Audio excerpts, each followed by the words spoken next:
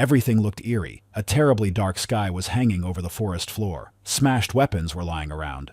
People were talking about the deplorable situation and the urgent need to take the wounded to the rear. The enemy outnumbered them. The girl was lying there completely exhausted. She thought that the end would come for them all soon. The skillful hand of a healer worked on her wounds. Unlike her, he still maintained a fighting spirit and tried to calm her down. His strongest arguments were the gradually healing wounds on the girl's body. However, this did not help her believe in a happy ending to their battle. Even the most ardent optimist could not help but admit that there were more and more monsters. The girl tried her best to persuade the healer to run away before it was too late. After all, he was of no use in battle. He did not argue with her arguments. However, he suddenly got up and turned toward the battlefield. The girl was horrified and demanded an explanation for his actions. Standing with his back to her and gripping his sword tightly, he said quite convincingly that he was not as easy a target as he seemed. A minute later, she saw his face. It was shining with confidence. He would not let them go to the other side. A second later, she was left alone. Only her eyes could follow the trajectory of the rapid jerk, albeit belatedly. In the midst of the battle, things were going very badly. Only a miracle could save them, and someone was approaching them at an incredible speed. Some of the people recognized him. They were obviously surprised to see S-ranked healer Jong Haesong here, but he did not care. The adrenaline was already coursing through his veins, exciting his entire body before the battle. The time had come, and Haesong did not hesitate to attack to destroy the enemy. The soldiers around were stunned. They did not understand how this was possible. Everyone who knew Yang Hyun just could not believe their eyes. After all, he is an ordinary healer, but now he is just a different person. Haesong thinned out enemy legions with ease. Let's go back to the very beginning. In the year 2032, the world lost its everyday order. Superhumans appeared. A completely new generation, stronger, smarter, dominating ordinary people in all aspects. Some considered this development to be a divine providence, and superhumans as messiahs called to eradicate evil from this world. No one could understand where they came from. However, their goal was to clear the dungeons. They identified themselves as monster hunters.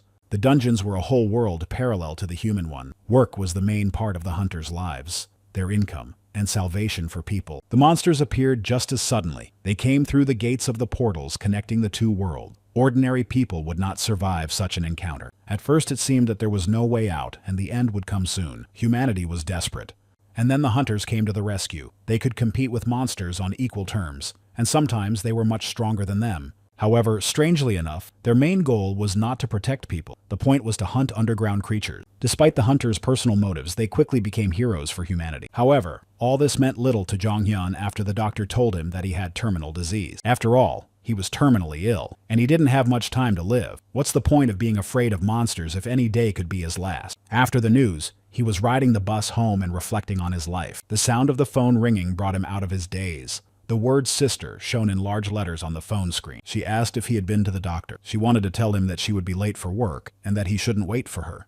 He was not happy that she was working late again. He tried to convince her that it was bad for her health. However, she dismissed his concerns and brought the topic back to the doctor. What exactly did he say at the appointment? With a second's hesitation, the lie came out of Haesong's mouth. He was fine. He's fine. Memories of several hours ago flashed through his mind. He was told that he was suffering from a disease unknown to science. Every cell in his body was saturated with poison. The doctor was surprised that he was still alive. There in the office, he foolishly asked if he had any chance of recovery. He still has a sympathetic image of the doctor in his mind. He could only say that he was sorry.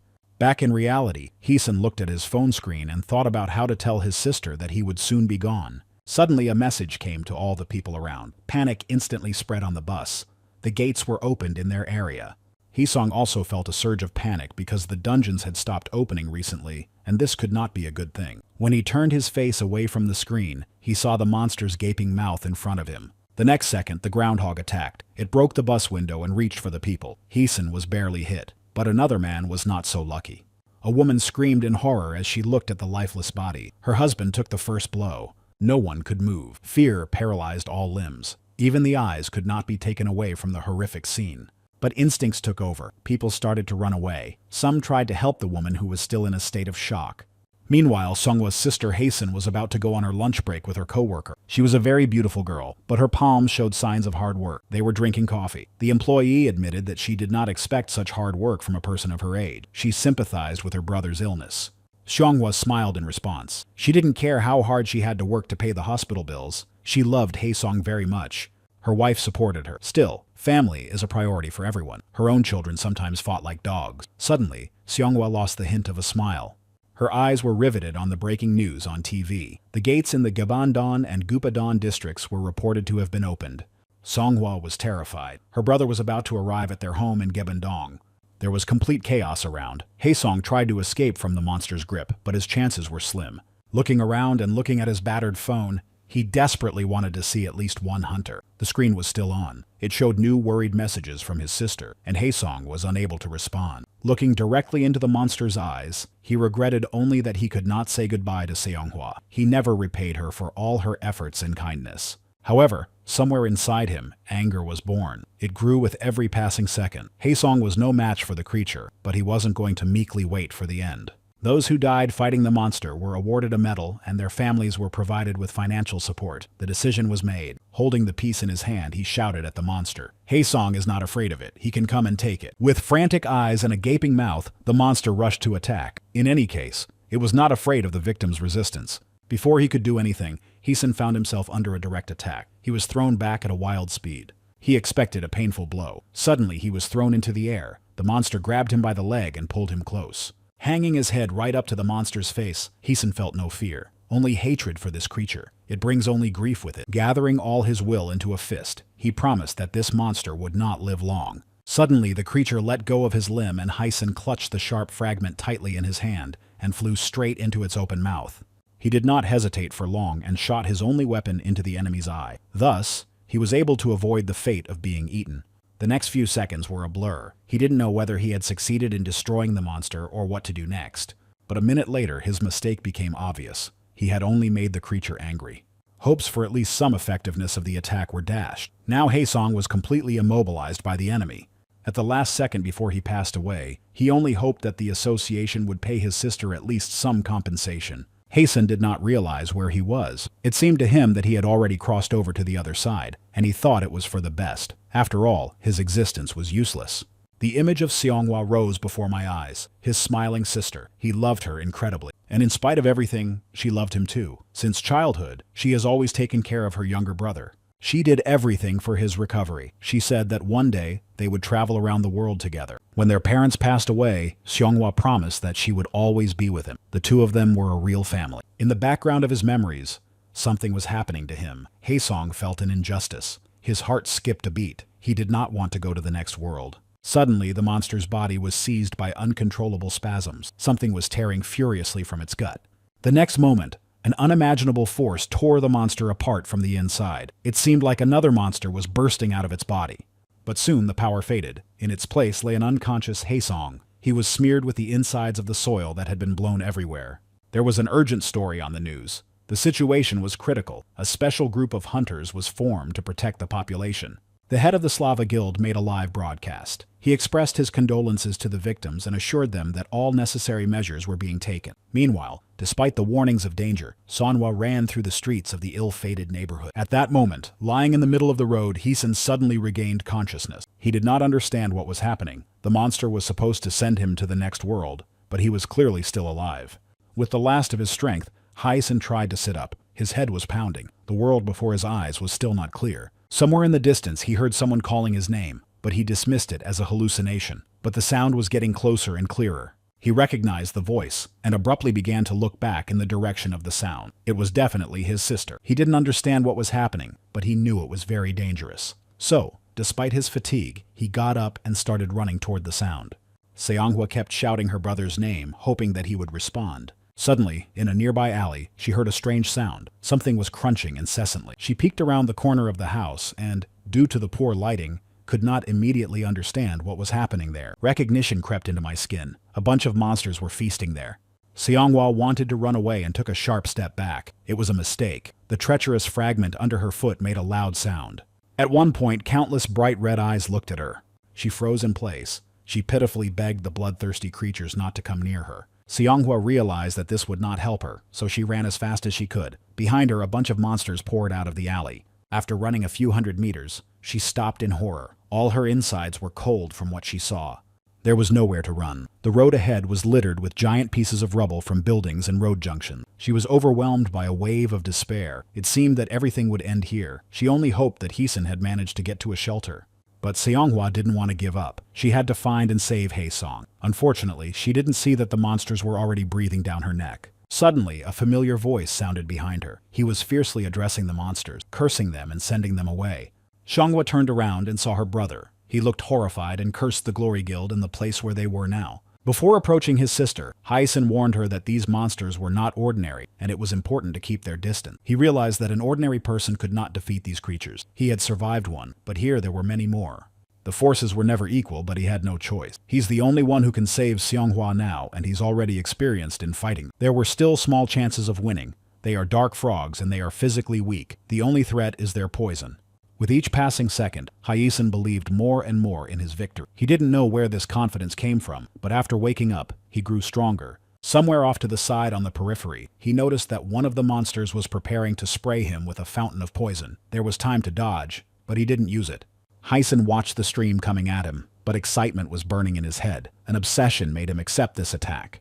The poison of the dark frogs was quite strong, but he not only survived direct contact with it, but seemed to be getting stronger and stronger. And that's not all. All the wounds on his body miraculously healed. The guest seemed crazy, but he decided to check it out. The shrinking liquid was still spreading through his body. Nothing was happening. Hae-sung's lips stretched into a wide smile. He was not affected by the poison. There were still many creatures, but their main trump card had no power. He decided to simply defeat them one by one. However, it was not that simple. He let his guard down. Right behind him was a monster he had never seen before. Hae-sung was too relaxed after finding the poison buff, and it played a cruel joke on him. A second later, he received a swift blow and flew into the nearest building. Seonghwa was screaming his name with all her might. She really wanted to hear that he was still alive after such an attack. Hae-sun tried to regain consciousness. Everything was blurry again, and his body refused to move. At first, he could not understand the situation. He was so terrified of the monster. Then his vision focused, and Hae-sung saw the monster hovering over Seonghwa. Her whole body was trembling, yet in her weak hands she clutched what looked like a weapon.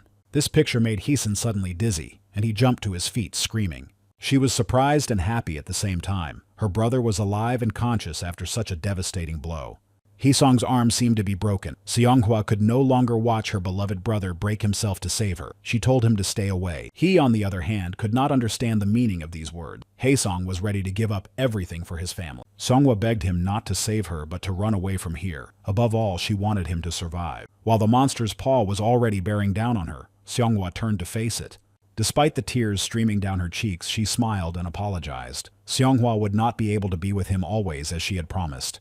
Before he could get a few steps closer to her, the monster struck. It seemed to him that this was not happening to him. She did not have to go to the other side today. His sister did not deserve this ending. He begged her to open her eyes. It should have been Hae-sun instead. He is still terminally ill. His heart skipped a beat again. Out of nowhere, a crimson snake appeared above them. It opened its mouth, showing its ruthless fangs to everyone. In fact, the snake appeared directly from Hae-sung's body. Its tail melted into dark smoke at his feet. He did not care what was happening to him. Bottomless anger flooded his consciousness. One of his eyes changed. It became vertical like a snake. Now his main goal was to exterminate all those monsters, namely, the creature that dared to touch his sister. The next moment, the crimson snake swiftly attacked. It easily crushed the monster. Hae-sung only wished that they would all burn in hell. A man was sitting on the roof of a tall building watching the battle. He wondered how Hae-sung could summon this creature. The woman was thinking about the fact that soon Hae-sun might be hunted. She also wondered if she should help him. We really needed help. Although the attack was quite effective, the monster was still on its feet. Hae-sung was trying to save Seonghwa. In fact, he could barely cope. He had almost no strength left, but he stubbornly continued to hold his sister's body to him. Every second, the tumult was getting worse. He thought that the attack of the crimson snake was fatal. But instead of one creature, two more arrived. After putting Seonghwa in a more or less safe place, Hae-sung got up. He had one single goal, to protect his sister. She sacrificed everything to save him. He won't let her efforts go to waste. Seonghwa's breathing was getting weaker by the minute. Hae-sung realized that there was no way to escape. The only thing left to do was to defeat all the monsters and get his sister back in time.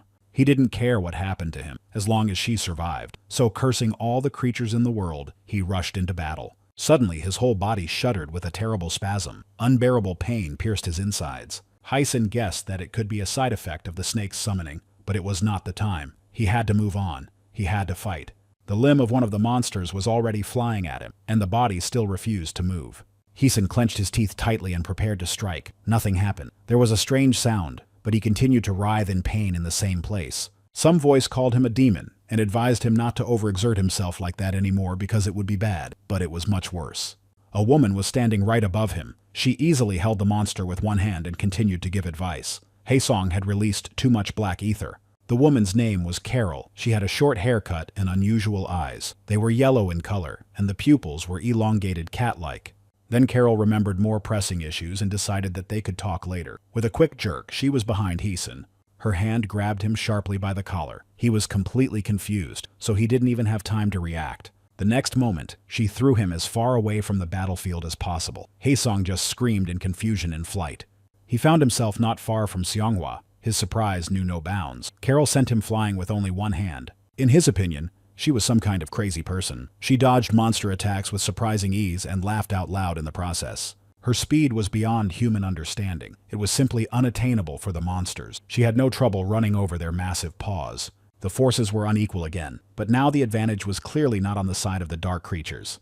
The giant monster tried to attack Carol, and in a second she disappeared from the attack trajectory. The next moment, Carol was already above her opponent's head, and bringing her arms in for a punch.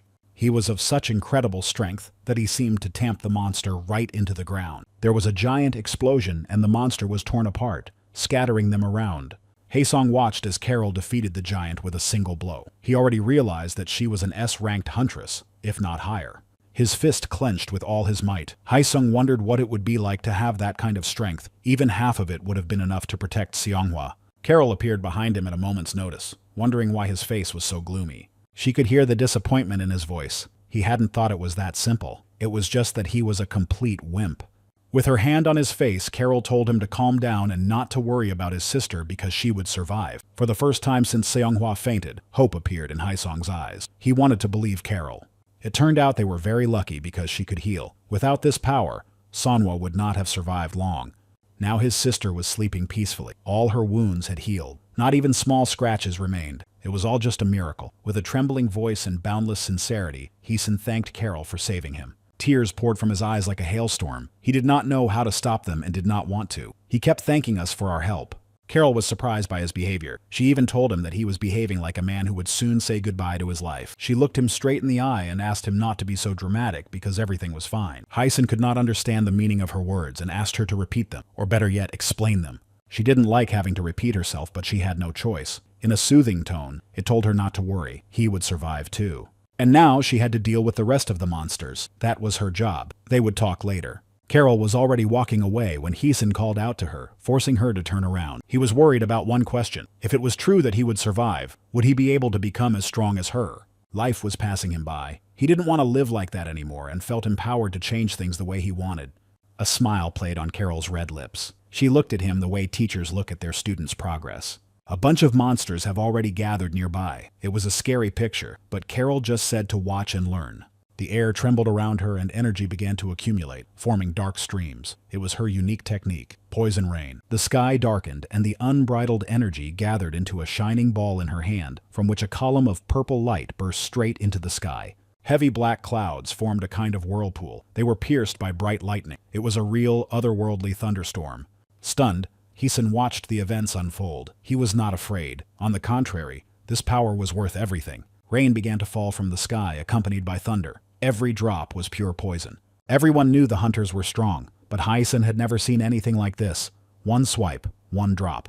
And the end was coming for the monster. The rain turned all the creatures around into a sieve. Carol managed them all. She approached Heeson and asked herself if he could do the same. With a smile on her face, she now answered in the affirmative. Haesong couldn't believe it, but Carol continued. It didn't make any sense, but she claimed that he would become the greatest hunter in the world. Later, hanging upside down, Heeson would address Carol as a teacher and on a first-name basis. She held his leg and asked him not to call her that, for the sake of all the saints. She's just Carol, no formality. Heeson wondered if the procedure she had planned would send him to the next world. In response, they just laughed at him. He was already standing on his own 2 feet and trying to calm down Carol, who was about to burst out laughing. After calming down a bit, she decided to explain the purpose of her manipulations. She wants to fill Heeson's body with the so-called dark ether. In fact, it did not explain anything to him. He had no idea what it was or why. She was a little surprised that he had never heard of the airwave, so she decided to ask him if he understood what nucleators were. They were a species of hunters that were quite popular before the incident. Now people hate them. They are considered enemies of the people.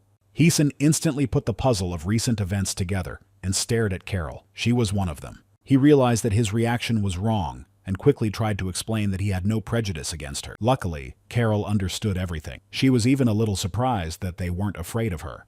Heeson's attitude was not built on collective hatred. She had saved her and her sister. That was enough to build trust. He admitted that at first he thought she was a bit abnormal compared to other hunters, but he apologized for that. Carol's reaction was strange, to say the least. She took the fact of abnormality as a compliment because all core workers are a little crazy. In her opinion, they were a special caste among hunters. Their extraordinary nature is fully revealed after full awakening. Everything was new to Heeson, so Carol continued to explain. In fact, when ordinary hunters awaken, the mortality rate is low, while only a few survive among the cannibals. Every day, poison accumulates in their bodies and eats away at them from the inside. As a result, they cannot withstand such concentration, and the force destroys the body of the carrier. And then it dawned on Heeson that he was going through this terrible process right now. Carol laughed again at his expression.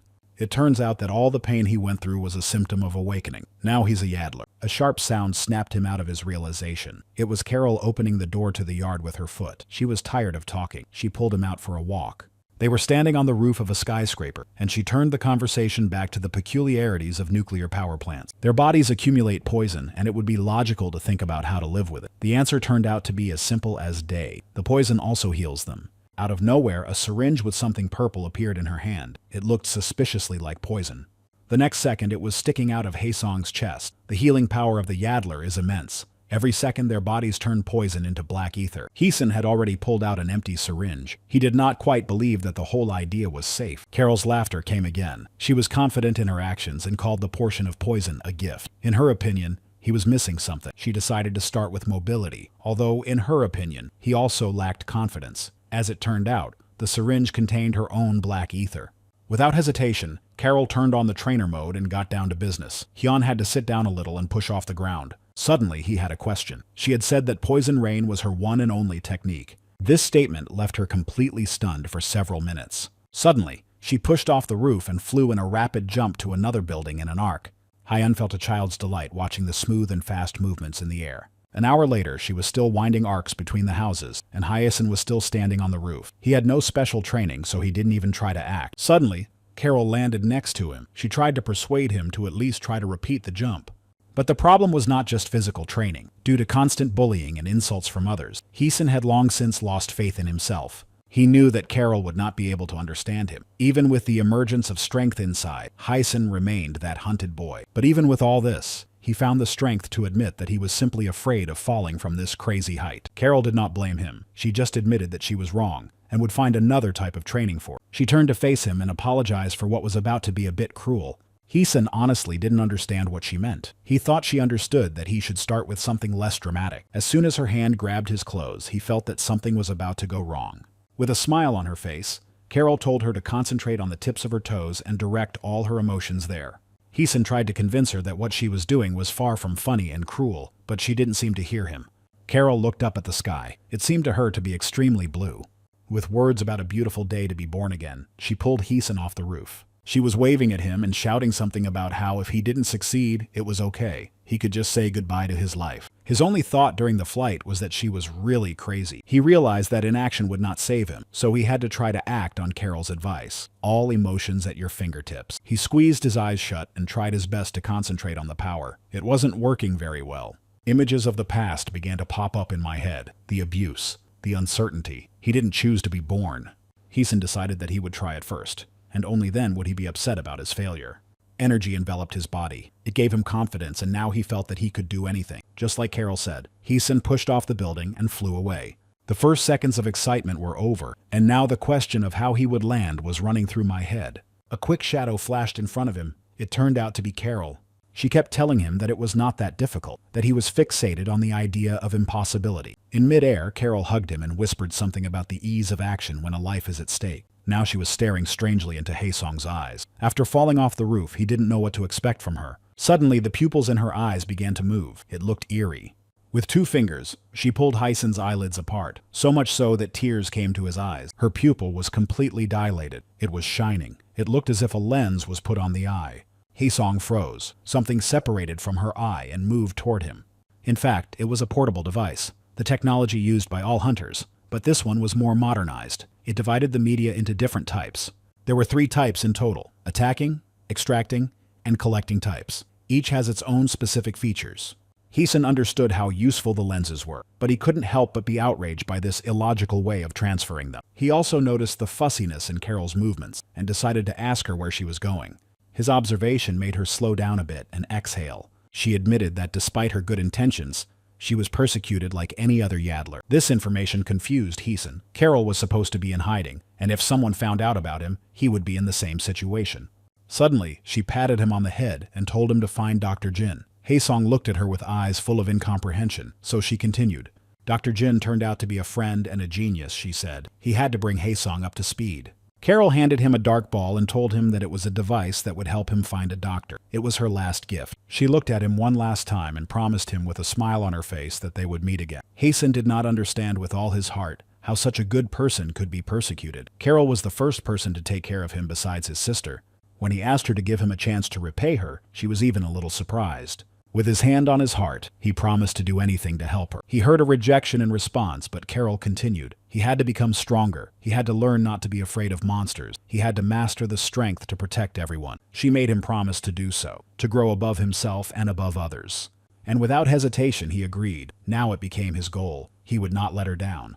She said she believed in him and with one jerk disappeared between the building, and he stood and watched her go. In one day, a light appeared in his meaningless life, illuminating his chosen path. The news was all about the success of the hunters in Gupa Dawn and the destruction of Geban Dawn. A lot of dissatisfied comments about the actions of the Glory Guild appeared online. Haesong watched as the flurry of popular criticism changed back to adoration in a few days. He was disgusted, but he had more pressing matters to attend to. He had to go to Mount Jongasan, so leaving a message for his sister not to worry, he left the house.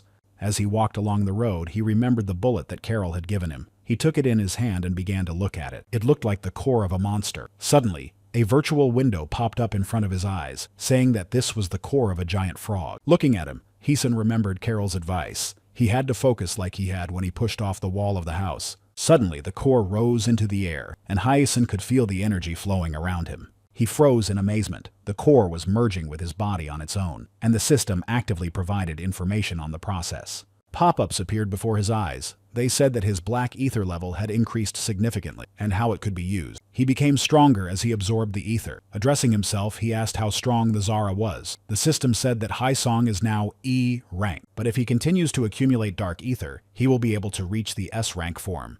Until that moment, he had not taken seriously Carol's words about the strongest in the world. Walking on and thinking about the information he had received, he was suddenly drawn to the sounds of an argument. At the Gaban Donu checkpoint, a guard yelled at a woman with a child. She wanted to go to the hospital because her child was sick. The woman continued to defend her rights because it was not even the city authorities who posted the post. The man became more and more aggressive. He even started threatening me. The flow of shit from his mouth never stopped. The child in his arms began to cry.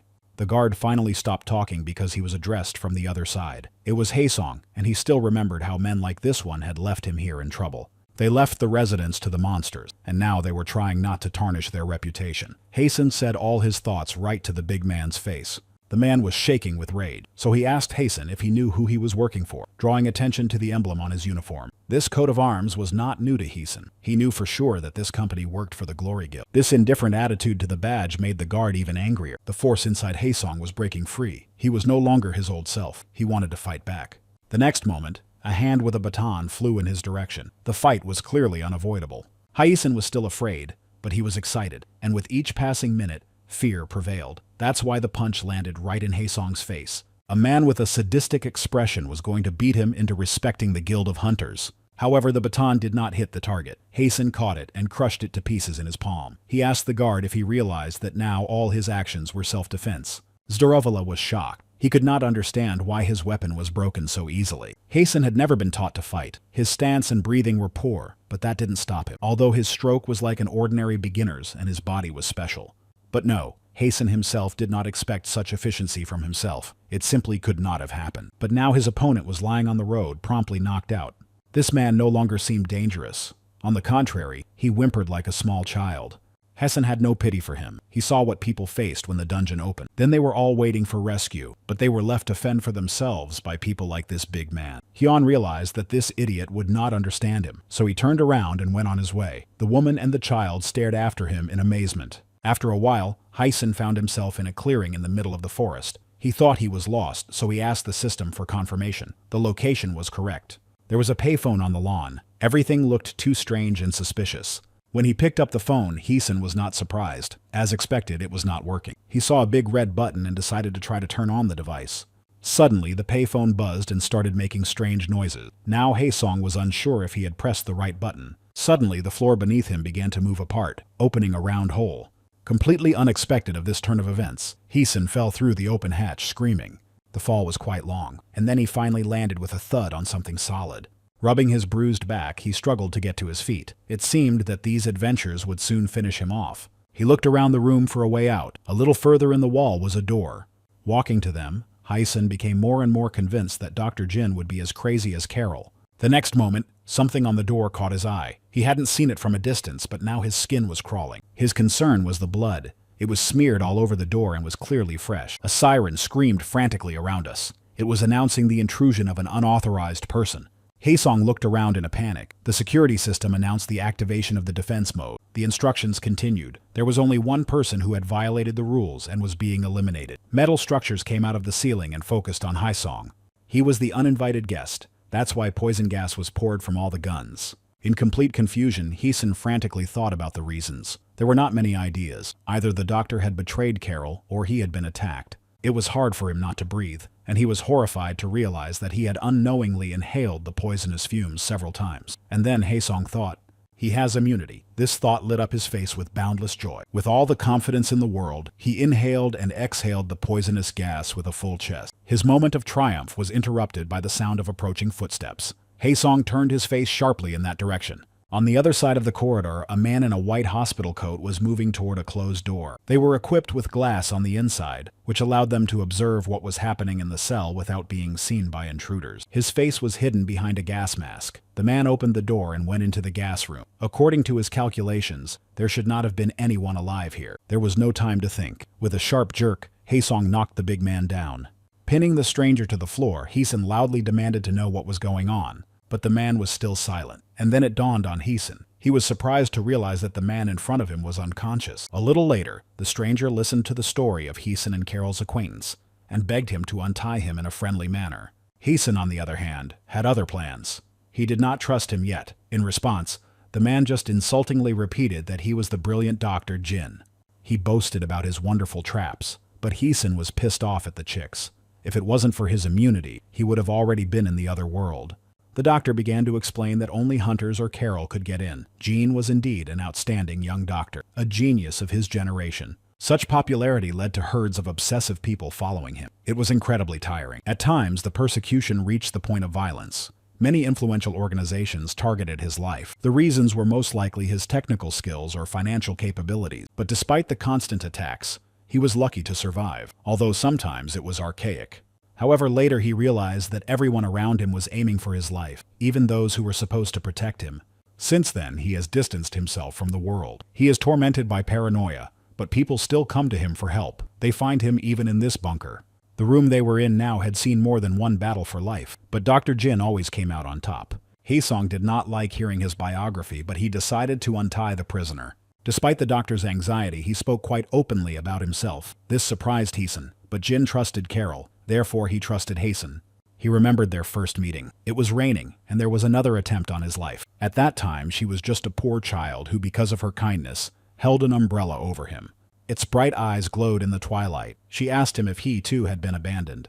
Haesong noticed that the doctor was staring at his face. Jin reflected on the fact that Haesong looked a lot like Carol. He understood the point. Heesen now looked like the little Carol the doctor had met years ago. The same symptoms. It was strange for Heesen to hear this. He thought that they had only the status of a nucleus. It turned out that she had the same poison stain, although it was hard to believe when I remembered her appearance, and they both did whatever they wanted. Jean told him to follow him, and he would explain everything to him, and first of all, how his bunker was organized. On the way, he began to ask Heesan what he knew about his capabilities, specifically about poison. Nuclear weapons went beyond the understanding of biological and chemical weapons. A single drop of their poison could send an A-ranked hunter to the next world. Everything was new to Hasten. He did not expect such power. After all, sometimes the A-ranks were not even considered human. Their power was so frightening. However, Jean assured him that without control and skill, his body would be just a slow-motion beanbag. And then they entered a new room. Hasten had to be actively training, so strangely enough, they went to a real gym. Now the doctor said that his marks are an indicator of absolute lack of control over his strength. As soon as he starts training, they will disappear. Confidence was born inside Haisen. This is the start of his new life. He will cope with everything. It didn't take long for Jean to point to the back of the room and command the start of the training. He would shout out words of encouragement, jerking his arms up in the air. He looked like a cheerleader in a gas mask, and the next moment he was yelling at me to hold the stance. After all, because of some inaccuracy, he was forcing me to redo everything all over again. Sometimes it seemed like someone was possessing him, and Jin would put even more weight on Haisen. Exhausted, he continued to train. Step by step, he was reaching his goal. It seemed like Haisen was going to die when, after exhausting physical exercises, Jin made him practice his broadcast. 7 whole days have passed. A lot of things have happened during this time. At least the doctor took off the gas mask. Haesung couldn't understand what had happened to him, but Jin used to be a handsome man. Now he was a chubby little man with a mustache. Seonghwa also finally came to her senses. As expected, she was not satisfied with Haesung's stingy note. Even without the speakerphone, her sharp cries could be heard on the phone. She was very scared for her brother. The next event was the creation of new lenses for Haesen with the system. Jean examined it and gave it a more modernized version than the one Carol had given. He really was a genius. After all, he created a multifunctional device in just 3 days. The biggest changes happened to his body. The exhausting training was paying off. But to be honest, Haesen was already very tired. He even thought about taking a break for a few days. Looking at himself in the mirror, he noticed that the spots from the poison had changed, and some had disappeared altogether. Even Jin was impressed by his appearance. It turned out that Haesung was very handsome, and his physique had changed. He looked like an idol. Every muscle on his body could be clearly seen. Unfortunately, however, Haesen did not understand Jin's enthusiasm. He recognized that his body had changed for the better, but in his opinion, it was not particularly beautiful. While practicing his broadcast, Haesen once asked Jin if he wasn't bored with his life. He's alone in the bunker. Every day, the same canned food. While eating one of them, the doctor cheerfully replied that he was not alone. Haesung didn't realize it because he didn't see anyone else there but Jin. However, he poked his chopsticks toward his shoulder as if someone was there. Looking down, Haesung didn't expect to see anything. Jin must have been joking as usual. It was a real shock. A creature was actually sleeping on his shoulder. The doctor laughed out loud at Haesen's reaction and called this miracle his friend Rory. He was incredibly sweet. Rory was one of the monsters that the nuclear scientists tamed many years ago. In fact, it was quite weak, but it had an incredibly useful feature. It could absorb the venom of its owner. He also stuck to Haesen 2 days ago, and he noticed it only now. But this was not surprising. Rory could hide his body and presence. Right now, he was melting into thin air before our eyes. Invisibility was considered an incredibly rare ability, even among the Esper hunters. Lying on the floor, Haesen thought about Rory. Then the doctor asked him why he was resting, to which Haesen had no choice but to go to the gym. Meanwhile, in the office of the Glory Guild, a conversation was taking place between 2 men.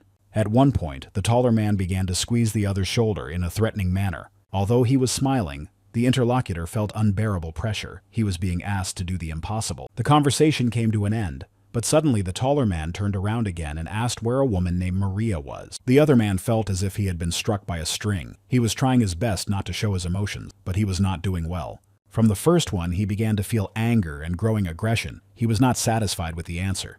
He asked if she had locked herself in the healing room again. It was the secret of the whole guild. The face that represented the Glory Guild was a girl, Maria, who constantly locked herself in a special room for endless self-flagellation. And she did it all for one single reason: guilt over her inability to protect. It was not the first time her husband tried to persuade her to stop. In his opinion, they had done everything they could. No matter how many times he saw her like this, he could not get used to it. For someone else, such torture could have been fatal. But Mary's healing abilities instantly healed all the damage. She was the best healer in the world. Her hands were trembling. She did not believe they had done enough to save them. More than 500 people had died. With tears in her eyes, she demanded to know why all of them had been sacrificed so easily. The man's face was twisted with fatigue. He tried to explain to no avail that everything had happened too fast. Even they were powerless. But nothing reassured Maria. They could have sent her there or divided the teams for a broader sweep, But for some reason, this did not happen. In response, she was told that this time those monsters were not ordinary, and it was extremely difficult to deal with them all. A tear rolled down the man's face. Now he blamed himself for everything. He continued to rely on his weakness and wrong decision. Now Mary felt guilty toward him as well. But his tearful bravado did not stop. Of course, it was hard for him too. He is also just a human being, and such a big loss drives him crazy. Don't be fooled. The whole show was a masterful performance by one actor. Unfortunately, Maria did not see this. She succumbed to his manipulations without a second thought. Sometimes trust plays tricks on us. The performance continued. Now the man was smiling and offering to visit the Hunter Examination Center as a relief from his sad thoughts. His flattering words were like honey. They will go to future hunters who will save even more people. Maria humbly bowed her head and agreed to the proposal. She listened to the head of the Glory Guild, but his thoughts were not only occupied by Maria. He was more interested in the question of who was able to deal with those monsters so quickly. Meanwhile, in the bunker, Haesong continued to train and talk to Jin. The doctor was curious about Haesong's future plans. The doctor thought he would become a knight.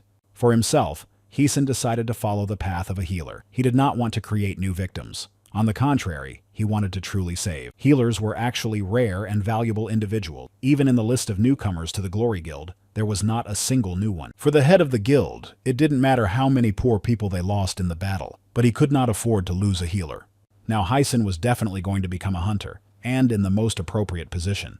And the head of the Glory Guild aimed to find a new healer for his institution at the exam center. As they shook hands in farewell, Jin admitted that he would miss Hyun's presence. It seemed like a short time ago, but he had already become attached to it. With a smile, Haesong promised to visit Jin sometime, and he asked her to remember to eat well. Canned food alone will not do you any good. The doctor was very amused by this and had no problem agreeing, but he still had a question about Rory. He decided to let the little monster go with Haesong. It was time to say goodbye. He also asked Rory to take care of Haeson, to which he nodded his head. As soon as Haeson crossed the threshold of his house, his sister's hand grabbed him right in the ear. Now she was holding him tightly in her grip and screaming at the top of her lungs. How could this little rascal leave home and leave her with a piece of paper? No matter how much Haeson had been through in recent days, he thought that it would be Seonghwa who would finally finish him off. For several hours, he painstakingly explained to her the chronology and essence of all the past events. Now he sat there looking like a guilty child. After listening to everything, Seonghwa asked him if he was sure about Carol. She knew that not all hunters were honest and wanted to know more about her. She tapped her fingers on her hand in thought. Seonghwa saw no reason for someone as strong as Carol to save her and her brother. In her opinion, people already take the help of hunters for granted, and this one went beyond all bounds of understanding. Haesong was embarrassed that his sister was so suspicious of Carol. He thought she was very nice and respected her even more. But Seonghwa stood her ground. It never happens that something good is done for nothing. He continued to listen to the price Carol might someday ask for his help. Then Seonghwa suddenly changed the subject. She wondered if he really wanted to become a hunter. On the floor in front of Haeson was an unfilled application for the hunter's exam. After a couple of minutes, he finally answered his sister in the affirmative. He was afraid to wait for her reaction. But she surprised him. Seonghwa sincerely supported her brother in this decision. He was surprised and asked why. Now it was Seonghwa who was wondering. Still, she said that whatever he decided to do, if it was his choice, she would definitely support him. Haeson was overwhelmed with shame. How could he think that his sister would not support him? She has been doing that all her life. But when the group gathered, he raised his head and explained. This decision came to him because of recent events. He wants to help people in difficult situations. In response, Seonghwa smiled broadly and handed him a fist and told him that he would become the best hunter in the world. He also wanted to smile. Now he would definitely become a great hunter. After all, there was no other way. Back in reality, Haeson studied the requirements of the hunting exam. The financial investment was biting, a full 50 million won. After arguing with Seonghwa about ways to make money, he went to work. The gate to the dungeon shone right in front of him. This is where his dream would begin to come true. A poisonous dungeon, the most unpopular one. Usually people and hunters avoid them with a tenth of a foot, because they have a kill zone, so they are widely fenced. Usually, the larger the exchange area was, the more problems there were in the dungeon itself. Before stepping into the gate, Haesong took a few minutes to calm down and focus. Now he was ready. The next moment, he stepped into the previously unseen world of dungeons for the first time. There was a whole parallel universe inside. It seemed to Haesong that he was in some kind of game. But not everything was so nice and magical. In fact, the air was completely saturated with poison. Haeson felt a certain privilege. The presence of poison didn't stop him at all. But other hunters here would not even be able to breathe. There was very little time left before the exam, so he hoped to find the right thing quickly. Suddenly, he heard footsteps. The stranger was clearly a poisonous monster, something between a crocodile and a lizard. Haisen asked the system if the monster had noticed him and what it was. It was a Varan, a poisonous warrior, physically level E, and the other level was listed as D. Another level meant other types of attacking abilities, for example, telekinesis, elemental elements, or poison. At this stage, the strength of the Varan's venom reached rank D. He is either equal to or weaker than Haisong. Although the advantage was clearly on his side, he was incredibly nervous. His hands could not stop trembling. His own body seemed to be beyond his control. He clenched his jaws with all his might. At least something had to obey him at that moment. The memory of the monster's unexpected appearance on the bus came to mind. The panic seemed to return. He clenched his eyelids tightly, trying to drive away the hateful memories. A familiar sound brought him out of his daze. He was abruptly brought back to reality, and all the eerie images disappeared. Rory was hovering in the air right in front of him. He looked at Haesong pitifully with his big round eyes. Haesong exhaled and sincerely thanked his little friend. This made Rory's face light up. His small fangs were visible in his smile. His body finally returned to normal, and Haisen looked around for opponents. There were 3 of them. They crept closer and closer to him. Poisonous saliva dripped from their open mouths. Already on the positive side, Hisan took out a small device. It doesn't matter how many of these monsters are here. He will defeat them all. This cubic object was given to Haisen by Dr. Jin. When he held it in his hands, he could not understand what it was. In fact, Jin decided that Haesong would need a weapon. In order for it to activate, he had to say a code word. Right now, he really needed it, so he shouted the word move. This device had a cube shape only when it was inactive. Its functionality is limitless. It reacts to the air and takes on a form of its owner's choosing. As Haesen thought, his current abilities materialized most effectively in the form of a dagger. His name was Exa. He will definitely not lose with a gun. Let his first real hunt begin. Haesong got the taste of battle. He cut through the monsters one by one using his techniques. The most effective was the poisonous step. In a few minutes, there was no trace of the opponents. The only thing Haisen was worried about now was his stained t-shirt. Still, her sister could give her a hard time for that. He put his hand out in front of him and concentrated on absorbing the venom that the defeated monsters were emitting. The system actively started sending notifications about the increase in the level of black air. Haesong was incredibly happy. It all reminded him of a buffet. There was so much ether there. Now seeing another beast, he ran to it with joy to pump up his strength even more. This dungeon was literally created for him. After a while, Haisen sat by another carcass, absorbing the poison. He calculated that this was the 50th monster. He raised his ether significantly. Looking at the dagger, he marveled at its power. One stroke demolished one monster. Even for his level of dark ether, this was too strong a weapon's effectiveness. After all, he made only one cut, and the monster stopped moving and struggling for life. It was suspicious. The synergy between the weapon and the wielder was incredibly strong. Haesen thought it was a really scary thing. Since no matter who his blade overtook, they would say goodbye to their lives with a single blow, Haesong already seemed omnipotent. He thought of Carol. Perhaps he had become one of the strongest so quickly. Suddenly, Haesong remembered the status window. Since the dungeon was making him so strong, he needed to check how much his level had risen. He certainly did not expect to see S rank there, but he was definitely in the running for something high. A sweet anticipation flooded his mind while the system was loading. Unfortunately, there were no glaring changes. Class 1, Absorption 1627, Physical E rank, Healing S. Even if his physical strength never grew, who cares? He is going to become a healer, and here his level was high. Haesen was about to head home. He had spent so much time here and still hadn't found the right plant. Suddenly, he was overcome with a fierce sense of anxiety. He felt someone else's presence. In the darkness, someone was watching the trees. Haesong realized that this creature was on a completely different level from the Varanians. Suddenly, the monster came out of the forest. Its red eyes blazed with violet fire. The system identified it as a leprous hyena. Physical level C, another level B. Even without prompting, Haesen realized that things would not be as they were before. The system also made it clear that the monster's fighting skills were many times higher than his. This creature was the boss of the dungeon.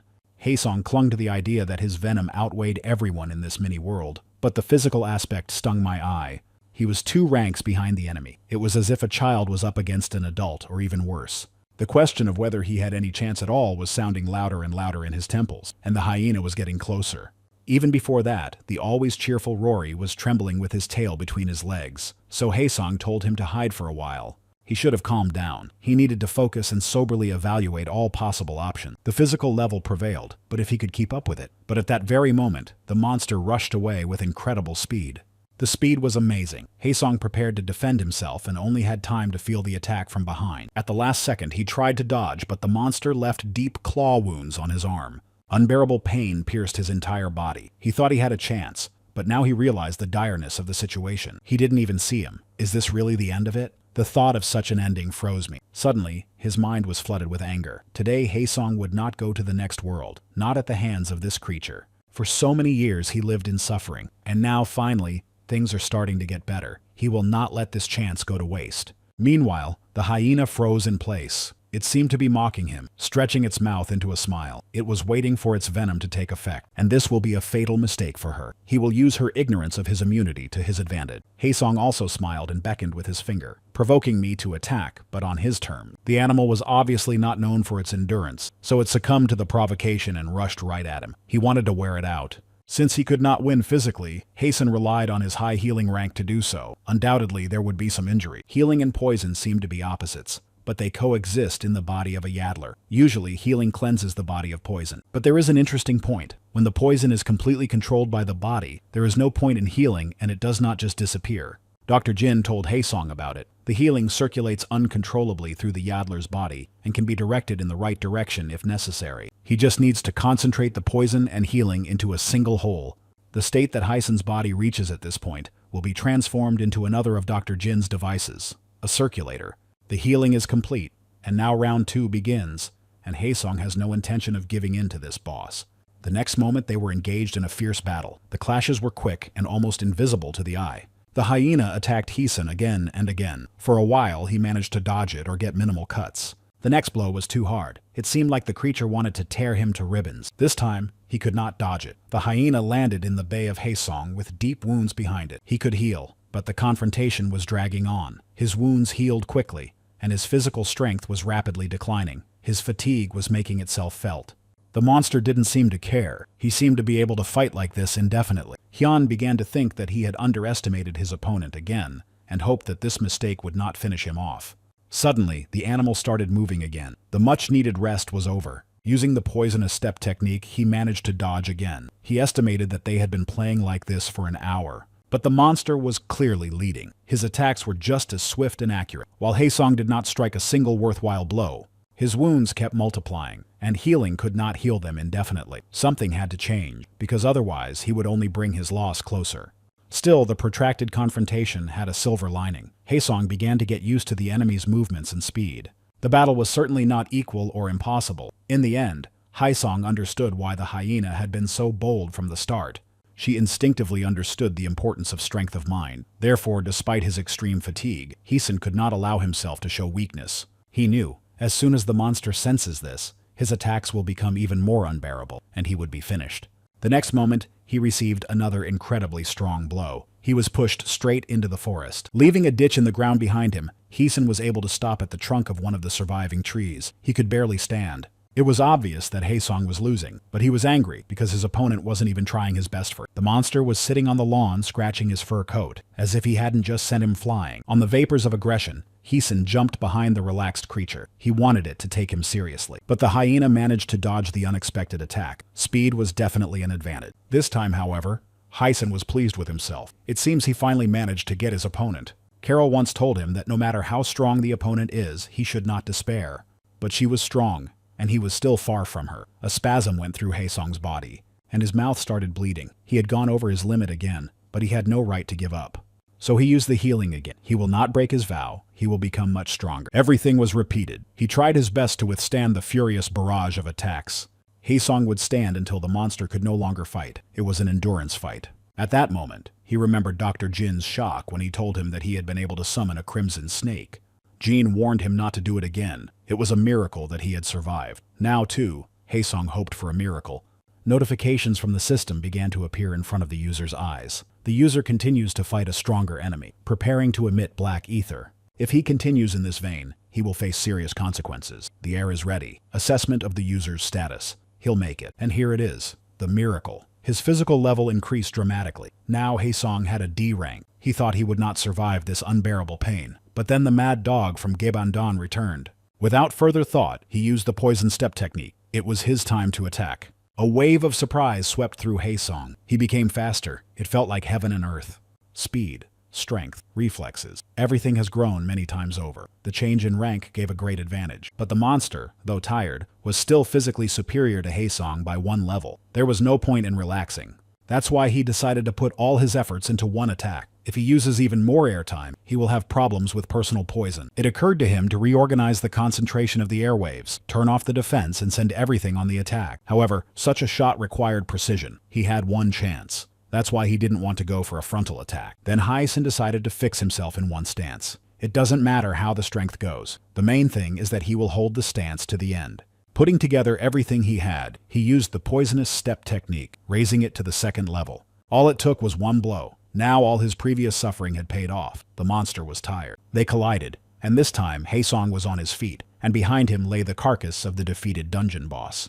While calmly examining himself for injuries, Haesen realized that he was going to be spanked at home. Only small pieces of his clothes remained. He hoped that in other dungeons the monsters would be easier.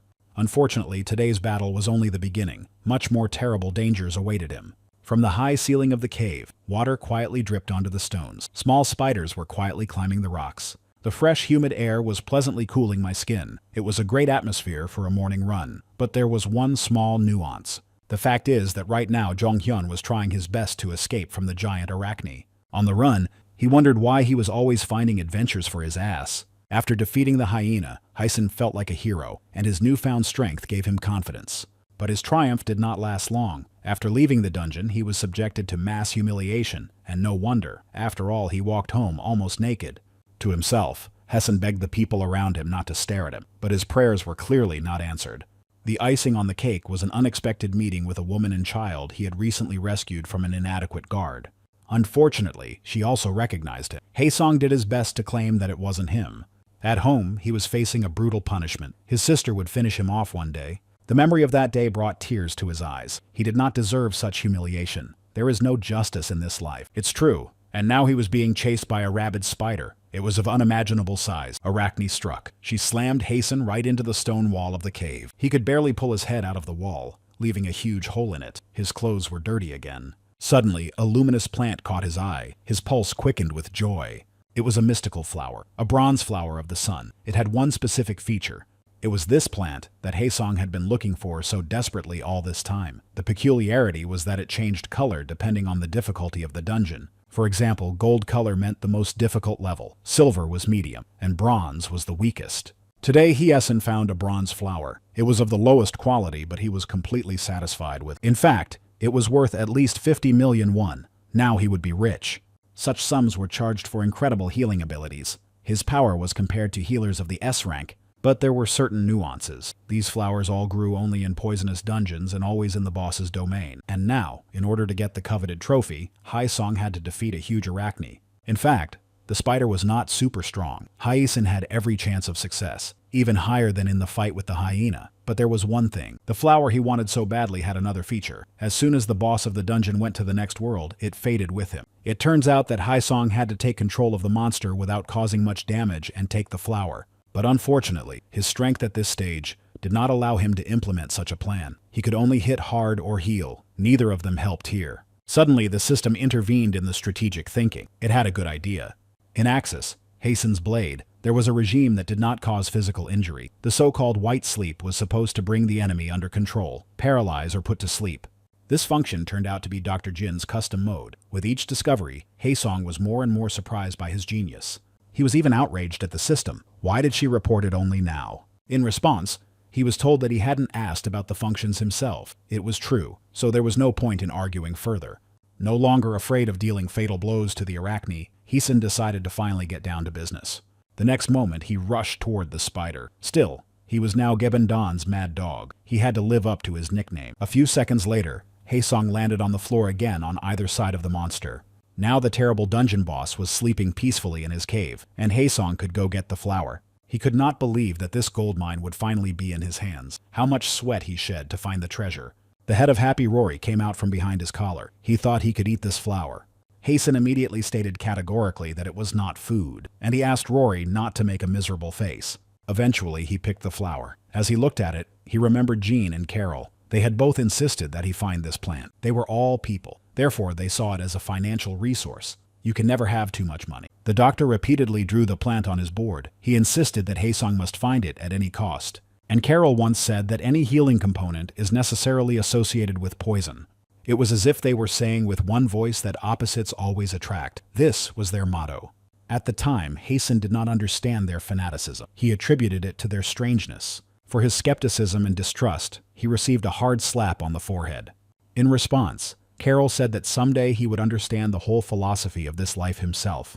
But on the way home with the flower in his backpack, he still didn't understand why she had hit him. Now all his thoughts were occupied with the idea of how best to sell the flower. It would not work in a simple store. So he went to an underground economic center. In simple terms, the black market. Going down the escalator, Haesung asked the invisible Rory to bite them without hesitation if he saw any suspicious people. Street vendors looked at him sideways from all sides. These were clearly not the most law-abiding people. A woman from an arms shop tried to lure Haesung. She promised a big discount. But to him, the place looked like a huge dump, as if all the suspicious people in the world were gathered in one place. It seemed as if everyone here was ready to attack the other with their fists. You just have to appear weak and your fate is sealed. A fresh fight was already brewing nearby. An E-ranked knight and a skinny D-ranked knight were fighting. The victory was obvious. If they were ordinary people, their size would have mattered. But in this case, the smaller man was significantly outweighed by the strength of the jock. The ranks of the hunters were not mere symbols. There was a huge gap of opportunity between each of them. You should never judge your opponent by appearance. Now Haesung was slowly understanding the rules. Or rather, there were no rules on the black market. So, to be here without a weapon is considered suicide. He didn't want to spend too much time in this place,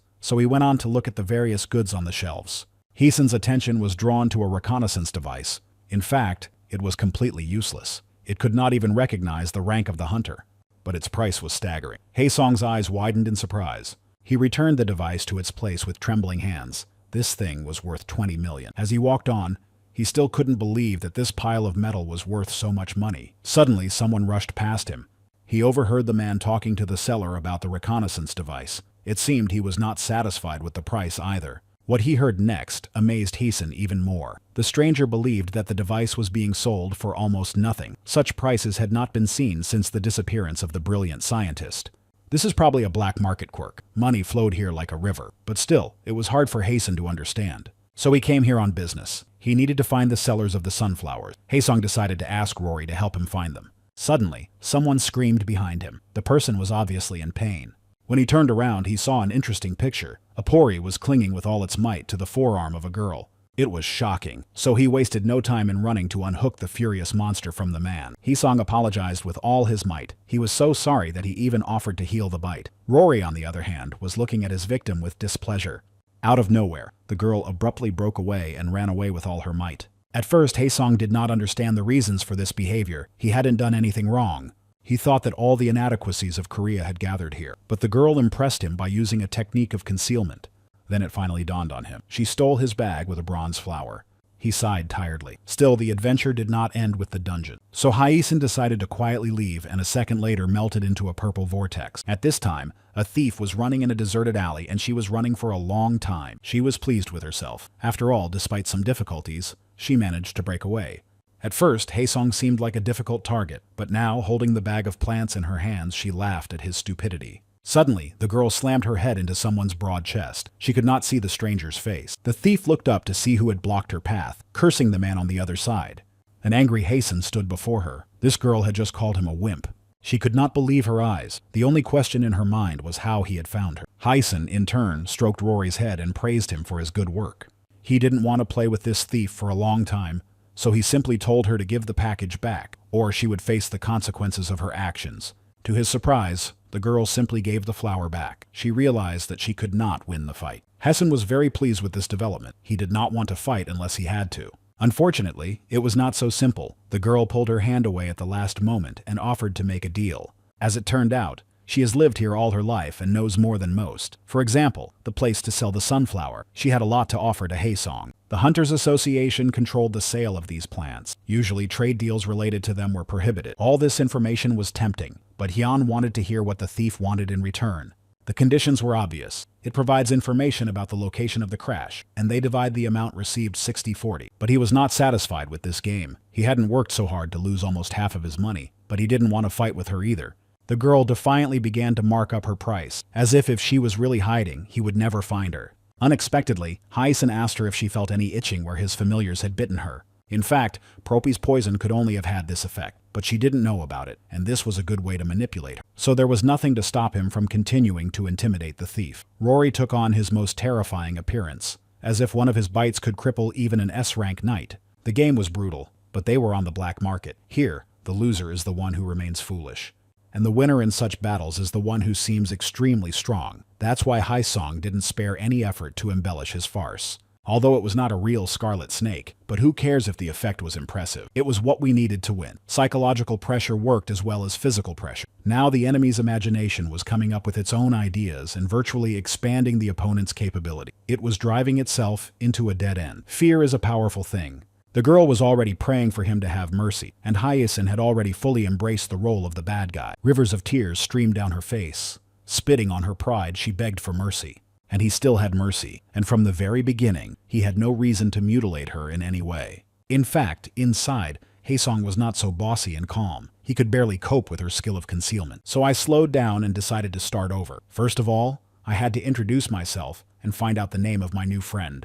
The girl's name was Bisou. She had short red hair and big blue eyes. Her somewhat childlike appearance was spoiled only by a scar from her cheek to her mouth. With a smile on his face, Hyacinth asked her to be his guide to this place. After all, they were friends now. Whether out of fear or surprise, Bisou agreed. After a while, she brought him to an unknown place to meet a dealer. There was a big man sitting in front of Hyacinth. His name was Ya-Cha, and he was the most powerful man on the black market. When he followed Bisou, Hyacinth did not expect this turn of events, but he had nowhere to go. He had to get rid of that flower at last. Ya-Cha bared his teeth and at the same time ate a piece of game. His authority was hard to question. But Hyacinth didn't understand why Bisou had brought him to such a high-profile person. After all, he just needed to sell the goods. As it turned out, Ya-Cha was her father, and he said he could not help his precious child. But for a Hyacinth, Ya-Cha didn't seem very concerned about his daughter's affairs. The reaction of the black market owner was frank. He was tired of empty talk. After all, in this world, the losers are those who remain fools. Everyone here was subject to these conditions. It didn't matter whose child you were. This attitude towards his own family made Hyacinth feel disgusted. The meat Ya-Cha ate added to the wildness. It definitely belonged to some kind of monster. But it was none of his business. He had come here to make a trade deal, so he'd better hurry. Hyacinth picked up the package and told him what it contained. A bronze sunflower. It made me laugh that he brought such a valuable thing in a simple packet. Still, he was interested in getting this rare plant. It seemed that they would now make the exchange and that Hyacinth would be free. But then a nuance appeared. Yi-Cha wanted him to defeat a certain creature. A monster stepped into the open space in front of them. Hyacinth recognized it as the familiar venomous hyena. This product was controlled by an association of hunters. These flowers were often harvested illegally, and this created considerable problems later. But if Hyacinth had gotten it out of the dungeon on his own, it made everything easier. So Ya-Cha wanted proof that he could defeat the boss of the poison dungeon. This animal was not as strong, but had almost all the same characteristics. Therefore, if Hyacinth wins, their deal will be done. I didn't see any weapons on him, so I advised him to get ready to fight. Energy began to flow around Hyacinth in purple streams. An exa appeared in his hand, but the next moment, the hyena was lying at his feet. Now he was only interested in the price Ya-Cha was willing to pay for the flower. The head of the Black Rhyme laughed out loud. He liked dealing with intelligent people. He hadn't been entertained like this for a long time. His daughter brought a really interesting personality. Hyacinth was getting tired of the whole farce, so he repeated the question about the proposed price quite sharply. Now Bisou spoke up. She didn't like the tone in which he was addressing her father. But Ya-Cha's anger was not directed at Hyacinth. On the contrary, he was furious that she dared to speak without permission. He barked at the top of his lungs to let her know her place. His voice was so powerful that the walls of the room seemed to tremble. Hesna's body also reacted quite clearly to the sound. He had not felt such pressure for a long time. Ya-Cha's anger faded as quickly as it had appeared, and he turned to face Hyacinth again. But he was no longer fooled by his master's cheerful disposition. It was not pressure, but bloodlust. Hyacinth was horrified that Ya-Cha had such a reaction to a casual phrase from Bisou. But there was something else that was amazing. He was already able to wound him with a mere act of thirst. This power was many times greater than Hyacinth's current level. It was Bisou who got the worst of it. She was lying unconscious against the wall. He decided that he had to heal her before he left. At this time, Ya-Cha was thinking about the amount he could offer for the sunflower. His decision was 60 million won. In Hyacinth's eyes, he instantly became the best man in the world. He beamed with joy and was ready to defeat not just one, but 10 poisonous hyenas. Hyacinth didn't understand how Bisou could steal with such a rich daddy. Money clouded his mind, so without thinking, He grabbed Yacha's hand and asked if he could call him father as well. For Yacha, it was all just a funny game, so he agreed without hesitation. Having finally received the coveted funds, Hessen was not going to stay there any longer. Suddenly, Bisu's voice came out. She had already regained consciousness and was screaming for him to heal her of Rory's bite. There was no poison in it, but still Heisen wanted to heal his wounds from bloodlust. In amazement, Bisu looked herself up and down. There was not a single scratch on her. Haesong sat down across from her and admitted that he had not poisoned her in any way. It was all a good show. Bisu's face froze in a strange grimace. Now she didn't want to believe her ears at all. But the days did not last long. She attacked Heisen with her fists, unable to forgive the shame he had put her through. Running away, he shouted that the loser here is the one who stays foolish, and Bisu promised him that next time he would be the only one who would be a fool. After saying goodbye with a simple gesture, Hasten instantly disappeared behind the wide doors. When he went to get Yacha to speak again, he couldn't help but notice how well all of Bisu's wounds had healed. She told him not to worry. After all, the scar he had inflicted on her remained with her. Yacha did not react to the barb in her words. I just stated that she was still angry about it. The next moment, he picked up a small blob of purple energy from the floor. Now Yacha understood why Bisu had been wrapped around his finger. Even his bloodlust only slightly touched Haesong without causing much damage. Is he really that strong? And then he was overwhelmed by memories. He had once been on his knees and begged to be sent to the next world. Then his opponent just dismissed his request with disdain. She did not care about his pride. She demanded that he get up and fight her. After all, he still had strength. Then he had a choice. Either get up and fight to the end, or continue to live in constant pain. Even now, these memories awakened those feelings in him, and the power of Haesong carried him back to them. After some time at home, Seonghwa conjured up Haesong's appearance. She threw a lot of advice at him. But for him, it seemed a bit much. He was only going to register, not take the exam, but he clearly told her about it too late. People were gathering in the lobby of the Hunters Association. Two men were talking to each other. They gave Heeson sidelong glances. They thought he was weak, not worthy of taking the exam with them. Yet one of them was smart enough not to judge him by his appearance. Even if he was a weakling, he was not particularly disgusted by it. Heisen, in turn, did not want to attract too much attention, so he wore nondescript clothes and put a hood over his head. He tried not to show it, but everything inside him was burning with indignation. Once again, some narcissists were trying to humiliate him. For the future, Heeson memorized their faces. He christened them Schnoz and Egghead. Now they would never get help from the great healer. It was his turn, and he held out the completed registration form to the window. It seemed to him that most of the poison stains had disappeared, but it was not enough for others. The woman who processed the information from the form cringed in disgust as she handed the papers back. This wounded Heeson right in the heart. She could have hidden her displeasure at least a little. A young man was the next to approach the reception desk. He looked at Haesong with his eyes. He took off his glasses as if he was offended to the core. The man openly believed that someone like Haesong would only spoil the reputation of healers. But no one paid attention to his offensive words. On the contrary, all the workers in the building looked at him as if he were a god. After all, he was Yu Ji-won. Now he smiled sweetly at everyone around him and asked them to keep his application for a hunter a secret. His smile became incredibly sugary, and all the employees melted. Whatever he asked, they would do anything. Meanwhile, Haesong had already left the building and was walking down a long flight of stairs. Looking over his application again, he thought about getting a bite to eat. A woman was standing nearby with a poster in her hand. She was protesting against the Glory Guild and demanding an explanation for the Gaeban-dan tragedy. Although it was an absolutely peaceful protest, a security guard was already hurrying past Haesong in the woman's direction. He watched as the man tried to explain that he could not protest here. The police could take her away. But the woman did not care. She hysterically clung to the guard's uniform and asked why they hadn't come then. Her husband tried to support her with all sincerity, but as it turned out, she lost her child in those events. Words cannot fix this, and nothing can fix it either. The woman kept asking to meet the head of the association at least once, and Hasten stood there wondering why he hadn't woken up earlier. Another guard came up from the side. He was clearly not in the mood for conversation. He just complained about why the first one hadn't dealt with the noise yet. The man moved his partner with his hand and started to approach the protester. The system immediately analyzed it. Name is Nam Kitek, Knight of the E-rank, hunter subordinate to the association. Approaching the woman in an irritated voice, he began to explain that the president did not care about her and her problems at all. Kitek made it clear to us that if we continue in the same vein, we can get into big trouble. Turning to the first guard, he told him to watch and memorize how the work was done. Nam Kitek's methods were banal. To make a person stop doing something, you had to use a little physical violence. While striking, he continued to talk as if he had to be listened to the first time, in order to avoid getting kicked in the nuts. But Nam Kitek finally realized that his fist had not reached the target at all. Something was holding him back. Another guard watched the events unfold with horror. Haesong stood in front of the frightened woman. His face was twisted with anger and his hand was clenching Nam Kitek's fist. He also did not expect that there would be a person who could block his attack right there and then. That's why he looked surprised. Aggression was raging inside Haesong. The question of what the hell this man was doing was pulsating in his temples. To us, Kitek did not seem to realize the seriousness of the situation. He disgustedly ordered Haesen to get out of the way. He hadn't finished his work yet, but Haesen had other plans. He made it clear that one more step, and his fist would wipe that arrogant expression off Nam Kitek's face. Haesen could not understand where this hunter was thinking. After all, he was a member of an association that had just tried to inflict a school on a civilian population. It seemed to us that Kitek did not care much. He said he was just doing his job. There was no limit to Haesen's surprise. He doubted that beating citizens was one of the duties of hunters. The next moment, he was told to get out of here for good while he had the chance. Already accumulating energy around him, Haesen asked what would happen if he didn't.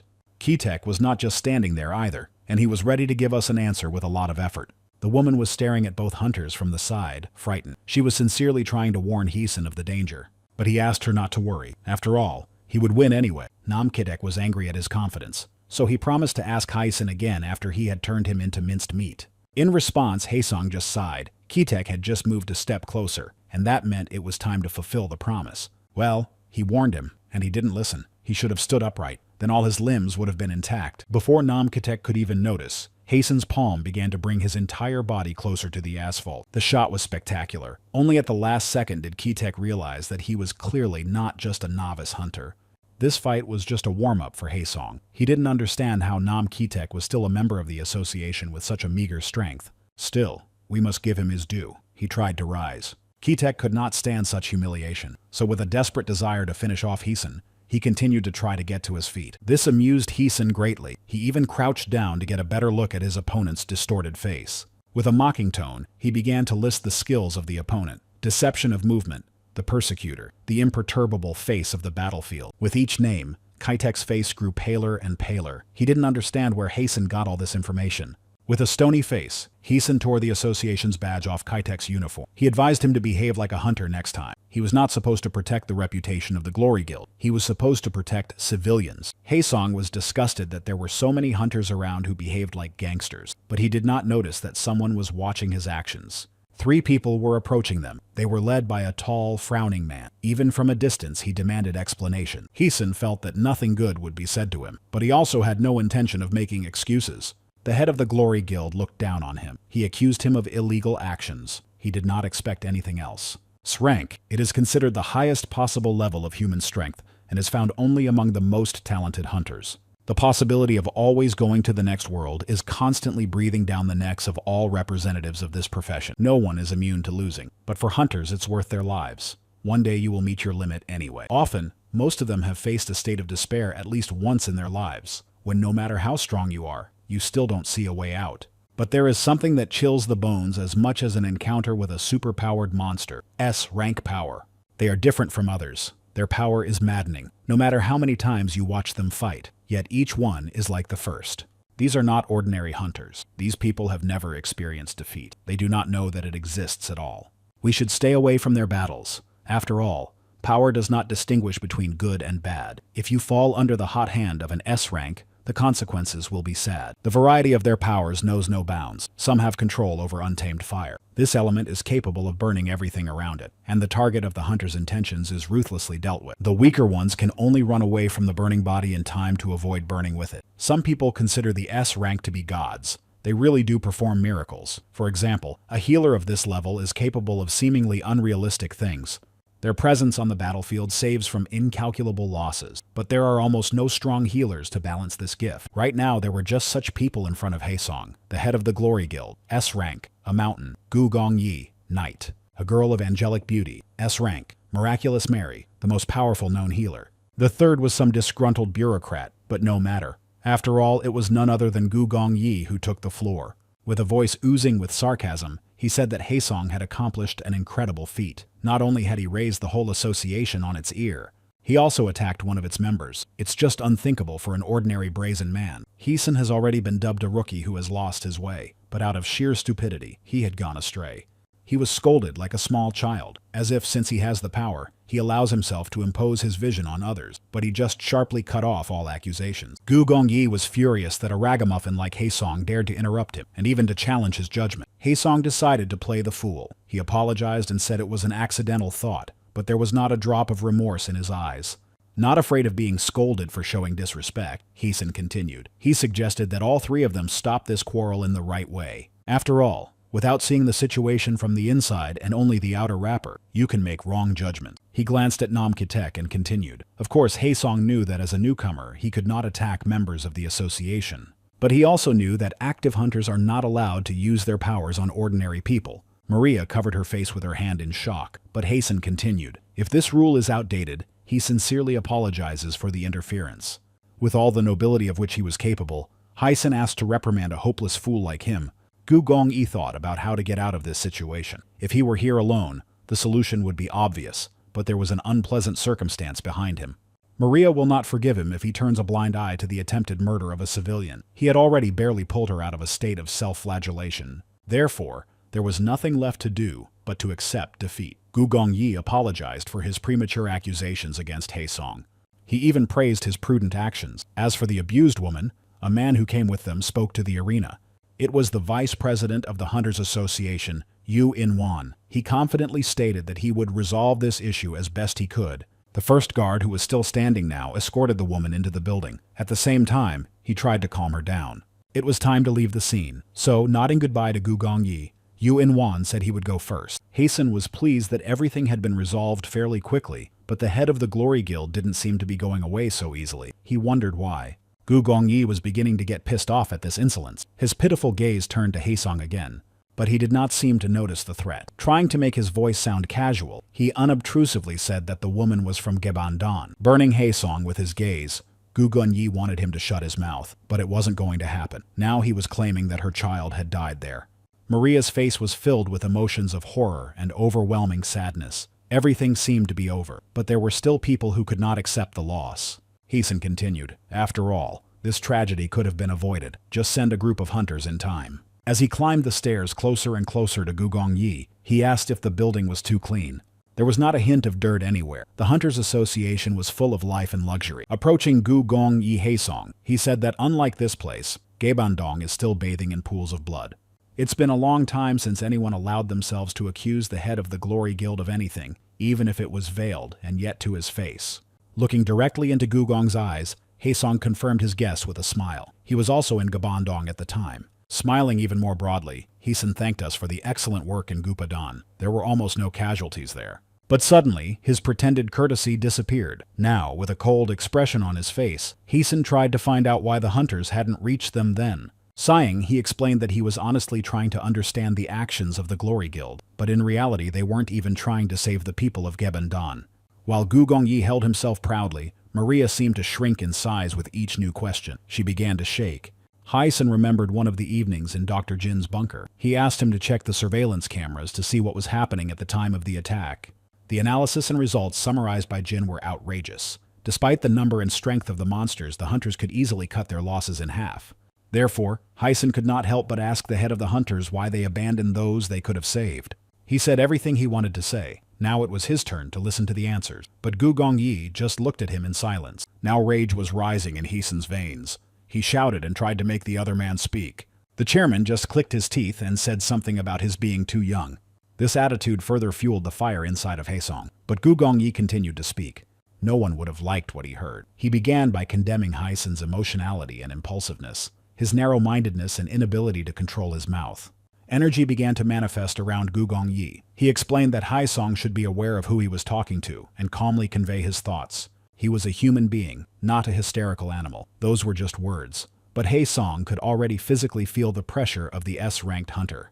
However, something inside him forced him to reject the instinct of self-preservation and continued to argue with Gu Gongyi. So Haesong struck back verbally, and there before him stood the #1 knight in Korea. Kang Hyun was defeated. These words acted as a catalyst, and an energy of tremendous power vibrated around them. It seemed to be trying to nail all living things to the ground. The next moment, an emerald whirlpool formed on the steps of the Hunters Association. It threatened to tear to shreds anyone who came near it. In the middle, Gu Gongyi, who had changed in face, turned to Haesong. His patience had run out. He could no longer tolerate such contempt for him. The question of whether Haesen had gone too far was more relevant than ever, or perhaps he naively believed that he could withstand such a strong opponent. But Haesong's mind was on something else entirely. He needed Gu Gun-yi to keep talking. Meanwhile, changes were happening with the maelstrom of his power. The chairman was getting curious as hell. Did a rookie like Haesong think he could compete with him? But even if he really wasn't strong enough to win, no one knows exactly what the result will be until they try. So, without hesitation and unnecessary farce, Haesen simply offered to test this theory. After all, he knew one thing for sure. He would never bow his head to Gu Gong-yi.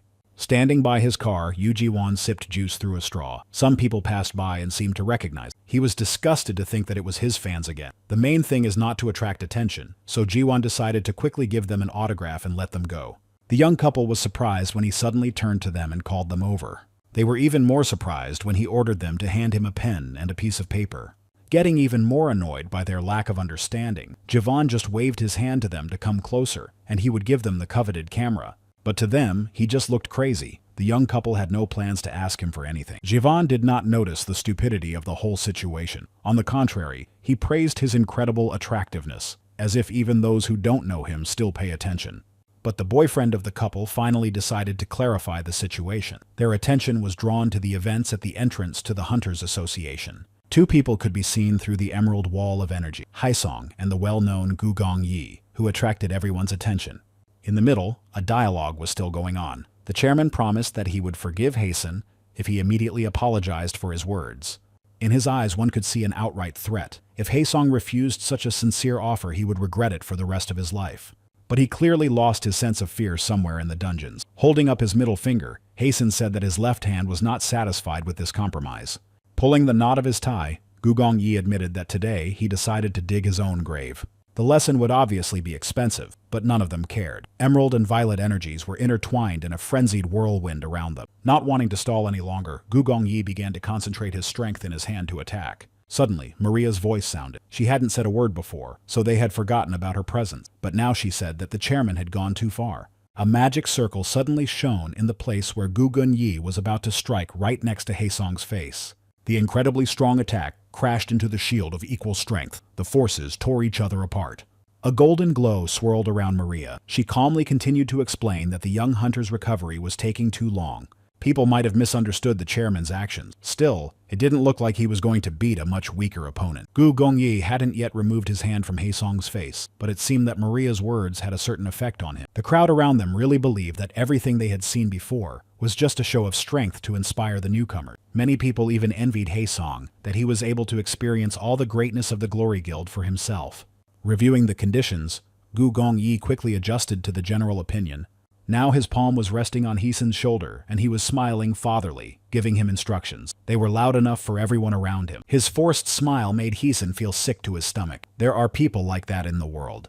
Leaning down to his ear, Gu Gong-yi hissed at him to stop standing there with such a sour face. After all, they would see each other often now. A muscle tensed in Haesen's face. It seemed like he was going to explode with rage right then and there. But Maria intervened in their confrontation again. She had already dispersed the people and asked them to stop in order not to aggravate the situation. Her next actions slightly quelled the anger within Haesong. Maria bent down low and apologized for Haebin-dong. She sincerely promised to apologize to all the victims and pay appropriate compensation. But Haesong no longer believed in the promises of the Glory Guild. Haebin-dong was the territory they were supposed to protect, and this is what the residents got as a result. The guild did not keep its promises then, so why shouldn't these vows be empty as well? Maria really wanted to convince him. However, Haesen did not need a showy apology. He was not the only one who suffered from that attack. Looking at Gu Gong-yi, he could not understand. Why would they need an incredibly strong shield, the best in Korea? When I looked at Mary, I could not understand why they needed the greatest healer in the world. Compensation will not bring back those who have passed away. Gu Gong-yi clenched his fists with all his might. He seemed to be ready to start a battle with Haesong again, without caring about his reputation. But Maria made him stop. She sincerely understood what a terrible mistake their entire guild had made, and that it could not be easily corrected. Haesen, on the other hand, was even amused by all this. Perhaps he was an asshole at that moment, and he had good reason to be. Every time he remembered his sister, who almost said goodbye to him forever that day, His mind was flooded with rage. However, some people were less fortunate. Many cannot be brought back. That's why Haesong should have finished here and returned to his life. In the end, he only advised them not to use the lives of the defenseless to fill their pockets with blood money. But suddenly he was called back by Maria's voice. She still wanted to ask him something. Reluctantly, Haesong turned to her and was ready to listen to her question. To his surprise, for some reason, she was interested in the class he had indicated in his application for a hunter. After thinking about it for a couple of minutes, Haesong decided to answer. Sooner or later, they would have found out that his goal was to become a healer. Maria clearly did not expect such an answer. She probably thought that someone who went against Gu Gongyi must want to become a knight. But Haesong knew. Of course he could not save everyone, but he certainly wouldn't leave people in trouble like they did. Watching him go, Gu Gongyi also expressed surprise at his choice of healing. Yet he was not the first to conclude that Haesong would become an outstanding healer. Meanwhile, he was already walking through the narrow streets of residential neighborhoods. He kept his head down. He was so irritated inside that he gritted his teeth tightly. He had lost. Of course, Haesong was not going to fight Gu Gongyi and sincerely believed that he would win. That would have been fantastic stupidity. Thanks to the Nam Kitek scandal, people were already gathering around the association building, but they were just an additional factor. In fact, Haesong realized from the very beginning that Maria would not let them fight, despite the well-thought-out plan. Still, at the moment of the attack, Gu Gongyi Haesong felt really lowly. The head of the Glory Guild really lived up to his nickname. He was a real mountain. Still, somewhere deep inside, Haesong hoped that he would be able to stand up to S rank at least a little bit. Unfortunately, it was still impossible. As he approached his house, he noticed that the door was open and a cheerful dialogue was coming from inside. As he took off his shoes at the door, Haesong loudly announced that he had already arrived. He saw a really strange picture. Xianghua sat in complete disbelief and looked at the box of junk handed to her. When she finally got around to looking at things, she was the first to notice Haesong's figure nearby. She greeted him with joy and welcomed him back. His sister asked him curiously when he had managed to make friends with such a nice girl, and then a familiar voice reached him. He did not want to believe his eyes. His life was already full of problems, and now they were coming to his house. And yet, right in front of his nose was none other than Bisu. She was obviously having fun, so she smiled and waved happily. Haesong didn't pick up on her emotions at all and could only point to the open door. It was clearly not an invitation to stay for dinner. Bisu shot out of the gate of the house and into the narrow, deserted street. It was clear from her expression that she had not expected such a warm welcome. Bisu didn't even have time to regroup, she just fell on the road.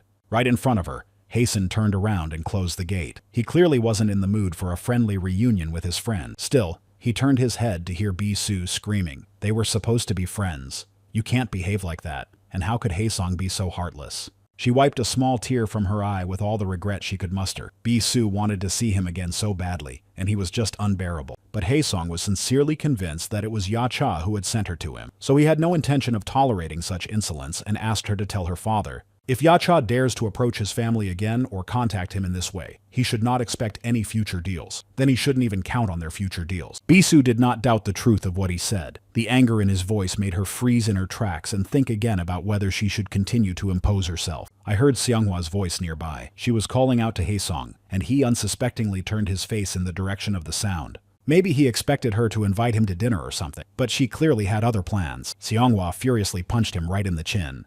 So now he flew out of the gate and landed face first on the asphalt. Bisu watched the trajectory of his flight in amazement. Xianghua, on the other hand, didn't think physical abuse was enough punishment and started scolding him. She would not allow her brother to treat his friends so horribly, and Bisu was increasingly surprised by all the events. Xianghua now looked like an all-powerful woman in her eyes, an icon.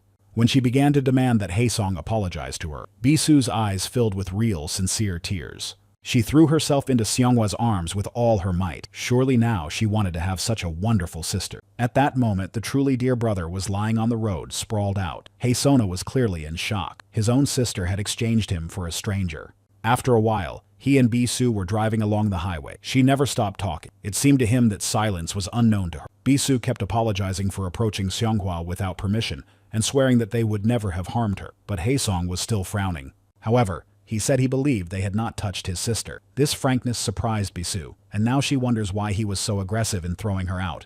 She heard her father's name in the testimony. Haesong knew that Bisu was not capable of doing Xianghua any harm, but he didn't trust Yacha at all. Although he was honest about his dealings, Haesong knew nothing more about him. The tapes in the closet, his past, his motives and goals. With confidence in his voice, he asked if Bisu would be able to know if Yacha had placed any dangerous artifact on her that could harm Xianghua. A bead of sweat rolled down her face. In response, Haesong felt that this was a difficult question indeed. Yet she continued to bend her line. According to her, Yacha wanted to be a really good partner for him. That's why he sent her personally. Haesong was skeptical enough to say that it was just to keep an eye on him. Her reaction gave it all away. He was right. But it was already clear as day. He had recently heard that sunflowers were becoming harder to come by. The need remained the same, but the association became more active. And in such a troubled time, Hasanta appears and brings a flower for sale, and he was able to prove that he got it straight from the dungeon. It would be foolish to lose such a supplier. Still, he was insulted that they thought he would fall for such a pathetic attempt at surveillance. Bisu didn't try to hide anything anymore. They were on to her, but she decided to tell them that Haesong was still a special case. She had never been sent to spy on anyone before. Catching his interested look, she continued. As it turned out, Yacha was not her real father. He was called that because of his nickname on the black market. In fact, Bisu was no different from other homeless people. She had no real parents. Now Haesong looked at her a little thoughtfully. She didn't know why she liked Yacha. Only with a cheerful smile did he say that maybe she was really special. But this behavior brought Haesong back to reality. He asked her hopefully to stop behaving like that. He did not want to think that she was one of the infantile princesses. After losing the vibe of a sweet girl, she returned to her usual self and continued. Yacha was not an ordinary person. Everyone could feel it. And her scar was proof of that. It seemed that the wounds that left such a mark could not have been inflicted just like that. Bisu admitted that she still doesn't understand why he did it. It all happened on the day she was sold on the black market and Yacha first looked at her. And without hesitation or any aggression, he stabbed her in the face. No one understood his actions, and no one could stop his father. Back then, Bisu wanted to end this unbearable, unjust existence with all her heart. She was just a child. She was scared to think that she would spend the rest of her life with such a person. However, he did not do anything to her the next day or the next. Haesong was surprised by the story, so he decided to check if she was okay with her head, both in word and deed. Perhaps they had beaten her memory. She tried to deny everything, but Haesong saw with his own eyes how Yacha just threw her into the wall for no reason. There was definitely something wrong with her head. Bisu really thought for a long time about how to explain the incident, and she hadn't found an adequate explanation yet. Then she came up with a great idea. Out of the blue, she asked Haesong how he thought the owner of the car they were riding in had gone to the other side. Haesong's mood suddenly faded. He didn't know what to say to her, and he was intimidated by this kind of thinking. It seemed like some kind of psychological test she had invented on the spur of the moment, but she kept demanding answers. Then he wondered how she drove so easily. The questions came one after another. After all, he didn't know whether she had rights, whether they were breaking the law, and so on. Instead of answering, her face grew paler and paler. But Bisu ignored him when he asked if he knew about the poison poppy. Haesong had heard of it. It was a popular plant in dungeons. It looked absolutely normal, but if it was processed and the resulting nectar was drunk, a person would lose control of their senses and start experiencing glitches. And then the meaning of the words came to Haesong. The poison poppy was nothing more than a narcotic, but it had another dark feature. It was highly addictive. However, surprisingly, it was widely available and popular. Its huge advantage was that its use did not affect the state of the human body in any way. It only caused an incredible craving for the next dose almost immediately. Since he didn't do much harm, Haesong didn't understand why Bisu was describing him so horribly. But she continued. Bisu thought that with an attitude like his, Haesong could easily get hooked on using poison poppies. But there are pitfalls everywhere, no matter how evil the effect of poison poppies on the body may be. And yet, he methodically destroyed people's lives, even though the drug was easy to buy and cost good money, given that the demand was greater than the availability of the product on the market. When addicts had no money, they could not help but buy a new dose. They go into debt and pay with their lives. This was the case with the car owner. It was not hard to guess what Yacha did to his debtors if they did not repay their debts on time. He was far from a saint, but no one forced the owner of the car to take money from him. He knew what he was getting into and was now paying the bills. In the end, that man went to the next world in terrible pain. This is what poisonous poppies do. But back to the point. This story was meant to give Haesong a little more insight into Yacha's personality. He was untouched by human feelings and empathy. They are not familiar to him. All those who tried to rob him, they don't follow orders, or just get on his nerves waiting for the final. Bisu hated him for that, so she tried to hurt him in every way possible. She rebelled, she disobeyed him, and even stole his money. To tell you the truth, when she saw his eyes that day, Bisu thought it was her time to go to the next world. His gaze really inspired terror and despair. No one could stand up to Yacha. He was the head of the place. But her father just walked past her, not trying to hurt her or even scold her with words. For Bisu, this was a sign. Yacha would not hurt her. Well, that was the case with her. She still didn't fully understand his logic, but she could tell for sure that he had no bad intentions toward Hisan either. Back then, when Hisan started to buy rights and negotiate with Yacha without proper respect on the black market, his life could have ended, but for some reason, he is still alive. If someone else had been in his place, he would definitely not have come home again. Yacha saw something in Haesong that was the same as in Bisu. That's how much he liked him. But Hisan was not happy with this unusual attitude. He even felt a little chilled. While they were talking, they managed to get to the right place. Around them was a deserted landscape. High mountains loomed ahead. With incredible pride in her voice, Bisu asked Hisan if he had guessed where they had arrived, but she was already pointing to the dungeon gate. Violet energy pulsed around them. As it turned out, according to preliminary data, this dungeon was supposed to contain a silver flower of the sun. Of course, everything was great, but there was one thing that worried Hisan. The presence of a plant of this quality meant that the monsters there were stronger than the previous ones. But Bisu didn't seem to care at all. She continued to smile and wished him to come back safe and sound. Hisan also hid his worries deep inside himself, and with absolute confidence in his abilities assured her that she shouldn't even worry about him. After all, who else but him was the king of the poisonous dungeons, the mad dog of Geban Dawn? So, gathering energy around him, Haesong moved to the gate. Already inside, he watched Bisu throw things out of her bag in search of something he didn't know yet. She finally stopped and pulled out the find with a look of victory. It was a corked test tube with some kind of liquid. Hisan did not understand what it was. In fact, he wondered how so many things could fit in such a bag. Bisu was holding an ampule with the latest hunting development, a liquid for luring monsters. He picked it up and looked at it carefully. Meanwhile, Bisu was bragging that he had underestimated the technical capabilities of the black market. Without thinking twice, she came up with the idea of a trap. All we had to do was dig a small hole, pour liquid into it, and wait for the monsters. She was indescribably pleased with Hisan's silence. She thought he was speechless at her brilliant plan, but suddenly she heard a liquid pouring. Now what she saw shocked her. Haesong poured everything in the ampule directly onto his head. She watched in horror as the elixir spread over his clothes. Perhaps Haesong wanted to go to the next world as soon as possible, and Bisu didn't share his desires. But he didn't care. Since he just needs to kill all the monsters, the best option is to become the bait himself. Haesong was just asking her to stop worrying and talking, but suddenly she threw him a small yellow ball and told him to eat it. He was in no hurry to do so. It was a special mixture that neutralized the poison. However, it was important to keep track of time. After all, it lasted only 3 hours. Bisu herself had already put the medicine in her mouth. As she chewed, she said that when the time was running out, she would get out of there on her own and advised him not to stay too long.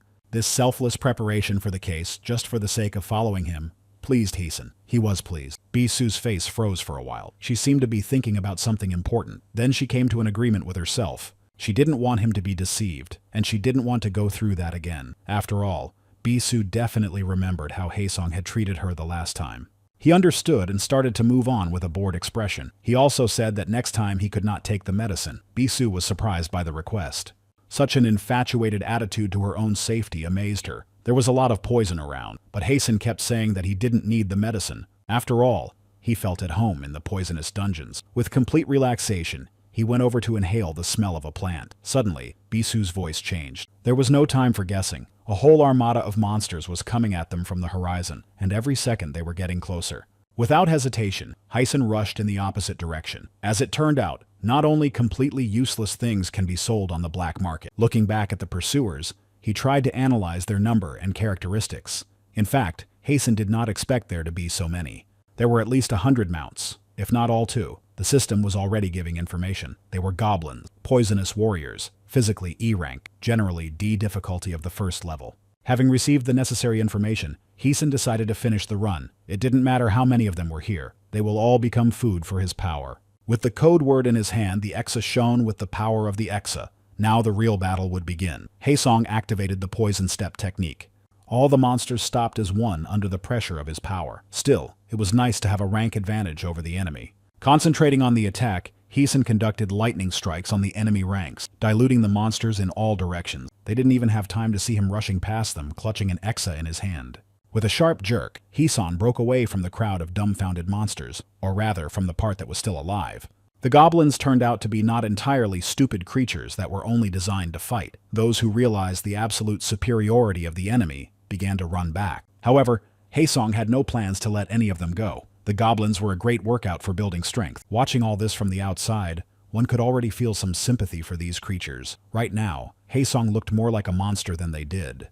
With methodical precision, he caught up with them one by one. In the end, he only needed to strike each of them once to win. And he managed to do it faster and easier each time. The Exa whistled in his hand as it cut through the goblin's skin. At first, nothing happened, so they looked at the light cuts on their bodies in shock and thought they had probably been spared. However, after a short period of time, the monsters were overtaken by the effects of Haesong's poison. They writhed in pain and stopped moving, and he kept walking, waving his weapon. He didn't have a single scratch on him. Haesong sighed with satisfaction. It all looked too easy for him. He was even a little bored. The acceleration skill allowed him to deal with the rest of the attacking monsters without slowing down. Suddenly, right in the middle of the battle, he wondered if Exa had any other specific functions besides white sleep, which he used in the battle with the arachne. He kept thinking that it would have been good to ask the system about it last time, but then his pride got in the way. And even now, while scattering goblins to the right and left, Haeson decided that he would somehow figure out all the possible functions of the weapon himself. After a while, he was sitting on a pile of dead monsters. These were probably all the low-level creatures of this dungeon. Out of boredom, Haeson decided to check his stats window. Perhaps he could improve at least some of his skills. Although the ranks did not change in general, he was still pleased with some points. For example, combat skills grew incredibly fast. Still, he should have concentrated on finding the sunflower. It was unlikely that one of the goblins would have it, so he had to move on.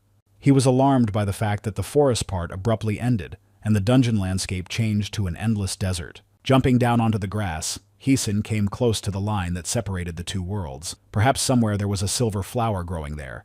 As he stepped into the sand, he felt a subtle and growing vibration. Haesong's eyes caught some movement in the distance. Indeed, among the endless sands, something was visible, as if some creature was moving underground. Haeson watched with interest as the movements cut the sandy surface in half more and more clearly. The unknown creature was rapidly approaching. Its body was not visible due to the raised smoke, and it seemed to be somewhat stronger than the previous goblin. Ignoring the inevitable collision, Haesong remained standing still. Still, he was sincerely glad to know that there were still monsters here. Suddenly, all movement in the desert disappeared. Only the smoke made it clear that just a second ago there had been something among the sands. The next moment, a giant monster emerged from the depths of the sandy sea. Even Haesong, who had been standing calmly before, was shocked by what he saw. The boss of this dungeon was a centipede of unprecedented size, but before its entire body came out, Haeson had already calmed down. The system quickly provided the information. It was a poisonous scolopendra, physically a B rank, overall a 4th level of complexity, and Haeson said he wouldn't be here long. With the blade in his hands again, he jumped up to face the bridge. Still, he recognized that he had miscalculated and would have to try again. But no matter what, he was not going to run away from this challenge. So, gathering all his strength and will, he activated Exa. Meanwhile, Bisu was sitting on a log near the exit of the dungeon. The antidote was about to wear off, and Haesong still hadn't returned. She thought about what to do next. After all, he had left her here alone. Since he said he would come back, she had nothing to worry about. Meanwhile, Haesong got into a confrontation with the boss of this dungeon. It was a gigantic and damn strong scolopendra. He had already struck her an infinite number of times, and the blade could not reach her flesh. Her shell was impenetrable. 100 attacks in one place brought her only small scratches, and there was no hint of the proximity of a soft body. Also during this time, Haeson realized that he should think not only about how to deliver an effective blow, but also how to avoid being attacked by his boss. The scalpel struck hard and clearly. Each time it became more and more difficult to dodge. This time he barely managed to avoid a direct collision. Its claw simply cut into its shell without causing much damage. Haeson was gradually becoming anxious. He tried to think logically and find at least some weakness in the monster, but the wounds didn't seem to bother him at all. Landing near the writhing body of the scolopendra, Haeson frantically considered other possible ways to win, but he came to the conclusion that it would not be possible to finish her off using only physical attacks, and it was too dangerous to engage in combat on horseback. The terrain was not playing into his hands either. It would have been nice to use the poisonous step, but it requires a firm push off the ground. However, using it on an unstable sandy surface will only lose at least half the efficiency of this technique. But he was still a little lucky. Finding a silver flower from a height will be much easier than combing kilometers of desert on foot. So, as sharply as the sand allowed, Haeson pushed off and flew over the boss, flying somewhere in the distance, a light silver glow. Just as he thought, a flower of the sun grew not far from the endless sands. Although everything was going quite smoothly, as he only needed to get to the plant, and without a significant speed advantage, he could not get around the monster. and the Scolopendra was apparently going to actively attack. Apparently, it was tired of running after him all the time. So, without hesitation, Hyacinth decided to squeeze everything he could out of the poisonous step to dodge again. But something went wrong. Sand began to sink under his feet. This meant that he could not push off to use the equipment either. With despair, Hyacinth could only watch the monster's huge mouth fly at him. Now he felt that he was screwed. Although Hyacinth understood the force of the blow, it was impossible to prepare for such a collision. It seemed to knock all the spirit out of him and send him flying wildly. It felt as if all his bones had been crushed. Blood spread from the wound on his forehead all over his face. Trying to get up, he used healing. The Scolopendra did not hit him on the head. If it had, he would not have survived. He would not win, and Haesong knew it. If he had any help, he could have taken the flower and escaped, but unfortunately no one else was here. Squeezing the Exa in his palm until it crunched, he frantically tried his options, but white sleep wouldn't help here either, since it couldn't penetrate the armor. Now the blade seemed to him just a helpless lump of metal, but suddenly something began to happen to it. The Exa split into several pieces and hovered in a semicircle in the air around Haesong. He could only watch in amazement at its transformations and previously unseen possibility. The weapon was transforming into something completely different. The purple core gathered parts around it to form a completely new shape. Now the whole structure was divided into two parts and connected to Hyacinth's shoes. The system has sent a message about the change in the shape of the Exa. The weapon is now in acceleration mode. This desirable feature quickly raised Haesong's spirits. Now he had the opportunity to gain an advantage over his opponent. In his new shoes, he seemed to be standing on a solid surface despite the sand around him. It changed everything. With this, Hyacinth was able to use his techniques to the fullest and, if possible, pierce the Scolopendra's shell. And she was just approaching him to strike again, but now he would not be so easy to reach. Haesong did not move. He wanted the monster to think that the victim had no way out and was coming right at him. But at the last moment, right in front of the gaping face, he pressed his feet into the sand with all his might and took a backward step. The monster crashed into the sand. There was no one where Haesong had been standing a second ago. His movements could only be traced by the flow of purple energy. In just one jerk, and he was already far ahead of the boss. The new shape of the Exa did give good advantages. Without waiting for the monster to catch up, he rushed to meet it. Because of this, the Scolopendra was forced to change its trajectory abruptly. But in the end, she only got her face in the sand again, and Hyacinth kept going. This was a very dangerous trick, but he dodged it in time and was now in a favorable position, leaving the boss behind. Now, right in front of him, the silver flower of the sun shone with a light cold light. At last he could reach it. Without thinking twice, Hyacinth plucked it out of the sand, and now, clutching the plant in his hand, he could only neutralize the Scolopendra. With some time to spare, he looked at the monster and thought about what he should do. In the end, however, Haesong summoned the Exa in the form of a white dream. Of course, he wanted to kill the creature and take the core with him. But unfortunately, this dungeon was under the jurisdiction of the Hunting Association, and he didn't want to get into any more trouble.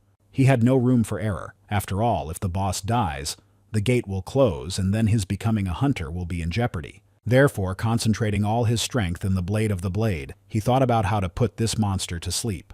The problem was to hit a weak spot. Haesong was frantically thinking about all possible options.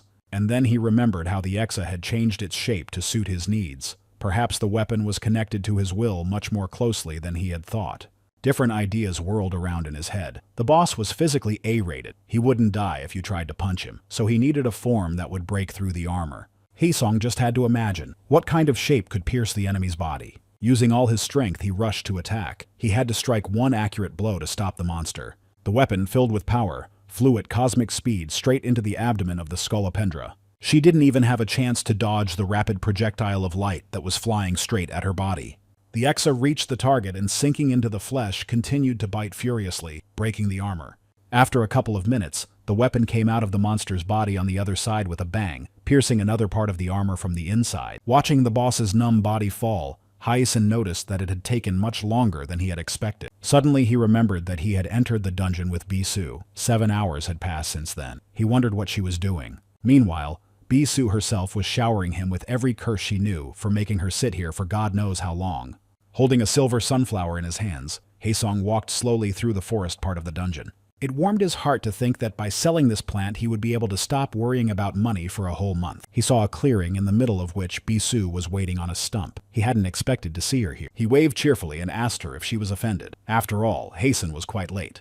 By the expression on Bisou's face, one could tell that she was not just offended. Her eyes burned with righteous anger no worse than the scalpels before. Hee-sung tried to ignore her condition, but she was getting more and more agitated. She stayed there for 7 hours. Still, he decided to apologize. Suddenly, something on Bisu's body caught his eye.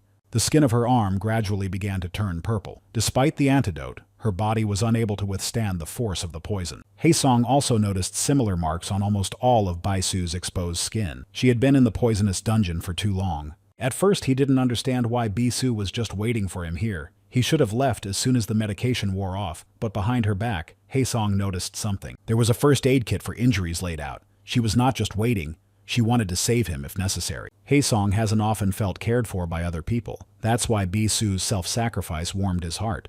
When he finished arguing, he just sincerely thanked her for everything. And of course, he completely healed her from the poisoning. At first, Bisu didn't understand what Haesong was doing, and the sensation seemed familiar. It had happened before. She recalled how all the wounds from Yacha's punch magically disappeared on the black market. The same thing was happening now. Having lost all her anger, Bisu turned to Haesong with a smile. He didn't seem so bad to her now, but he had already left her behind. He easily picked up a bag with all sorts of utensils and asked Rory to remove the remaining poison from Bisu's body. The sun was shining brightly over the residential neighborhoods. 2 months had passed since the fight with the poisonous Scolopendra. Bisu gave Haesong information about 15 poisonous dungeons. In this way, he got another silver and 5 bronze sunflowers.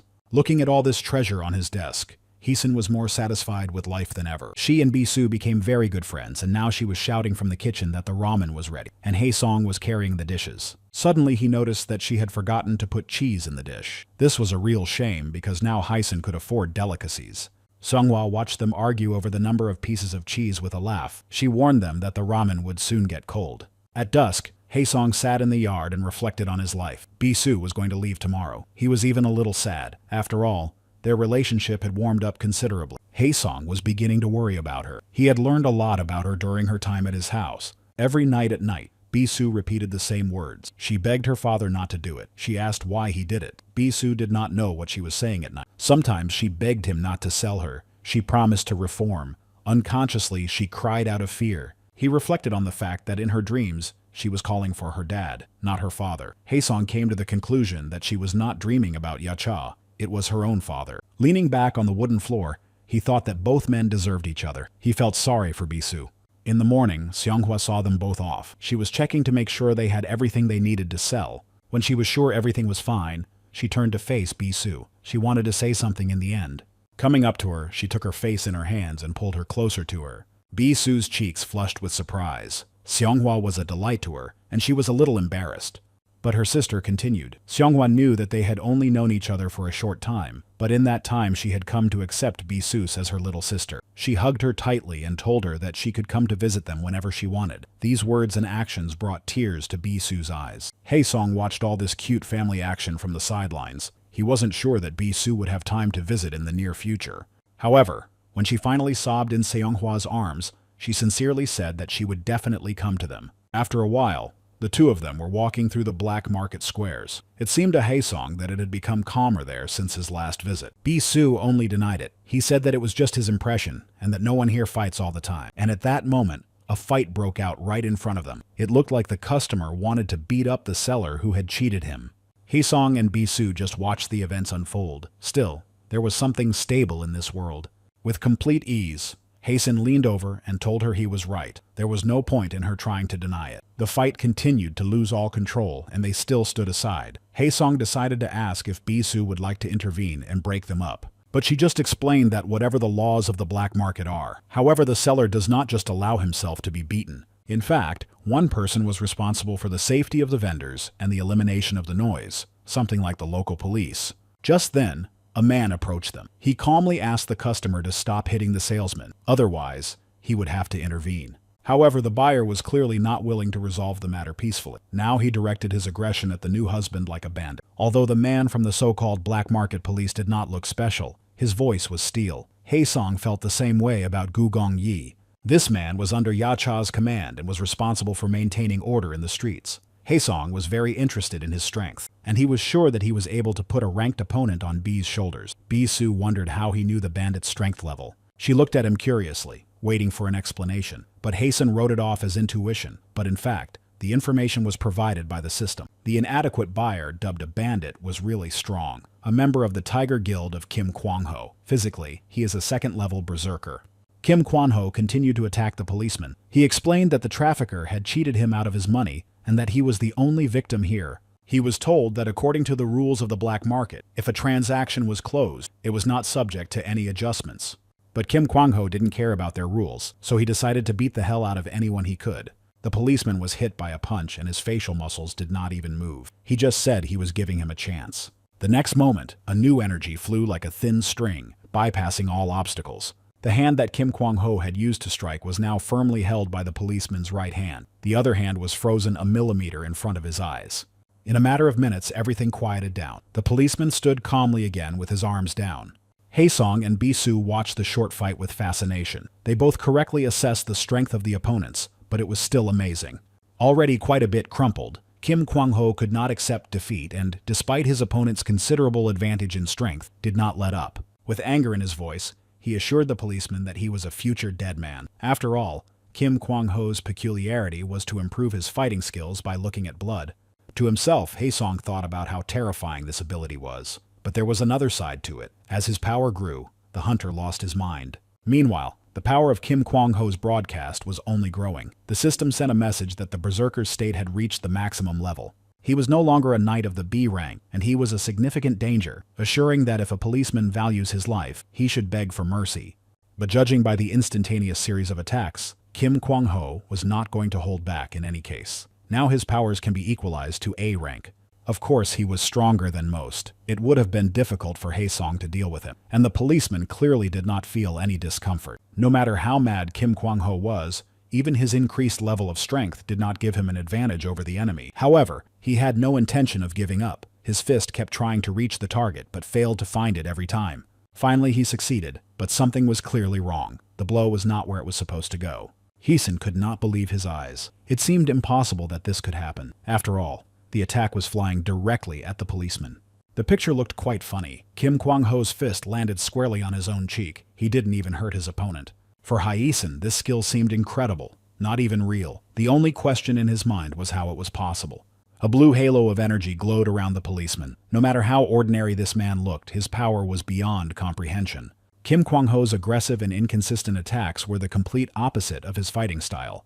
It easily anticipated all the blows and, with one smooth movement, negated all their possible effectiveness. From the outside, it looked like Kim Kwang-ho was waving his hands meaninglessly in the air. It was quite a mesmerizing sight. The policeman also had time to give some sarcastic advice. It seemed that nothing could shake his calm.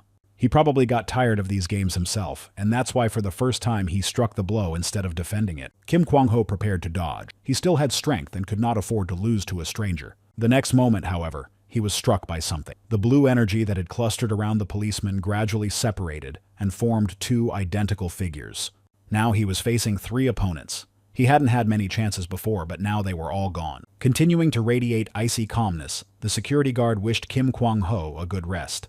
The next moment, a flurry of attacks fell on him. All three figures mercilessly delivered blow after blow. No amount of skill would have helped Kim Kwang-ho withstand such force. When he received a kick, he would certainly regret not stopping at the beginning. Folding his palms in a final gesture, the policeman called off his duplicates and stopped emitting energy himself. The end of the fight was enchanting. Kim Kwang-ho was lying unconscious on the asphalt. There was no trace of his pride. Meanwhile, Bisu commented a bit on Haesong's fight. According to her, the Guardian of Order does not often use strong techniques. The opponent was really high level. Hyun recognized this man as a real monster. He had never seen a fight like this before. They had only seen a part of his power, and it was already something fantastic. He did not show that he had just defeated the A rank. Most of all, Haesong was impressed by the way the man repelled the attack. His physical skills were at the level of a knight, but his use of illusions put him among the espers. He wanted to test his guesses through the system, so he submitted a request, but the information was erased. The system tried to find other data. This was the first time that Haesong had difficulty analyzing the enemy's forces, so he was surprised. This hunter was indeed unusual. Only basic information was available. The man's name was Oh Ji-ho. He was 49 years old. No special features could be identified. Most of the data was deleted. It was quite suspicious. However, Haesong watched how calm and cheerful Bisu was with Oh Ji-ho. She was telling him something and pointing her finger at Haesong. Meanwhile, the system set Oh Ji-ho's physical level before deleting the data. Haesong thought this information was obvious. Judging by Oh Ji-ho's skills, He was physically at least A or S rank, but suddenly he turned out to be E rank. Instantly, Heesun was shocked. This simply could not be. E rank could never have defeated A. It was simply not logical. He was so deep in thought that he didn't notice Ojiho walking up to him. He almost had a heart attack when he greeted him. Ojiho didn't seem to understand what had caused Haesong's fright, so he simply apologized. He didn't mean to scare him. A light blush flooded Haesong's face. He had squealed like a girl in surprise and was now gradually burning with shame. But Ojiho didn't care. He flashed his kindest smile and offered to walk him and Bisu to Yacha. Haesong was a bit confused by his excessive friendliness. Before that, Ojiho had been cold as ice, but he still agreed to accompany him. After a while, they all arrived at Yacha's house. He offered 7.5 billion won for the flowers with all his generosity. Yacha also noticed that Heisen was now making money and could shed the stigma of being a poor man. Just the way he hugged and kissed the case with the money caused very mixed emotions.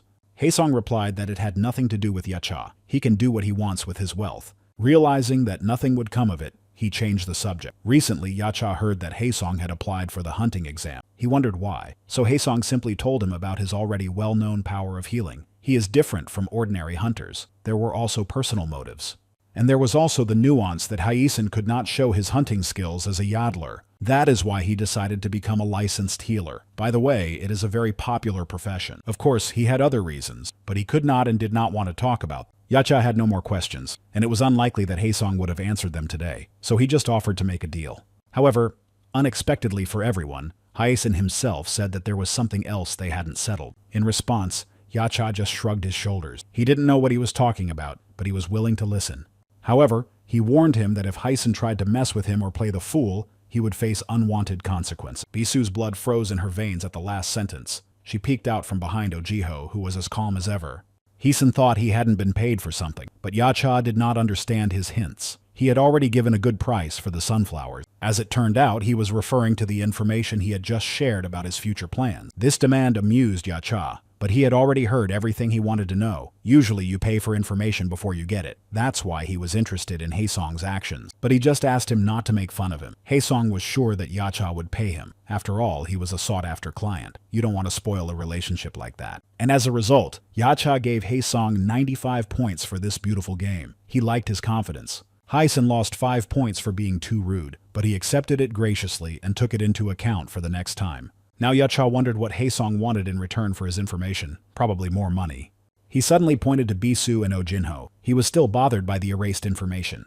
But that was not all. He longed to learn his techniques with all his heart. He was so impressed by Ojiho's power. Yacha did not expect to hear such a request. After all, Ojiho's lessons were expensive, and the information provided by Haesong could not cover this cost. My father's face was stretched in a smile, but he was not happy. Something didn't add up. Even if Haesong used all the money he received, it would still not be enough. However, Heesun was not surprised. In fact, everything was as he had expected. Although it was risky, he was willing to become Yacha's debtor, just to be able to study with Ojiho. His father liked his stubbornness more and more. Haesong was really taking a childish risk. After all, he knew from Bisu what happens to those who do not pay their debts on time.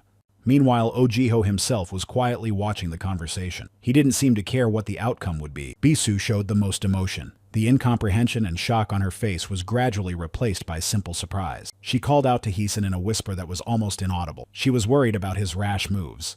Bisu quietly asked him if he was okay. Becoming Yacha's debtor was the worst possible decision. She told him that he knew no mercy, he knows no compassion, and to be under his hot hand is a one-way ticket. Haesong remembered her story perfectly and understood her reasons for worrying. Still, the risk was worth it. Suddenly, Yacha decided to ask why Haesong would go so far. He wanted to know what was going on in his mind. Without hesitation, Haesong said that many skills are a great advantage. After watching Ojiho fight for a couple of minutes, he realized that he had to learn. Such skills were worth the risk. The nukes had high potential, and Haesong still lacked the skills to use force effectively. In all his past battles, he was gnawing at the same thought from the inside. He had won through superb maneuvering, but without it, Heisen was just another rookie desperately waving his weapon, which, by the way, also covered his significant shortcomings. In the end, he came to a conclusion. Using one skill all the time would never make him stronger. As for Ojiho, a sudden change in rank after manifesting as a hunter is very rare. There is a possibility that he is really E rank, but his fighting skills are so high that the system cannot calculate them. Therefore, Haesong will not hesitate to give away the money he has just earned. He confidently promised Yacha that he would get the other part on time, so now it remained to be seen whether he was ready to make the deal. With a mocking smile, Yacha noticed that Heesun was really desperate to agree to such conditions for once, and he did not object. Haesong agreed with this statement. He was only interested in the opportunity to become stronger. With a less mocking tone in his voice, Yacha confirmed that he was willing to make such a deal, but not right away. He needs time to prepare. In the other corner of the room, Bisu was addressing Ojiho. He was going to be assigned responsibilities without being asked, but it didn't bother him at all. Suddenly, Yacha returned the case with the money to Haesong. He had no idea what was going on. It was like they had a deal. He also explained that he did not need the money. He would tell me the price for the training after it was over. So he turned and walked to the exit with Ojiho and Bisu. They would meet up soon. Before he disappeared behind the door, Yacha gave Haesong a piercing look and asked him if he wanted to learn from him, just in case. But Haesong quickly said no. He would not be able to support him as a teacher, neither morally nor financially. I just laughed out loud and wished him good luck. And Haesong really needed it, because he wasn't going to the next world yet. Now he was thinking. He had managed to get a chance to improve his skills. He would think about the price later. He had an exam coming up. Suddenly, Haesong heard a familiar whisper again. It was Bisu calling him. It remained on the black market. She waved goodbye and wished me luck. She also threatened to personally send him to the next world if he failed the hunter's exam. Haesong just snorted with a smile. He didn't need her threats to motivate him. Nevertheless, he proudly announced that he would be the first in the list of passers. It could not be otherwise. The hunter exam was a large-scale event. The news recently reported on the most important qualities of young applicants. The crimes committed by superhumans have become more and more terrible. Therefore, those who have the strength and sense of justice must stand up to defend the state. The hosts of various TV channels only fueled the public's interest in the exam. It was held once a year, and the requirements were getting stricter each time. As hunters, people became celebrities. This year's selection of new hunters was fiercely discussed in all social networks. Millions of comments. Everyone hoped that this year a new S rank would finally appear. In Japan, there were 2 last year. In Korea, the last one was Maria. Candidates were crowding into the association building, waiting for the exam to begin. 2 men in the lobby watched the riot of comments and talked. They were also interested in whether they would receive a new S rank this year. Still, such hunters were incredibly valuable and popular. One of them said that unfortunately, such a wonderful event was unlikely. However, this did not dampen his enthusiasm. He was clearly a fan of hunters and everything related to them. In his eyes, they were superheroes, defenders of civilians.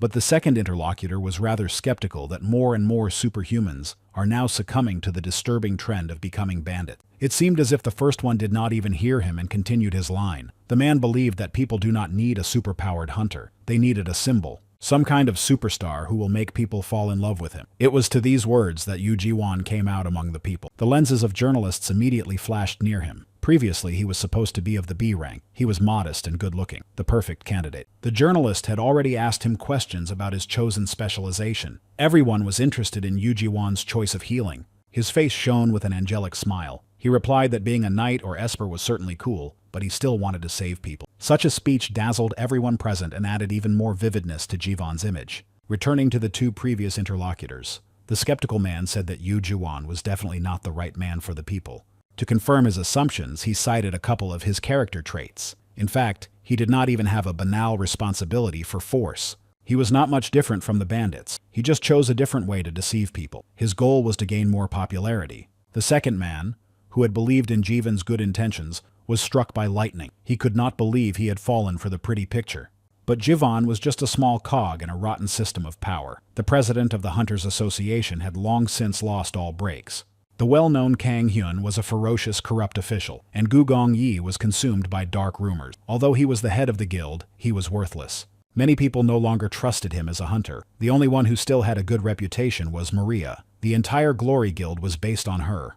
But suddenly, the skeptical man thought of one person in whom millions believed and trusted. But she was forgotten about after the terrible incident with the Yadlers. The strongest huntress in the world is Carol. The men were already closing the topic because they could have been imprisoned for this. And they did not notice that people's attention had shifted from Yu Jiwan to another candidate. He was just approaching the reception desk to confirm the acceptance of his application for a healer's specialization. The employee who was looking through the papers asked him to tell her his name, to check whether he had been registered. A blush spread across her cheeks. The candidate was indeed very attractive. Somewhere in the background, the men continued to argue about worthy hunters. Just as the new S-ranked hunter, Jong Heesun, was shouting that he would be appearing today, He called out his name at the reception. Meanwhile, photographers were working around Yu Jiwan. He smiled brightly for all the photos and made a heart with his fingers. The photographer who was taking the pictures praised his incredible beauty and photogenicity. When he finally got enough photos, he said that the next photo would be the final one.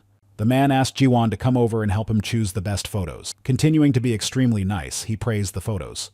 It seems that the photographer liked one of the pictures and decided to ask him for his opinion. Jiwan praised his excellent work and said that the photo really turned out great. The man called himself one of the best in the industry. Although Jivan's face was still smiling, in his mind he was only laughing at the photographer. The pictures turned out great only because of his charm. Not noticing his duplicity, the man continued. He was interested in which photo he could insert into the article. In response, Jiwan asked what the headline would be to find the right shot. The photographer thought for a few minutes. As a result, he came up with something like a new generation savior who would be Mary's pleasure. Jivan liked the title. He only offered to post the article after he had taken the top spot on the list of new hunters. The photographer was also fascinated by such a dramatic idea and suggested taking a couple more pictures and other concepts. He asked Jivan to step aside to take a few photos from a long distance. Suddenly, the man shouted loudly for him to stop. Jivan did not understand why he needed to, so he continued to walk away. In fact, at that moment, an unsuspecting Haesong was walking right behind him. He was looking the other way and did not notice the approach. Only at the last moment did Jivan realize why the photographer was yelling and turn around to see what was happening behind him. There was no time and space to avoid a collision, so they both fell to the floor with a loud thud. Jivan's eyes went black from the unexpected blow. Trying to regain consciousness, he could only see a blurry face asking if he was okay. Jiwan shook his head and could no longer keep the mask of friendliness on his face. He could not believe that someone had dared to confront him. Then he realized that there was a strange atmosphere around him. It seemed that the people around him could not believe their eyes. Some of them were blushing. The photographer also kept looking at them strangely, but he kept taking pictures automatically. The atmosphere around them seemed impossibly romantic, and Jiwan looked up and realized what position he was in. He was lying in Heeson's arms. He was gently holding his head. The two main beauties of this year's exam, just an oil painting. Heesung, on the other hand, didn't seem to feel the strange atmosphere, and further straining it, asked Jiwan if he was bruised. At the time, he was only disgusted. He didn't want to believe that he was being photographed with such a freak. He could change the genre. But Haesong did not realize this, so he simply offered to heal Jiwan, or just apologize. He got up abruptly and began to shake himself off as if he had fallen on some dirt and not into Heeson's hands. His face expressed an indescribable anger, the reason for which Haesong could not understand either. In general, Jiwan seemed to him as strange as possible. And then it seemed to hit him. He offered to pay the dry cleaning bill with all his goodwill, and he held out his cell phone to give me the number. But Jivan's reaction was nothing less than aggressive. He knocked the phone out of his hands with all his might. In absolute silence, the device flew several meters across the floor and stopped with a completely cracked screen. Jivan turned on the stupid as if nothing had happened. He excused himself by saying that his hand had accidentally trembled. He picked up the phone and handed it to Heisen. He said he would send money for the repairs later. Also, while handing over the broken device, Jiwan leaned close to Haesong's face and asked him to fulfill a small request. He was annoyed to share all the attention of the crowd and the press with someone, so with a cold expression on his face, he ordered him to disappear. Jiwan also thought that the phrase dry cleaning bill didn't fit Haesong either. He thought his clothes were a pitiful humanitarian effort. Just for fun, Jiwan put his hand on Haesong's shoulder and added with a smile that he didn't want to see someone like him anymore. Finally, he turned around and waved goodbye, still smiling. Haesong simply nodded in response. His face expressed only coldness. He had succeeded in ruining his mood. He didn't want to be humiliated by anyone again, so Haesong loudly called out to Jiwan, who was already walking away. A purple aura began to appear around him. He thought he was talking too much with his black mouth. He didn't know where Haesong's clothes actually came from. It was given to him by Seonghwa, and if he could withstand all the insults to himself, it was a very bad idea to involve his sister. Just burning with anger, Haisen demanded that Jiwan apologize. To him, he was just a miserable bastard. The crowd was buzzing around. No one understood how such a nice atmosphere turned into a fight in a matter of minutes. Jiwan himself was the most surprised. Haesong continued to stare dumbfoundedly into his eyes. He was more serious than ever. But Jivan's shitty temper and incredible pride also made themselves felt. He had already recovered from the shock and was smiling nastily. He opened his mouth to hurl some nasty words at Haisen again, but he was interrupted by the sound from the speakers. The organizers loudly announced the start of the first test. Everyone had to gather around the force measurement device. Candidates rushed in a wide stream in the direction indicated, discussing the fight between Jiwan and Haesong. Most were on the side of the former. In fact, their argument had not yet settled, and now Jivan was offering to make a bet with him. Heeson was getting more and more annoyed with his arrogant behavior. He didn't even want to see him, let alone make any deals. He tried to quickly analyze Jivan's capability. He was not just a healer, he also had the skills of a knight. It looked suspicious. Smiling cheerfully, Jivan continued. The bet had the following conditions. If Haesong's score was lower than his, then he lost. If they were higher, he won. And the loser also had to pay 10 million won to the winner. Of course, if Jiwan loses, he will pay and apologize. But you could see it in his face. He was very confident of victory. He even said that being poor is not a sin. Haesong's phone ended the recording. The bet was up to them. Haeson was confident. He pointed to the audio recording of the conditions and said that they could not be changed. After a short period of time, the measurement began, and everyone took turns approaching the device. Maria, who was watching the evaluation of the participants, noticed that Jivan had never had so much airtime before. It was surprising. She was pretty sure that he was only E rank when they first met, but now his strength was at the level of B rank. Jivan was smiling, thinking that she was interested in him, but Maria was only concerned that without access to the dungeons, such growth was impossible. She decided to ask Gu Gongyi's opinion. He also came to look at the newcomers and possibly invite someone to join his guild. He could not give her any precise answer because his own sense of the ether was much lower than hers. Therefore, he did not feel anything strange. The answer did not satisfy her. Maria had already realized that lately he had been avoiding any conversations with her. She was even more worried about the rumors that Jiwan had been frequenting their guild's research lab. She had nothing against excursions there or outside opinions to develop research, but she was afraid that he might try some methods on himself. Maria looked at Gu Gongyi with suspicion. He probably had a hand in Jiwan's sudden increase in airtime. Gradually, most candidates began to drop out due to lack of strength, but Jiwan was just teasing Haesong to get his non-existent money ready.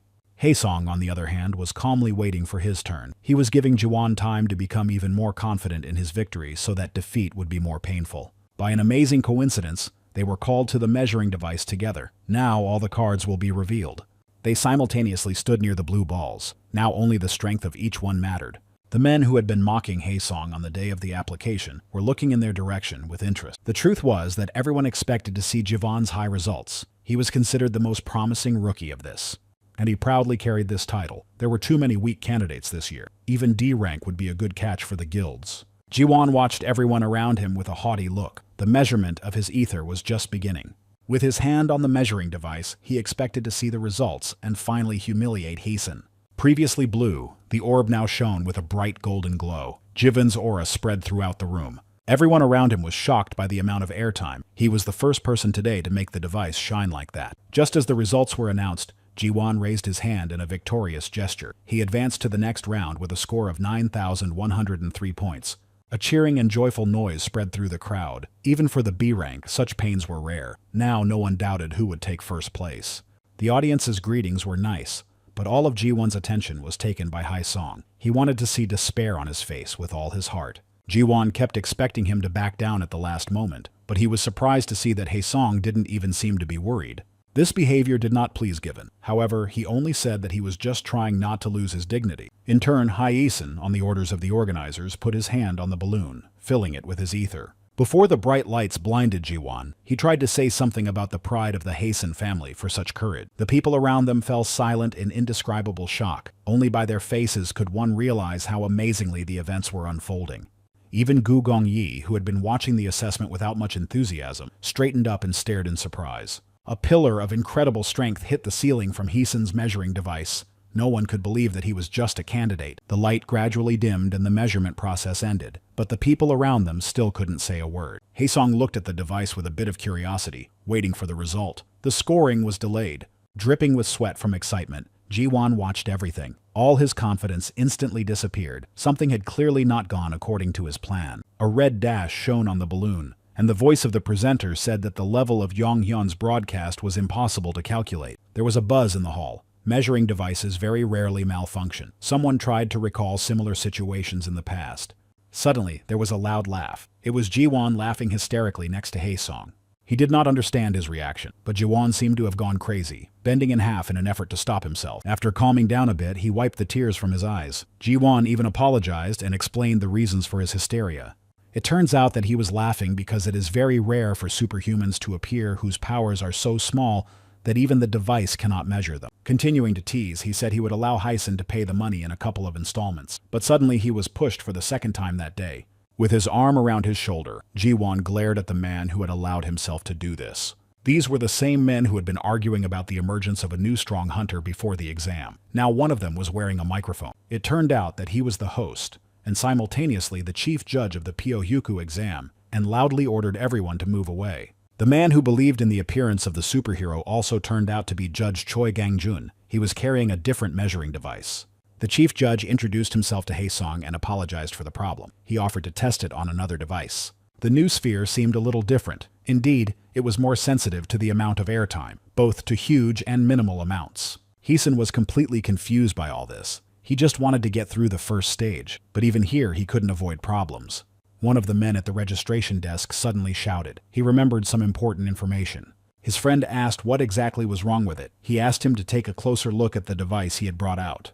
The golden orb was actually a high-quality golden core, which was used on bosses in high-level dungeons. This incredibly valuable artifact was used to measure the amount of ether in monsters. For those who have it, it is almost immense. Meanwhile, Pyohyuku admitted that he did not expect to meet such a strong airwaves at this year's selection. Maria watched the results announcement on the balcony with bated breath. So far, only one hunter had been tested with a cannonball, and today it was able to measure strength as well. The chief judge announced Haesung's result with a smile. Everyone was waiting for the verdict. He passed the test with a score of 100,000 points. The next second, Hyson shuddered at the roar of voices cheering the new strongest newcomer, the undisputed star of this year's competition. All the journalists instantly jumped to their feet. They had a new target. Korea had a S-ranked hunter for the first time in several years. The only one who did not share the general mood was Ji-won. People ran past him without noticing him at all. Now he was an empty space. People with microphones and millions of questions were attacking Hyson. He was not happy about this prospect at all. He was terrified. He will definitely have nightmares about this day at night. It was easier to survive in the dungeons than here. Unable to think of anything better than to run away, Hyson used a poisonous move without hesitation and disappeared from the most active journalists in a purple vortex. Only when he emerged from the human ring could he breathe out. It seemed to him that everyone wanted to strangle him. He turned around and saw Ji-won standing alone nearby. They had some unfinished business. So he approached him to finally clarify the situation with their bet. Ji-won was whispering something, and it was hard for Hyesung to understand, so he asked what he was saying. Ji-won's tightly clenched fist trembled, and his nails dug into his palm until they bled. He tried to force the words out again. Hyson was getting tired of it. He ordered me to speak louder again. Before that, Ji-won had no problem with spouting off. It was impossible to hear what he was muttering, and for the third time, Hyson tried to get clear words out of it. Now Ji-won was trembling all over his body. His lips were pressed white and the veins in his neck bulged with anger. Still, he managed to squeeze out an apology. He definitely wasn't sorry, but it was progress.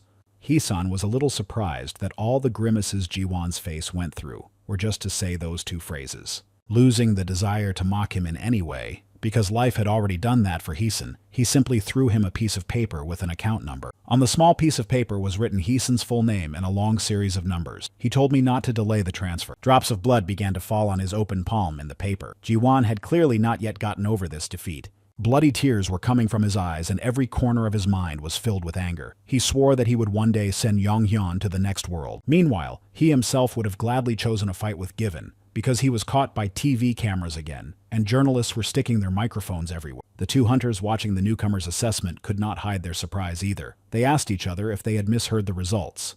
The first had rather long silver hair with blue tips. He belonged to the Bishop's Guild and was Ga Han-chang's deputy.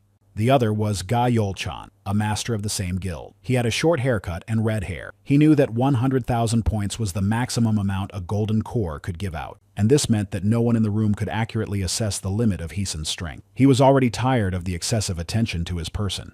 Meanwhile, Ga Han-chang and Ga Yol-chan continued their conversation. Of course, their main goal as managers of the Bishop's Guild was to lure him to their side. They were especially motivated by the fact that many promising candidates were taken off their tray in the last exam, so this year they had no right to miss Hyun. Ga Yol-chan even cringed at the memory of the failures of that year, so he ordered his deputy not to even mention the incident. His eyes shifted to Gu Gongyi, who was standing not far away, their main rival, the Glory Guild, but their heads seemed to be completely knocked out by what he saw. His hand was gripping the rail of the observation balcony until it crisped. The metal tube crumpled under his palm. He thought Hyson was just a common upstart and a fool, but he turned out to be not just strong, he was a real monster.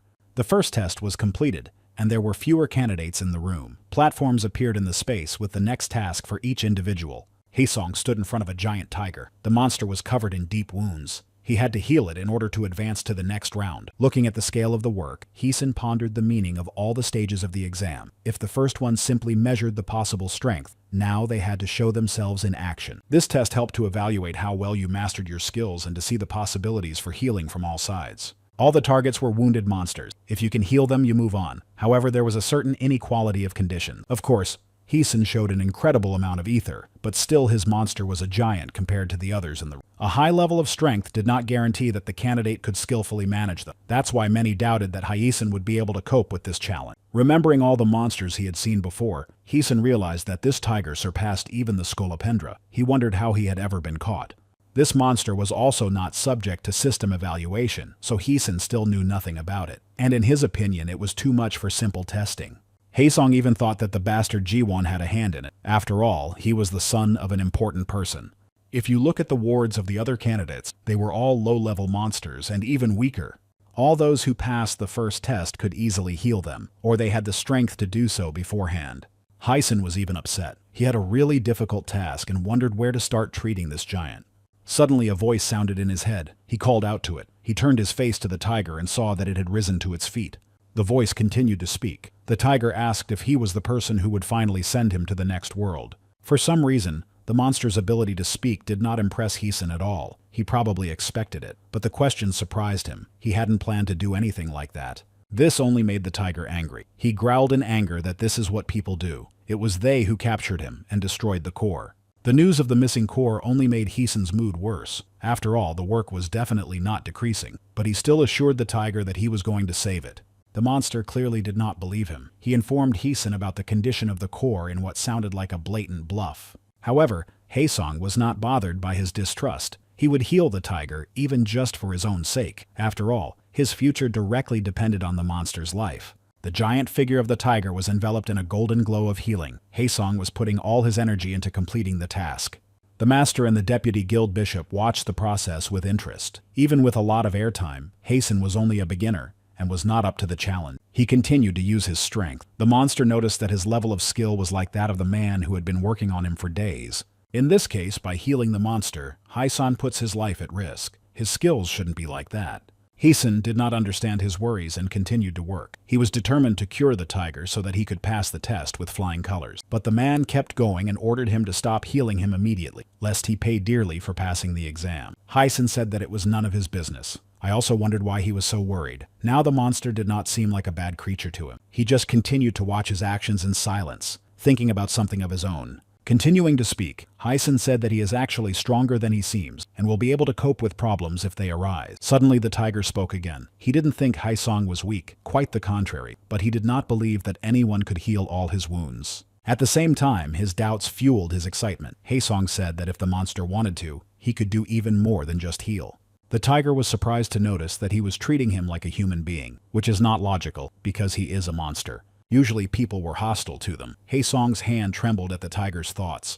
It was hard to say anything. That's why Haeson started talking too. Monsters are hated for a reason. They have sent many people to the next world. Unfortunately, this is no different from the way people treat each other. Suddenly his eyes darted toward the balcony to observe. Gugong Yi was standing on it, staring straight ahead in the direction of Haesong. He was rubbing his chin thoughtfully and frowning more and more. Focusing on healing again, Haeson noticed with a smile that some monsters could even save a person. Rory hovered invisibly above him. In a couple of minutes, he was completely done. He even boasted that he added a small bonus to the healing. Tiger surprised Haeson again and again. Now he was talking about some bonuses. Even healing would be enough. It turns out that Haeson unnoticeably loosened the shackles on the monster's body. He only wanted to try it, but it worked. The tiger's misunderstanding grew. After all, Haesong was only a healer, and he had managed to work with chains, but he was not going to reveal all his cards. Haesong only whispered with a smile to the monster to run away when the time was right. He just replied that it was the first time he had ever met someone as stupid as him. Haesong said he would take it as a compliment. During the test, the tiger gained his trust. He said that only one woman had ever earned such an attitude from him. So the tiger decided to tell Haesong the truth about who he really was. He was not a monster, but what people call a spirit. Imperial Tiger, the spirit guardian of the great world of spirits. He asked me what Haesong's name was. He introduced himself and proudly announced that he was going to become the strongest hunter in the world. The guardian spirit liked his name. He also said that he was giving him a part of his life. Haesong thanked him for his great trust. He called him a big guy with a smile. The tiger was surprised that an ordinary person allowed himself to be called that, yet few people are so bold. Haesong just explained that Imperial Tiger was too long a name, but he was really a giant, so he was just a big guy. Putting her paw to the spirit's face, she admitted that she would have to get used to Haesong's performances, but now it was time to say goodbye. The judge was just announcing the results of the second stage. Tiger sincerely said that he was looking forward to the next meeting. Haesong passed this part of the exam with flying colors, and now he proudly held one hand above his head in a victorious gesture. Meanwhile, Yu Ji-won tried to fulfill his task while quarreling over what the world was standing on. His ether could not even take the form of a ball, let alone heal someone. He kept trying to somehow influence the monster's body, but nothing happened. Although, with the points he had gained earlier, he should not have failed. Looking at the timer, one of the test administrators addressed him. The man was trying to find the right words. And the essence of them was that Ji-won had used up all the time allotted for the task, and there was no point in continuing. As expected, this statement only made him angry. He assured me that he needed only a minute to heal his ward. Now the loudspeakers were calling out to all the participants. Time was up, and they had to move away from their monsters. Not realizing where he was, Jivan turned his aggression on the owner of the voice on the microphone. No one dared to order him to do anything. Pyo Hyuku calmly walked to the front, continuing to contemplate the results of the participants. His eyes turned to Ji-won. In response to his attacks, he only said that the check should be carried out for everyone in equal conditions, regardless of status. Pyo Hyuku also noted that President Gu himself proclaimed such instructions, and is Ji-won going to deny the truth of the words of the head of the association? But he was only getting more heated. Now he was demanding that Pyo Hyuk name his department because his father was far more influential than anyone else. Realizing that nothing could be pushed into Ji-won's spoiled head, Hyoku ordered another judge, Ganjun, to take him out of the room. The man rushed to fulfill the request with gusto. He also did not want everyone's mood to be spoiled by this incident. Without hesitation or warning, he grabbed Jivan by the arms and dragged him to the exit. He tried to resist, shouting loud curses at him. Of course, Ganjun was much stronger and easily lifted Ji-won into the air and asked him not to flail around so as not to accidentally hurt himself. Pyo Hyoku continued to watch the process. Ji-won was asked to calm down and return to his seat. His body was obviously not doing well. Blood was flowing from his nose in a thin stream. He was suffering from ether depletion. That is, excessive consumption led to a lack of it in the body. Ji-won did not even notice that his nose was bleeding, and Ganjun asked the Chief Justice if he should take the participant to the medical center. But Ji-won himself continued to protest, trying to finish the task as he thought he could. Haesong was just passing by Pyo Hyuku from behind. He was interested in the screaming, so he came over from his seat to see what was going on. And how joyful was his surprise when he saw none other than the scoundrel Yu Ji-won fighting hysterically in front of him. He was still being held by Ganjun, and when he saw Haesong's smiling face, Ji-won got even angrier and started to make fists. He thought that he was whispering something into Pyo Hyuk's ear, but in fact, Haesong was saying a silent message to Ji-won. In short, he was telling him to go to hell, hoping that Ji-won could read his lips. However, Haesong could not resist and burst into tears with wild laughter. It's not every day that an opponent who boasted of his strength can't even handle the task. Judging by Ji-won's face at that moment, only Gangjun was separating him from the bloody massacre of Haesong. Ji-won kept screaming about revenge and Haesong didn't care. He could barely calm down. His mood was over the moon. Much later, after the final exam was over, Pyo Hyuku knocked on the office of the vice president of the Hunters Association. When he heard the knock, he ordered us to come in. He was sitting at his desk and was clearly not in the best of moods. His desk was in complete chaos. Some of the papers were spoiled and scattered all over the surface, while others were crumpled into garbage. When he addressed the Chief Justice, he sounded like he was making a complaint. Yu In-won's son, Yu Ji-won, has been promoted to the E rank today. Seemingly not feeling the tension of the atmosphere, Pyo Hyuku calmly said that of course, at the first stage, his performance was high. And yet he completely failed the practical part. A bundle of papers flew into his face. The Supreme Court judge behaved with dignity. Yu In-won confidently stated that it was Pyo Hyuk who prevented his son from passing the second test. Ji-won told him everything. He also dutifully listened to everything that came out of the vice president's mouth. At that moment, the Chief Justice thought of President Hugh. Today, he missed him very much. Yu In-won was getting hotter and hotter. He was angry that people of lesser status were going against him. He also did not forget to accuse Pyo Hyoku of breaking the golden core because it cost a lot of money. In response, he said that he was only acting in accordance with the current regulations, but the vice president was clearly not interested in the rules. After all, the priceless core had now stopped working after Haesong's inspection. He could not believe it. This time, the Chief Justice said that he had no excuses and just wanted to understand what actions to take with the core. However, Yu Inwan did not care. Since the golden core was no longer working, it was none of his business what happened to it, even if they make holes and go bowling. Pyo Hyuk-ku realized that he had nothing else to do here, so he simply agreed with the vice president's words. Meanwhile, in front of 100 cameras, Maria was awarding Heesun with a licensed hunter's badge. She sincerely congratulated him on his S rank. Having received the award and a lot of wishes, he was finally able to escape from the ubiquitous TV crews and enjoy his work. All of his expectations were met, and now Heesun had only one outstanding question. Although Jiwon deservedly received the E rank, still, the amount of his airtime was very suspicious. It did not correspond to his true capabilities. Opening the door to the courtyard, Heesun decided not to bother with theories. It was a pity it was such a waste of airtime. He lowered his head and sighed. It had been a stressful day, and finally there would be peace. But an unusually loud noise came from outside. One of the reporters was the first to notice him, and shamelessly pointed out the victim to the entire television army. Watching the avalanche of monsters with microphones and cameras rushing towards him, Heesun only wondered what the hell was going on. Some people carried placards in his honor. Everywhere there were exclamations like a new angel of mercy, the Messiah, Savior, and so on.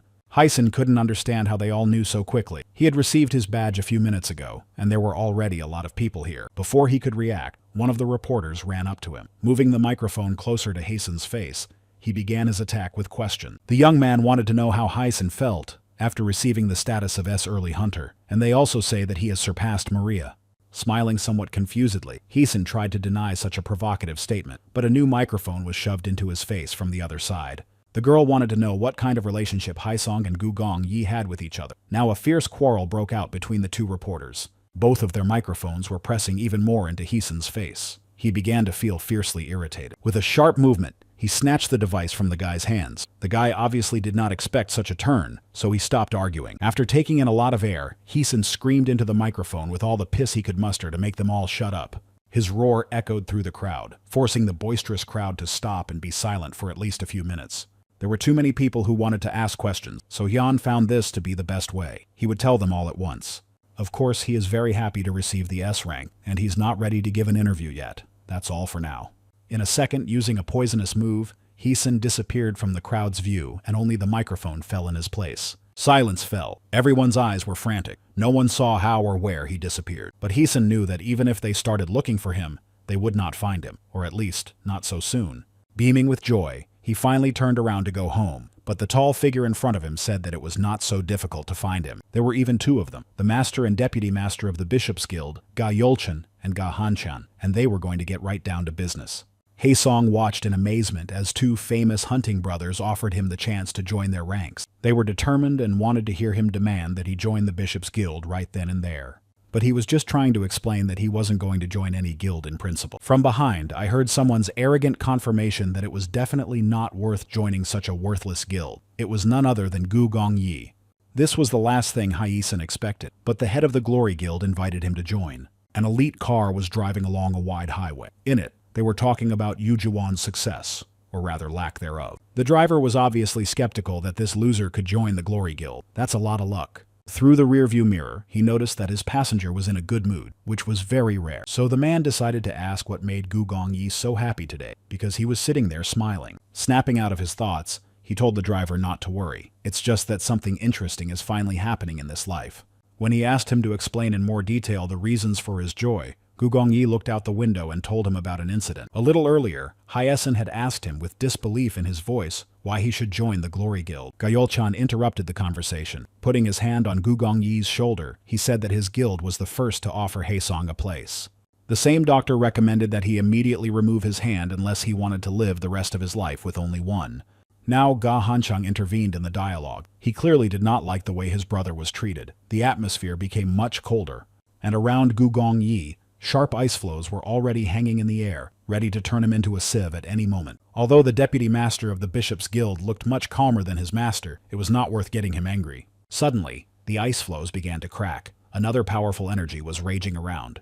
The two brothers watched gloomily as the ice crumbled under their feet. Of course, it was Gu Gongyi. The energy danced around with emerald flames, easily destroying all dangers. This massacre did not scare Ga Hanchang at all. He merely remarked that if Maria were here, she would certainly destroy all the threatening ice. The verbal barb worked, and Gugong Yi, advising him to keep his mouth shut, rushed to attack. A mass of ice flows formed around him again. The emerald energy crashed into the enemy and covered him with a bang.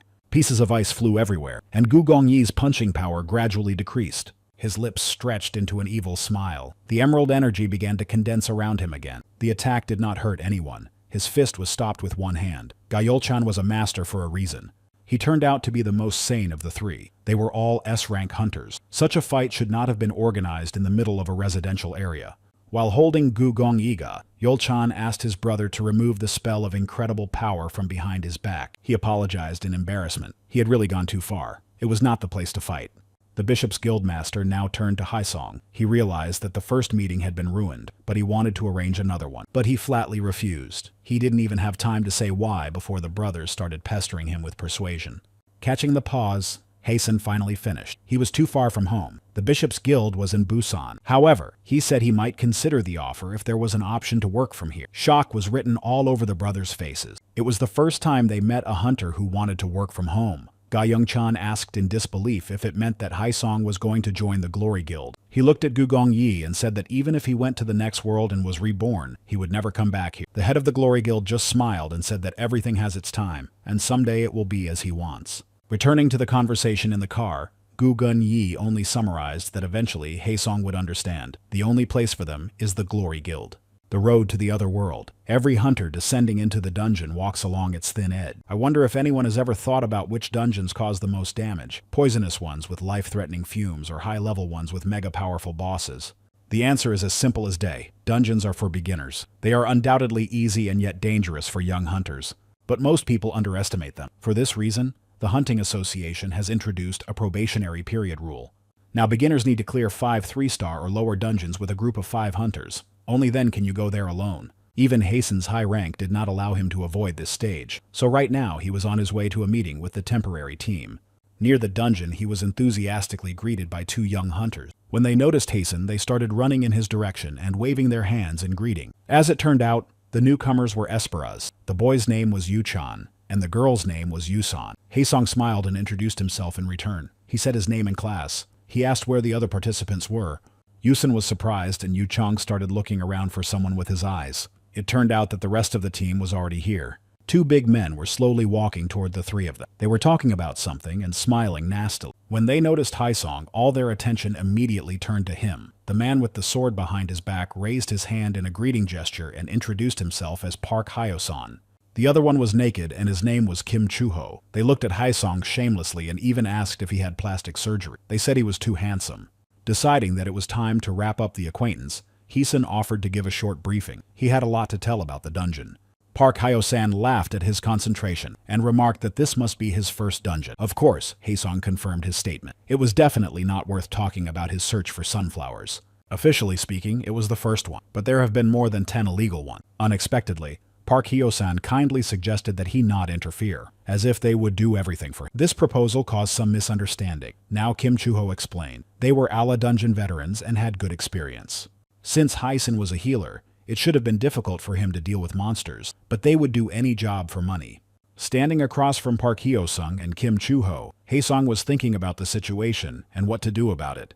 Rather coldly, he decided to ask what would happen if he refused their offer. Park Hyo-san's gaze also stopped radiating friendliness, and he repeated the question after Hasten as if savoring it. But suddenly they started smiling again. Their goal was only to help the novice hunters, and there was nothing wrong with that. As it turned out, Yusen and Yu-chan had already paid them, so Haisen shouldn't have refused. They wouldn't let him down either. Pretending to think about the proposal, he looked at the information from the system. Both were knights of the D rank. If you really have experience, this dungeon was a piece of cake. They have access to guilds, but they clear dungeons cheaply. All of these facts showed that their intentions were complete nonsense. Most likely they were not doing well. Obviously, they were kicked out of their own guilds, and now these 2 are just ordinary ragamuffins. It's a little scary to go alone, so they take money from newcomers. But there was something else that bothered Haesen, offering his far from perfect S-rank plan. Either they are stupid or they have some trick up their sleeve. Perhaps they didn't take him seriously, and he didn't want to find out what they were up to. But if they crossed the line, Haesen would simply send them to the next world. Meanwhile, smiling happily, he followed them through the gate. Already in the dungeon, they were met by monsters. As expected, the weakest ones. A large nutria, physically rank E, difficulty of the 1st level. And strangely enough, Park Hyo-san and Kim Chu-ho, being much stronger, easily cut the creatures. They said that they were too bored here and wanted to meet stronger monsters, because these ones didn't even fight back properly. Hyson was just watching this whole extravaganza of power from the sideline. He didn't understand why they were doing so much against such opponents. In fact, it was a well-crafted performance. Park Hyo-san and Kim Chu-ho looked like they were doing their best to do their job. However, in the moment, they deliberately allowed one monster to escape in the direction of Hyson and the other newcomers. A big gut feeling was creeping up on him when he thought that all these actions were just for the sake of money. Hyson was sincerely pissed off by all this, but nothing critical had happened yet, so with a sigh he used the technique of movement. Now he was right in front of the attacker. He would not be harmed, but Yu Chang and Yusun would have been hurt if they had been in his place. A second later, the creature was already lying at his feet, and Hyson was holding the Exa in his hands. This game was beginning to take a dangerous turn. As he withdrew his weapon, he noticed how enthusiastically Yu-chan and Yusun watched Park Hyo-san and Chu-ho work.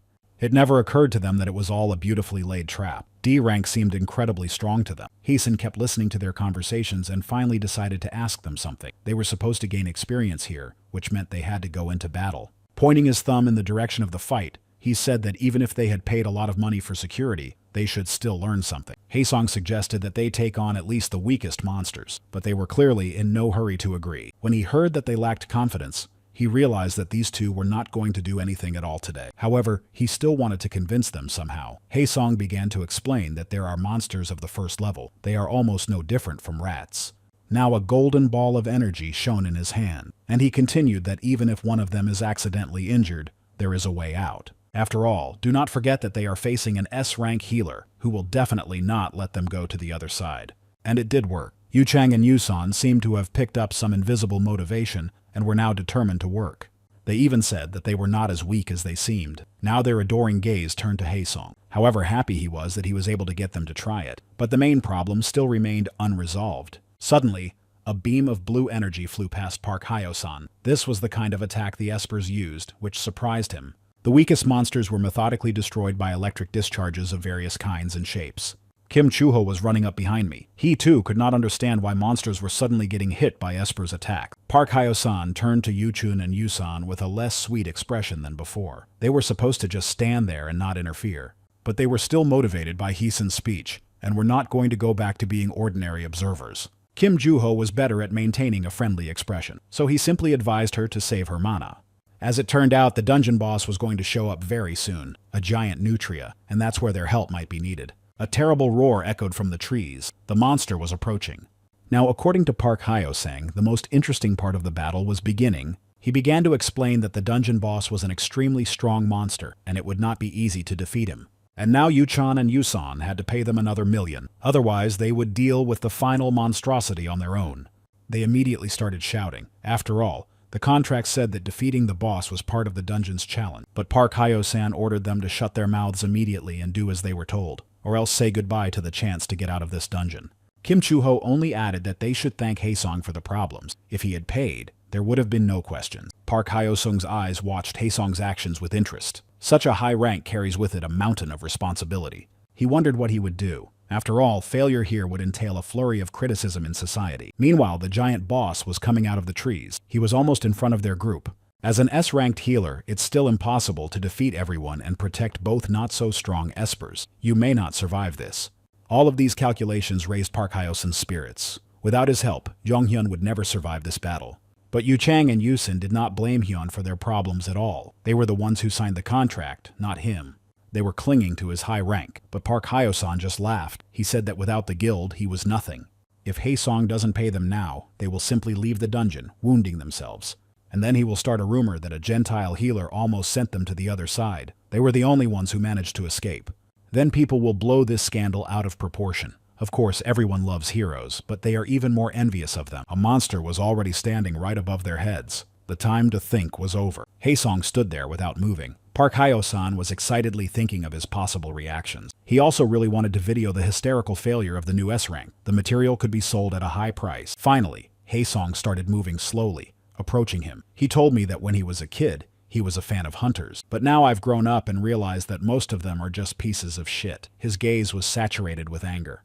Kim Ju-ho and Park Hyo-sung were being pushed to the ground by an incredible force. Haesong continued to explain that he was waiting for them to reveal their plan, In an attempt to do something, Park Hyo-san threatened to tell the TV crews, but his words were meaningless. Now it was Haesong's turn to tell the story. On the day of the exam, Gu Gongyi taught a fool a good lesson.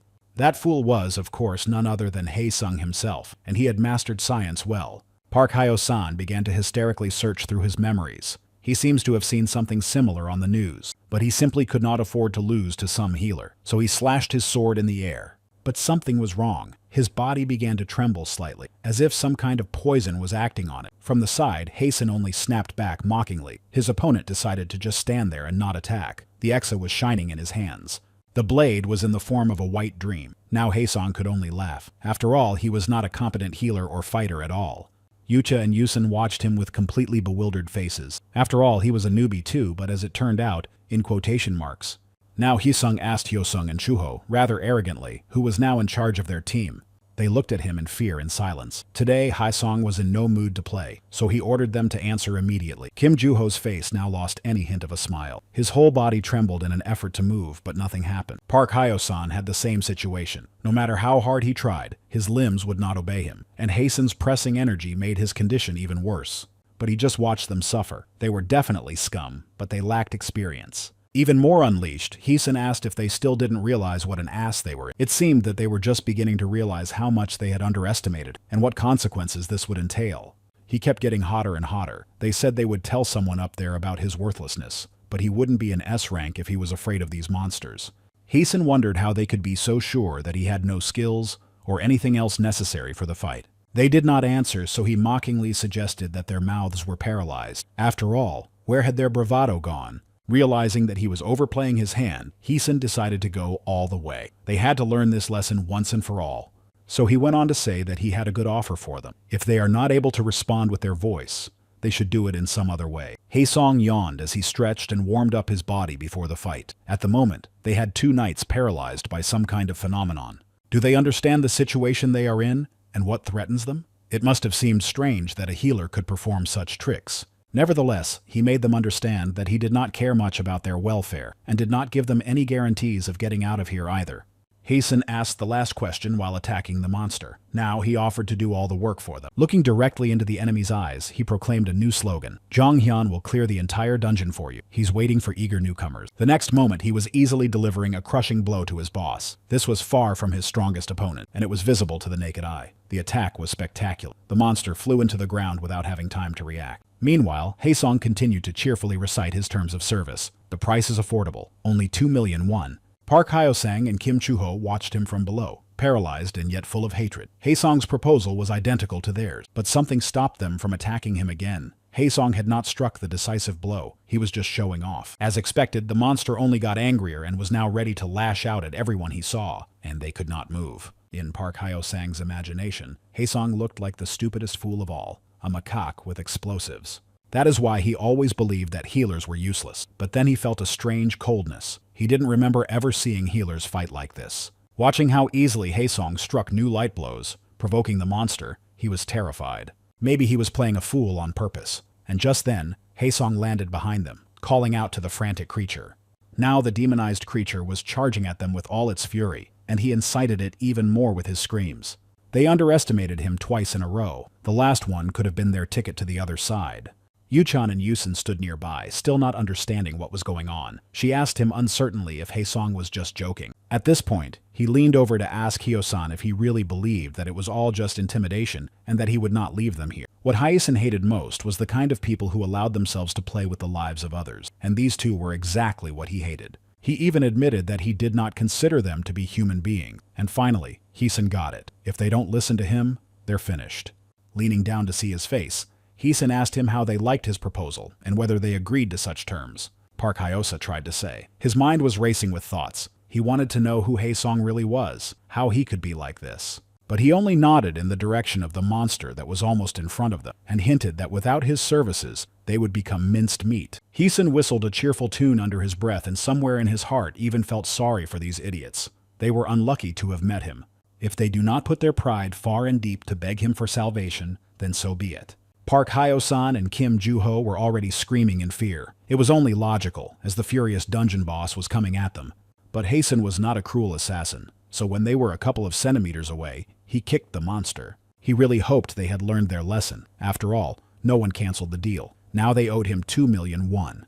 Hyunsang stared at him with glassy eyes, still in shock. Though he was scared out of his wits, he noticed the strength. This time the attack was not for fun. The giant nutria was sent flying by the furious attack. And again, Yuchan and Yusan stood there as if watching some fantastic events. That's what they thought. Perhaps if Haesong were a new knight of S rank, such blows could be explained. The only problem was that he was a healer. Using a poisonous step, he caught up with the creature in flight. His adrenaline was raging. In all his previous battles with bosses, he had only brought them to a state of exhaustion. But now Haesong was officially here and could see it through. There was no point in holding back now. An Exa instantly materialized in his hand. Still, it was a bit boring. Compared to Scolopendra or even goblins, this rat was stronger. The victory came with a single blow. The blade easily sliced through the monster without any resistance. The carcass of the huge nutria fell to the ground with a loud thud on both sides of the observers. Analyzing this brief encounter, Haesong could not believe that someone had the audacity to call Haesong a healer.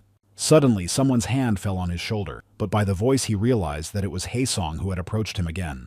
He said he had hope, and they drew good conclusions from this fight. He also removed the paralysis, and he reminded me to send money to the account. Kim Chuho tried to move with uncertainty. With each passing minute, he was gaining control of his body. Realizing that he was now in control of himself, he was again flooded with anger and was about to lash out at Haesong. Hyosan's voice demanded that he leave him alone. Chuho looked at his friend with incomprehension. He couldn't understand how they could let Haesan go and transfer money. He was the one who ruined everything for them. But Hyosan just barked at him to calm down. He clearly realized that they could not win, so there was no point in fighting. The noise of their quarrel made even Haesan turn his head to see what was going on. Park Hyosan said he would never take on such work again, and Kim Juho followed him around in circles. It was like a couple having a fight. Now it was Yu Chang who caught Haesan's attention. He seemed to have something important to say. Yusen was hovering next to him. Their eyes shone like those of fans who have seen an idol. They were amazed at Haesong's strength and the fact that he did not brag about it. He was a little uncomfortable listening to all the praise in his honor. After all, they are all hunters. And now he was being hailed as a hero here too. However, he decided not to dwell on it and asked them not to take it personally. Any sane person would do the same. Sometime later, Yuchan and Yusan looked at their phone screens awkwardly. There was a transfer of funds, 1,000,000 won each. They asked Haesan if he was sure of his actions. After all, it was money from Hyosan and Juho, but he just said that it was theirs to begin with. Yusan tried to object. They hadn't done anything useful, and Haesong had saved their lives, so he didn't have to pay them back. But he nevertheless assured them that the whole situation was correct, and that if they really wanted to thank him, they should simply keep all these events secret. Yuchang and Yusan looked at him with admiration. It was a bit unusual for Haesong, but he had to get used to it. Smiling happily, he assured them once again that he did not need money. He had many ways to earn it. Yuchan was the first to give up. He just sighed and realized that no matter how hard they tried, they would not be able to convince him to take the money for himself. The man finally settled down. Haesong was glad that he didn't have to explain anything anymore, and now they could go back to the dungeon in peace. However, as it turned out, Yuchan retreated to offer something else. He could not let their savior go with nothing. So Yuchan asked Haesong to accept the business card. He calmly held out his hand to take it. It wasn't money after all. Haesong looked at the piece of paper with interest. The name of the corporation was printed on it in large letters. Umbrella. There was also an emblem, a wheel of different colors with a mechanism around the edges. Haesong was familiar with the name and logo. Not understanding why Yuchang had given him this business card, he wondered how wealthy the firm was. To clarify, he asked him to look at the name of the director. It was Du Isu. Then Hyesan remembered the moment he met Yusen and Yuchang and their surnames. They both had Du. At the time, he thought it was just a coincidence. But now the thought was overwhelming. Haesong looked at Yuchang in disbelief and began to ask questions about Du Yi's identity. And as Haesan had already guessed, he was their father. They also proudly told him that if he needed help, he had a place to turn. Now Haesong understood why they so easily asked him to keep the money. Their family was very rich. The conversation from a few minutes ago flashed before his eyes. Recalling his remarks one by one, Haesong felt like falling through the ground. It also mentioned his S rank, and that 1,000,000 won is almost invisible to him. That's why he wanted to leave them that money. Only God knew how ashamed he was now. Shame and nothing more. How rich and influential he thought he was. With great effort in his voice, he told everyone to finally leave. Another minute, and they would have noticed the state of the man. After a while, Hyesan was sitting at home looking at the monster cores he had earned. There were 14 of them, but the level wanted to be better. Suddenly he wondered if his body could absorb more than just black cores extracted from poisonous monsters. The system replied that it had no bans on absorbing any kernels. For example, Black cores were not suitable for anyone but kernelers. This information made Heeson very happy. It meant that there was a reason for him to visit ordinary dungeons as well. The cores from this dungeon were extremely weak. They simply melted in his hands, and it was hard for Haesong to feel the change. Such a low efficiency was not good, and he did not have any other cores nearby. So, out of curiosity, he decided to check his status. The indicators have hardly changed. This was expected. The only thing that interested Haeson was a new skill. It was called communication. The system immediately provided an explanation. This technique allowed us to talk to monsters, but only with those who had a mind. It was a good skill, but he couldn't remember where he had learned it. Suddenly, Rory materialized in the air. It must have been because of him. And then he was able to talk to the Imperial Tiger because of this skill. He was interested in whether he was able to escape. But he had nothing to worry about. Heeson was worried that his progress was stalled by the lack of black cores. I probably should have gone to the poison dungeon. Black cores were rich in ether, but because of their toxicity, they could not be used by hunters. A lot of experiments were conducted on them, but all of them failed miserably without producing any positive results. Today, black cores have been recognized as slag. Only nucleomakers can safely absorb them and make progress quickly. In fact, very few hunters were engaged in absorbing cores. The efficiency was below 50%, and it was expensive. As paradoxical as it may sound, acquisition still yielded the best results. But hunters seemed to ignore this method. Heeson was very grateful to Dr. Jin for so much knowledge. After all, it was he who opened up all the roads to raising his level. Returning to reality, Heeson continued to be disturbed by his progress. Or rather, the lack of it. And the probationary period was also in the way. He thought of a golden core on which to measure his ultimate abilities. With it, he would quickly grow. But Heeson had no idea how to get something like that. Meanwhile, uninvited guests were approaching his house. As he continued to play with Rory, he heard someone knocking on their gate. Haesong was not expecting anyone, loudly asking who was there. He asked Rory to hide. After all, only a limited number of people knew about his existence.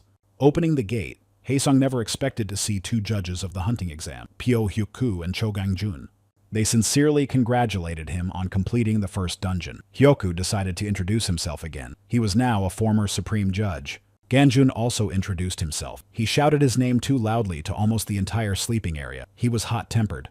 Haesong, surprised by this unexpected visit, shook Hyuk's hand and accepted congratulations on receiving the S rank. With irresistible curiosity, he asked what brought these two to his home. The answer sincerely impressed and even stung Haesong a little. After all, Pyo Hyoku calmly asked if he felt like he was stuck at the same level. He hit the nail on the head. Holding the gift package in his hands, Hyoku suggested that they talk and perhaps somehow resolve the situation. They brought tea and goodies, so now it was up to Haeson. Would he allow them to enter his house? The always serious Pyo Hyoku had the world's friendliest smile on his face. There were 3 cups of tea on the table. The cookies were placed on a plate in the middle. Haesong was a little embarrassed because his house was not a royal chorus, as is usually the case with high-ranking hunters. But Hyoku was quick to assure him that the house was actually very comfortable and nice. Even though it was an empty, flattering compliment, Haeson thanked him anyway. He doesn't often have guests. Formalities aside, he was eager to find out the true purpose of their visit. He could not believe that it was a simple tea party. Fully supporting him in this desire, Hyoku put his cup down on the table and apologized for dragging the topic out. We should have started right away. He was interested in Haeson's opinion on the active opening of new dungeons around the world. He replied that he was not interested in dungeons that did not concern him. Of course, he was thinking about his illegal adventures. To Haeson's surprise, Hyoku only remarked that this was a very common position. In any case, guilds and associations take on new ones. But a disturbing question hung in the air. After all, what would happen if even they failed to cope with the new monsters? Now, Haesong was looking at Hyoka with concern. He adjusted his glasses and continued. The news he heard was far from comforting. New gates to the dungeon were opening at a frantic pace. There was a fixation in the area of Suji-don. The opening also took place in Changshin-don, right in front of passers-by. And finally, in the Aim-don area, all of them appeared only yesterday. This was quite alarming.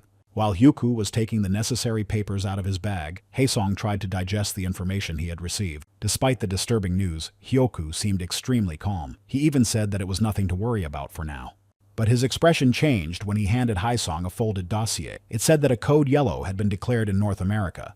Haesong understood the meaning of this code, and it did not mean anything good. In simple terms, it is a state of extreme danger. Due to emergency warnings, the yellow code ranked 3rd in terms of threat level. The double gates that formed in Gebendon and Gupadon were also code yellow. This means that their tragedy could have been repeated. Looking up from his papers, Haeson asked with concern how many people had been affected by the new discovery. But Hanjun was smiling, and Hyoku assured him that there were no injuries at the moment. However, Haesong could hardly believe that there were no casualties in a Code Yellow threat. It turned out that the situation there was somewhat different. The state of emergency was introduced not because of the threat, but because of the peculiarity of the case. After all, the monster came out of the dungeon.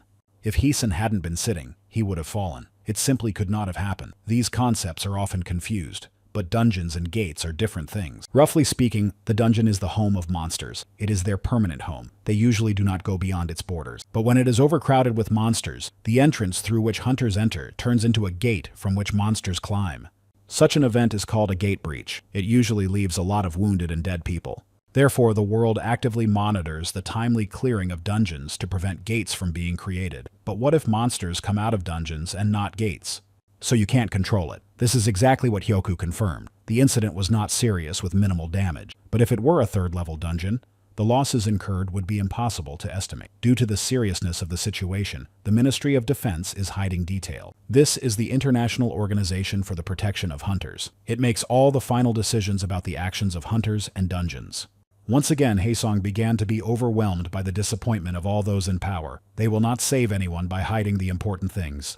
Clasping his hands on the table, Hyoku apologized to him and said that there were no facts to justify such actions. Looking over the material again, Haesong said that he fully realized how insignificant a role he played in the whole system. As it turned out, the association is now suffering from a terrible shortage of staff. There are more dungeons than they can handle, and soon monsters will start coming out of them. However, Hyoku received even more intriguing information. After the test, the Imperial Tiger was completely healed.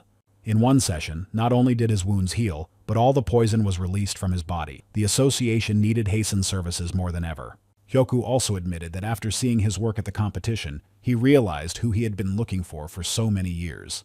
Haesong's limitless amount of airtime and suitable skills made him perfect, so he decided to find out everything he could about him, but he found nothing, and that makes him want to lure Haesong even more. Noticing that he does not join other guilds and seems not to be involved in other kinds of affairs, Hyoku suggested that he clean up poisonous dungeons. This was the first offer that Haesong did not reject immediately. He sincerely thought about it. After all, it was the perfect job for him.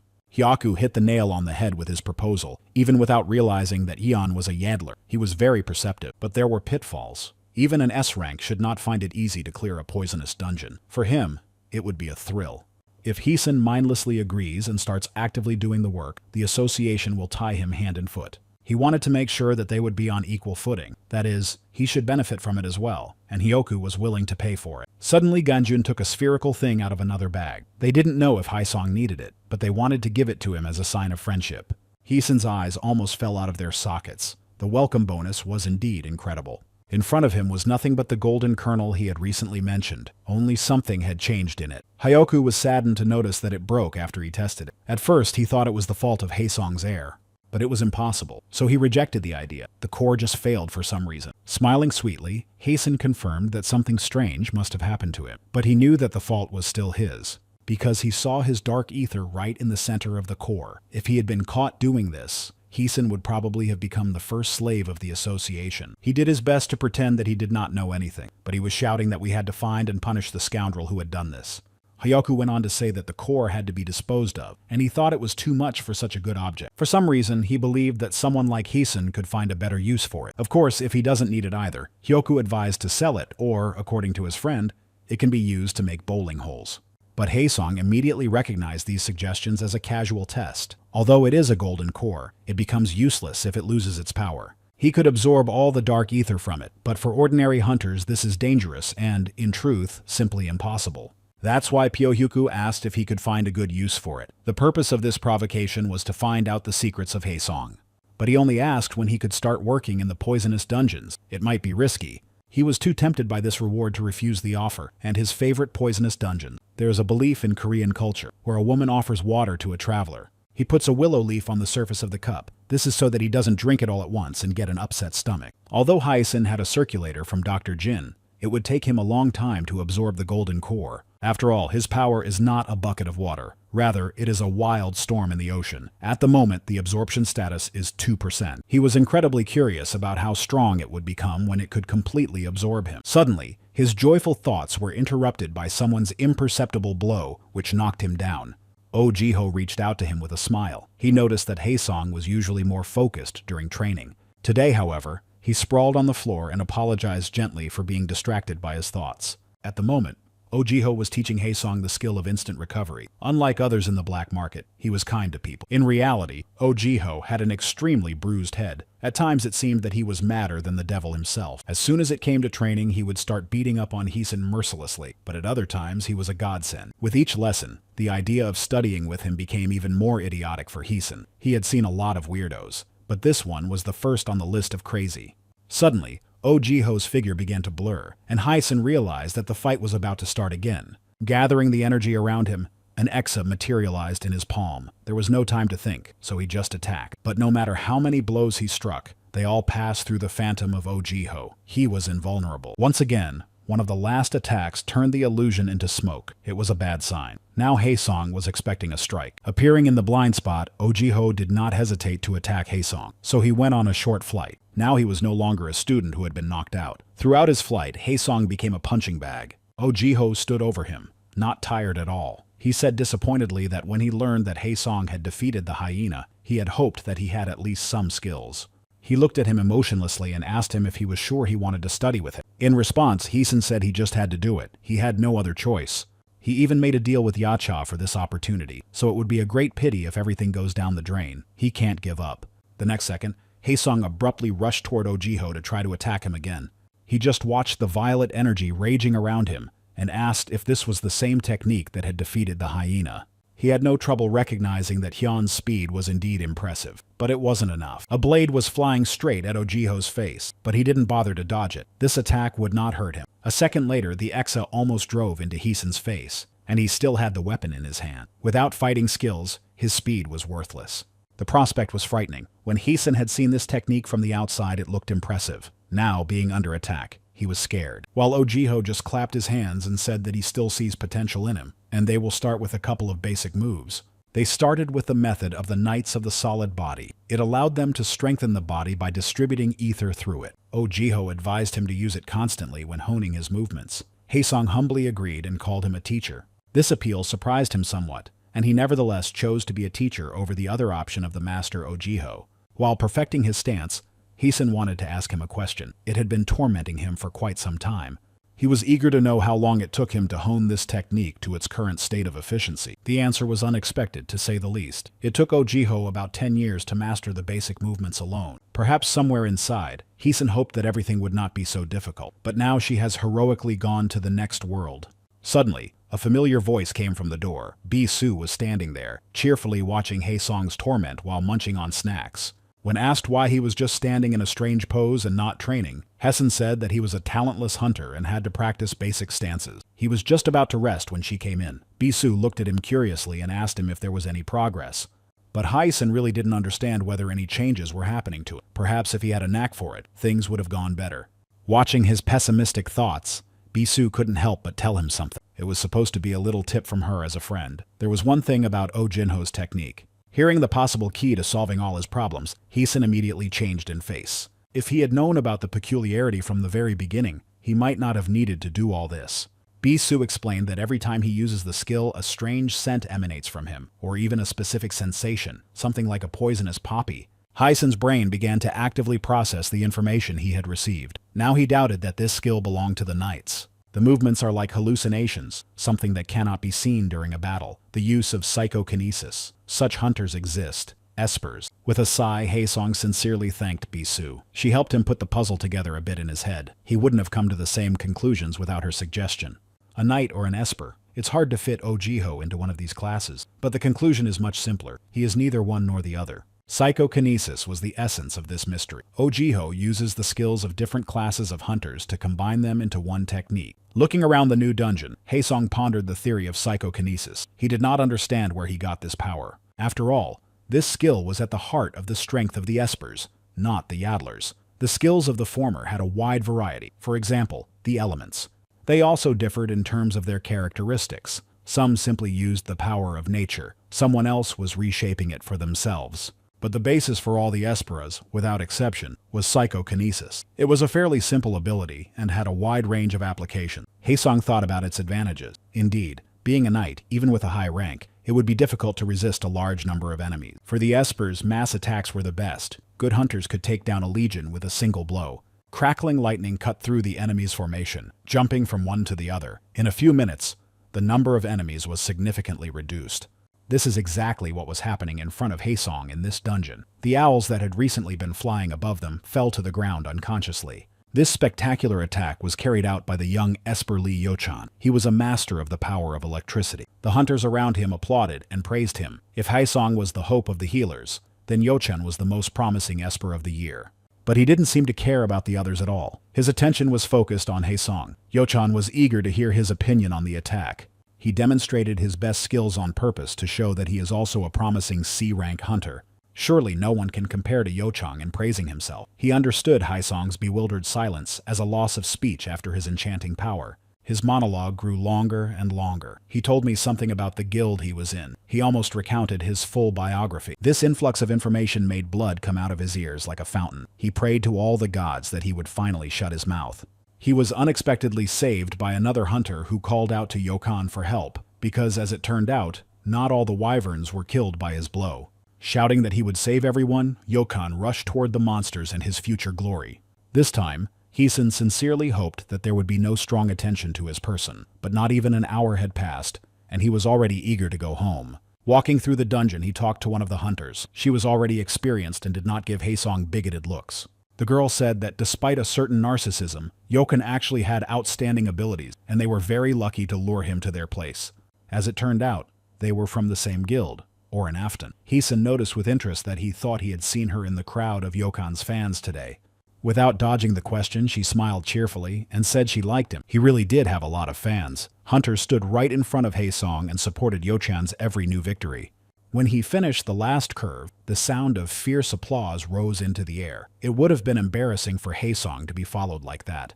But Yochan was simply delighted with the attention. With each new praise, his face began to shine even more. The air around him was electrified and lightning shimmered gently in his palms. He may have been showing off, but it was cute. Even Haesong was having fun watching. Yochan pissed him off when he bragged, but he did his job properly. Suddenly, the girl Heisen was talking to asked if he was free after the dungeon. They were going to celebrate the raid and invited him, but his entire schedule was jam-packed with training. Even this dungeon was a kind of vacation for Heisen.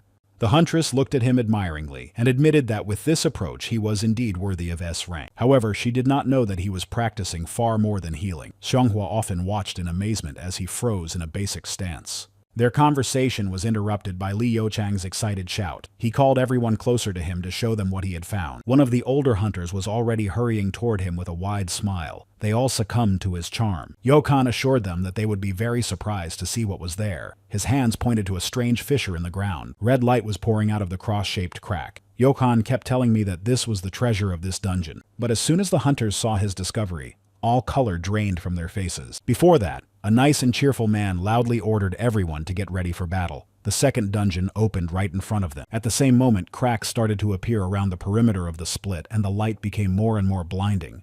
The same hunter abruptly ordered everyone to quickly leave the crumbling dungeon. The main priority is to protect Zhonghyun. One of the participants had already fallen through a hole in the ground. Yochan just froze in place. He did not realize at what point everything went wrong. He kept thinking that if he did nothing, everyone would just go to the next world. He had to save them. Without looking back at the older hunter who tried to take him away, he moved to the crack where one of their own had disappeared to save him.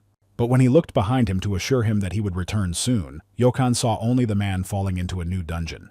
He was paralyzed again. He did not understand why they were all so unlucky. Yochan watched his comrades fall one by one. There was almost no solid surface around his feet. There were frightened screams of people everywhere, but there was nothing to do about it. Yochan was overwhelmed with guilt. It was he who suggested going to this dungeon. If only he had known that this would happen. He was snapped out of his daze by the harsh voice of Heeson. He was ordering him to get ready and start saving whoever he could. Almost everyone had already fallen into the new dungeon. They also had to go there to save the survivors of the fall. The next moment, Haesong jumped straight into the center of the abyss without hesitation. He was followed only by purple energy. Yochan only had time to shout his name, but he didn't hear him. He couldn't understand how Haesong had managed to get in. Staring into the growing hole, Yochan could not force his body to move. He was shackled by fear. The image of his guildmates who might still be alive down there came to mind. They needed his strength. Clenching her fist painfully, Yochan regained control of her body centimeter by centimeter. If Zhonghyun was able to jump in for the sake of the living, he wouldn't allow himself to just stand there. A second later, Yochan was already flying over the cliff. Losing his friends was worse. so he was able to catch up with Heesun on the flight. They needed a plan. He understood this too, because as only Yo-chan could hear him, Haesong began to explain. The good news was that everything was connected. He asked if Yo-chan could put a shield on the guild members. It was indeed possible, but it would not be possible to keep everyone safe. The one who fell first was already far enough away that the force could not reach him, and he could only cover 4 people. But that was more than enough for Haesong, and he assured Yo-chan of that. His eyes scanned the abyss in search of all the people. Yo-chan looked at him anxiously, but decided to ask him if he was going to leave the farthest hunter. Heesun sharply denied this theory. An Exa was approaching him at breakneck speed, changing shape.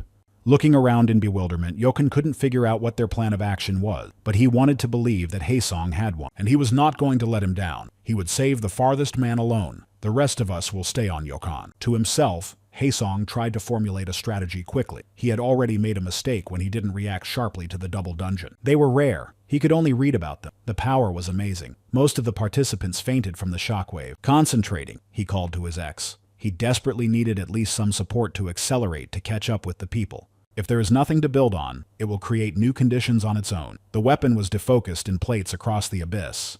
Standing on the resulting support, Heesun gathered his strength for a breakthrough. He only needs to save 2 people. This is an absolutely feasible task. He had no more room for error. It would cost them their lives. Having built a trajectory along the plates of the Exi, Heesun quickly rushed into the depths of the abyss to catch up with his targets. Every second he was getting closer to the 2 unconscious hunters flying straight down. The next moment there was no one where Yo-chan had seen them. His mind could not comprehend what he had seen. But before his eyes, Heesun reappeared, holding 2 people on his back. His speed was amazing. However, there was no time to realize that Heesun shouted to him that they were almost down and were about to land. Yo-chan was being whipped all over his body by strong gusts of wind. This clearly did not bode well for them. Suddenly, a terrible realization occurred to him, but there was no time to be afraid. They were taken to a completely different dungeon. Falling straight from the sky in another world, they were meteorically transported to Earth. After landing, Yo-chan ran anxiously and looked around for Heesun. When he finally found him, he froze in surprise. At first, he was worried that Haesong hadn't suffered significant injuries from the fall. But now, looking at him completely intact and without a single scratch, Yo-chan could not believe that he was definitely human. When he recovered, he asked if Haesong had seen the other members of the guild, because Yo-chan himself had landed too far away from everyone else. Shaking himself off, Heesun turned his head to the side, pointing to the guild members who were still out and would soon wake up. They were just a little bit shaken up, but even if someone has wounds, Heesun can easily heal them. Tears welled up in Yo-chan's eyes with joy. In a little while, he would become Young Heesung's most devoted fan. However, the time for a nice reunion of the guild family was clearly the most suitable. The inhabitants of the dungeon were approaching them. The system immediately identified the monsters. They were harpies, physically and generally B rank. The difficulty is of the 4th level. Suddenly, Yo-chan showed serious knowledge. He knew about the class of monsters without any additional information and said that the battle would not be easy. Heesun had slightly different calculations. Of course, there were a lot of monsters, and each of them was just 1 strike away. Meanwhile, Yo-chan was actively observing his facial expressions and drawing completely different conclusions. He thought that behind Heesun's stony expression, she was hiding her confusion after the fall, and now they were being attacked, so he had already chosen a plan of action. Turning to Heesun, Yo-chan thanked him for saving his friends. Now it was his turn to save everyone. He would deal with all the attackers on his own. Heesun was genuinely surprised by his behavior. He couldn't understand when he had gotten so worked up and why. Suddenly, behind them, someone's voice roared Li Yo-chang's name. It was definitely not a monster, but the tone was frightening, so he just couldn't help but turn around. In fact, the timbre was very familiar to him. It meant that the hunters had come to their senses. The whole team was already on their feet and holding their weapons at the ready. Their leader was smiling warmly and remarked that it was not good to take all the work for yourself. He also thanked Haesong for saving him, but now it was really their turn to defend him. Without showing it, Heesun was worried about them. No matter how you look at it, their team didn't look good. The leader ordered everyone to take up their positions, and Haesong decided to just watch for now. If something goes wrong, he will quickly intervene. A blue energy shone brightly around one of the hunters, and he asked everyone to move away a little. He was an Esper. He was about B rank and used massive destruction technique. His shining talismans froze in the faces of many harpies, and they looked at them fascinated. The next moment, the Esper clenched his fist and ordered the explosion. In fact, the enchanted scraps of paper carried a destructive power. The entire horizon was filled with fire. The simultaneous explosion of fire merged into one incomparable explosion. This man was really very strong. The whole team gathered around him to congratulate him on his good work. Suddenly, a shadow ran across the Esper's face. The smoke from the explosion began to dissipate, revealing a very disappointing picture. The man was horrified to find that the blow he had put all his energy into had done little or no good. The harpies were laughing with their toothy mouths. Now the monsters were on the offensive, and the Esper needed time to accumulate energy for a new attack. The other fighters came forward. Haesong sincerely believed that the hunter was strong, but he used all his strength for one blow that didn't work. The hunters were quite good at holding back the harpies as a team, but this was more due to experience than superiority in strength. However, they will not last that long. Still, hunters are human beings too. They hurt from wounds and sometimes just get tired. Now he was healing a rather serious wound of one of them, and continued to think about the prospects. Suddenly she asked him to run away. She knew they could not win, but he didn't seem to hear her. Only when he finished his work did he look toward the battle and say he had to help. Until then, he had only been watching from the sidelines, but they began to be traumatized. His task as a healer is to stop this from happening. The huntress looked in his direction, puzzled. She hoped he was joking about helping in the battle. Turning his face to her, Haeson asked her what exactly in his words seemed funny to her. The girl sighed and lowered her head and began to explain that they had lost this battle from the very beginning. He interrupted her and said that it was ridiculous to surrender without even trying, and if he had gone to fight them right away, victory would have been in his pocket. The girl shouted at him loudly to stop his arguments. Though her voice was strong, she sounded desperate. Haeson finally stopped talking and just waited calmly for her to finish her thought. But everything was clear as day. To her, he was just a healer. His high rank could not give him combat skills. With tears in her eyes, she continued to explain that now they needed someone of a fighting type, a knight or an esper, but definitely not a healer. In desperation, she even asked how Haesong was going to help them with their defeat. Constantly healing wounds is not the answer. Suddenly, she realized that this question was offensive, as if she despised healers, so she hastily apologized. However, Haeson supported her in her judgment. Healers usually relied on their team to act as support, but not him. His hand tightened its grip on the exa. Still, the final outcome probably depended on the person. The next moment, the blade weaved sharply toward the monsters, whistling and cutting through the air. The surprised hunters stopped for a moment when a purple arrow flew past them. The target of the weapon was a harpy that was about to attack exhausted people. Without stopping its flight, the exa tore the monster's wing and rushed to the others. The huntress, who a moment ago had been begging Haeson to get out of there before it was too late, now stared at him in surprise. However, he seems to have been dissatisfied with the effectiveness of the attack, as the weapon only killed 2 harpies. Promising that he would return soon, Haeson rushed to the attack. His movements could only be tracked by flashes of purple energy. The senior hunter in charge of the battle asked Yokon to confirm that it was not a dream. He just managed to squeeze out that it didn't look like an illusion. But then they didn't really understand how it was possible. Their healer was chopping down monsters here and there. While Haeson was dealing with some of them, other harpies tried to catch him off guard with an attack from the back, but any approach to him promised them only a quick end. Now all the carcasses just fell to the ground. Also lowering his altitude a bit, Haeson thought about how to change his strategy to deal with them as soon as possible. Cutting them down one by one was easy enough, but it was difficult because of the countless monsters. At this rate, he wouldn't make it home for dinner. He thought of Carol's poisonous rain. If only he had this technique, he could kill them all at once. His gaze settled on the axe. After a couple of seconds, he asked the weapon why it did not change shape at his request. Finally, the transformation began. Haesong needed something that could fill a lot of space and attack from long range. For example, something like a shotgun, which had already fully materialized in his hand. This was Exa's random destruction mode. Now Haeson was excitedly pointing his weapon at the harpy cloud. It was interesting to see how much the efficiency had increased. The next moment, poisonous shells began to shower the monsters, killing several dozen in a couple of minutes. Of course, it was hardly poisonous rain, but it was still a decent and really effective variation. The hunters, who hadn't yet come to terms with the fact that Haeson could fight and seemed to be better than them, now didn't understand where the weapon came from. But for some reason, even the shot harpies did not fall, so they decided that Haesong urgently needed their help. But he just smiled cheerfully and asked the hunters not to bother. They just had to wait. If it was an ordinary firearm, it would not have caused much damage. However, the bullets were filled with dark ether. The poison worked. Now the whole legion of monsters was exterminated in a matter of 5 minutes and without much effort. Haesong watched the results of the excellent work with joy. The transformation of the weapon greatly accelerated their victory. Suddenly his vision swam and his head began to explode with unbearable pain. Still, the shotgun needed more dark ether. When the world became static again, Haeson made a note to himself that he could no longer diverge so much. Suddenly he heard someone shouting his name, and the next second, the harpy that tried to attack him from behind was fried by lightning. In that state, Haesong could not have dodged it, so he sincerely thanked Yochan for his help. He was really strong and was not going to give up his position as the most promising esper. He was also quite easy to defeat monsters.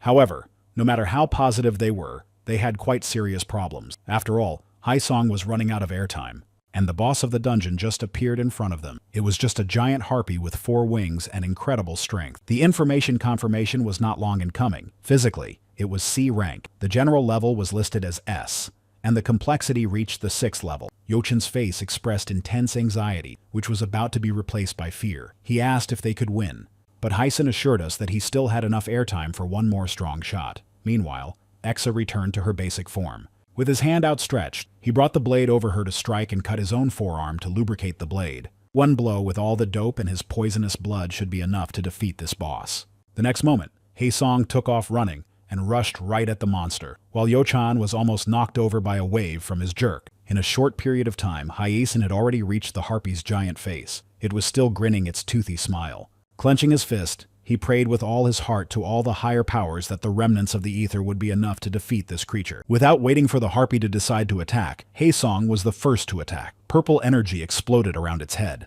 That time with the hyena, he had used a completely different method. Now Haesong knew that his very blood was filled with dark ether, and not having enough of it for techniques, he will simply make himself the most important weapon. After all, he is the poison. The association received a confidential report about an unusual case. During an expedition of the Orin Afton Guild, a second dungeon was discovered.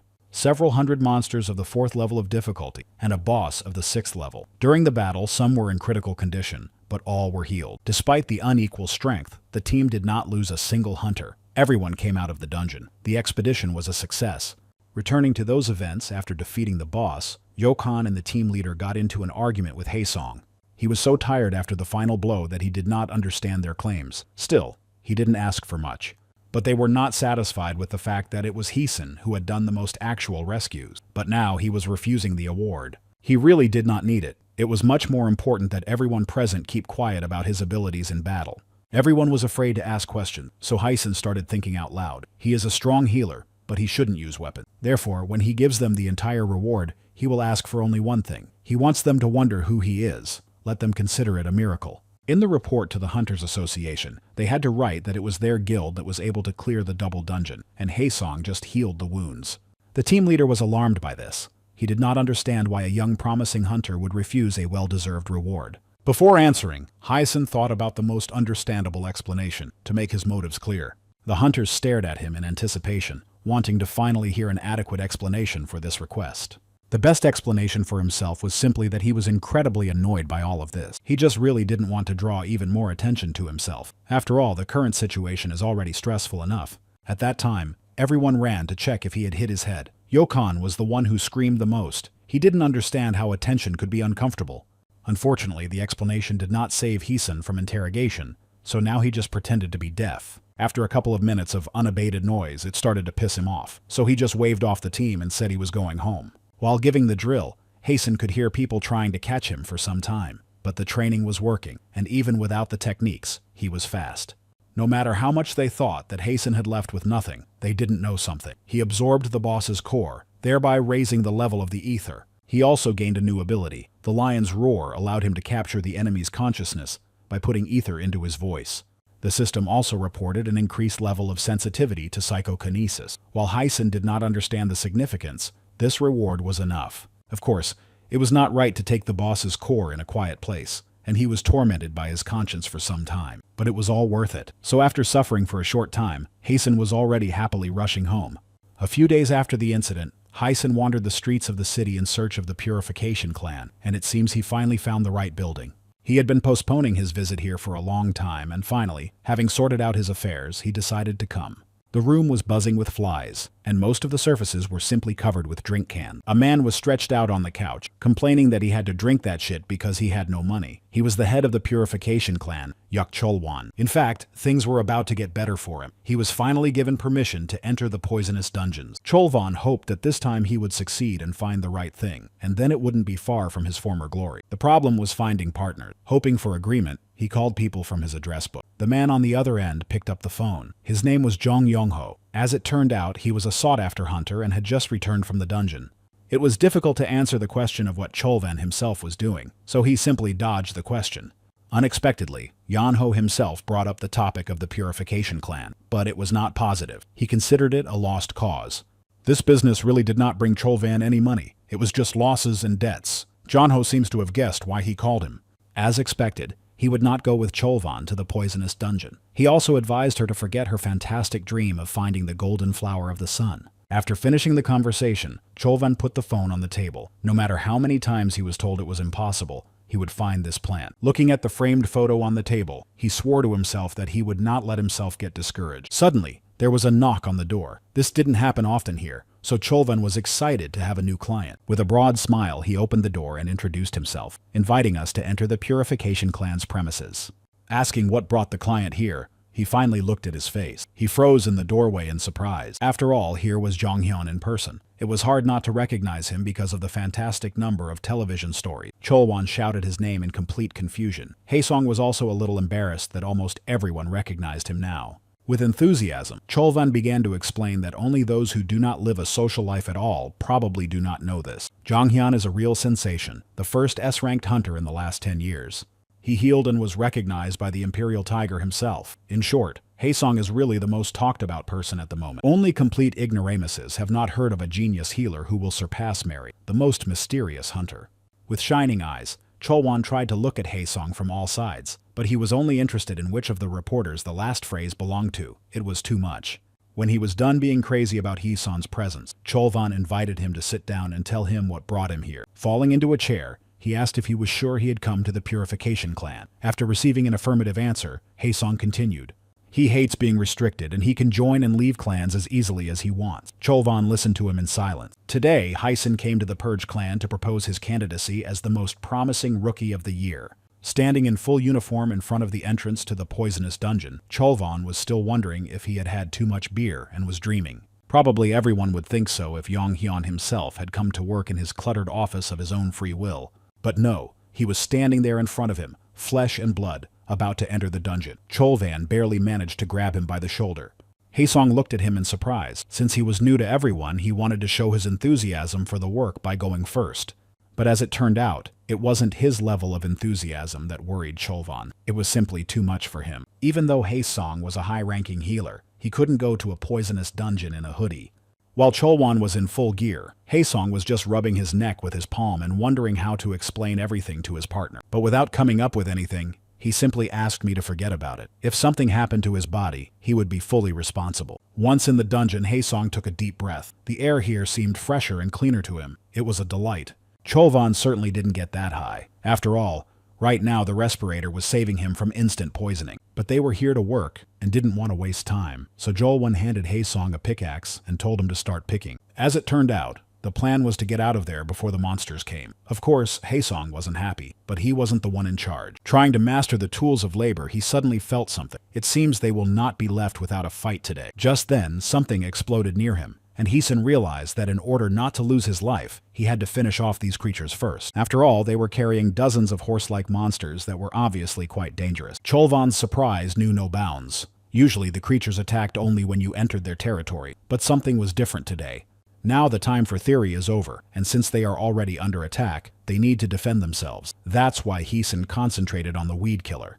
Every second the monsters were becoming more and more numerous. But he was 100% sure of one thing. The black market luring potion worked well. Opening his arms in a hug, Haesen watched with joy as the points for his experience were raining down on him. The first monster has just approached the leg to deflect the blade. The game begins. The instantly materialized Exa easily cut through the attackers, and Haesong just rejoiced in the new onslaught. Somewhere behind us, Cholvan called out in alarm. He was trying to warn us about the horse coming from the back.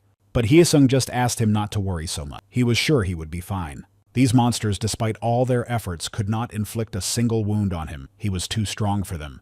Smiling cheerfully, Haesen said that he had already dealt with almost all of them, and that they would soon be able to start working again. Suddenly, two monsters flew past him at full speed. He would not have worried about himself, but today he had Cholvan with him. Cursing himself for his damnable overconfidence, Haesen warned him of the danger with a sharp cry and rushed to heal him. But what he saw surprised him a bit. Cholvan slammed the monster to the ground with his fist.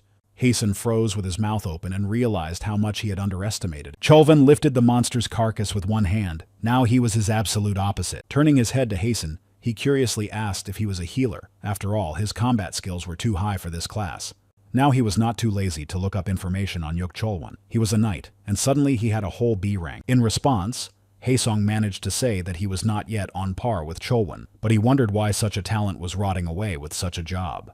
The tension dropped a bit, and they could finally continue collecting offal from the dungeon. No new monsters were visible yet. Cholwan decided to hold a small workshop to make the work go quickly and efficiently, but Haesong was staring off into the distance.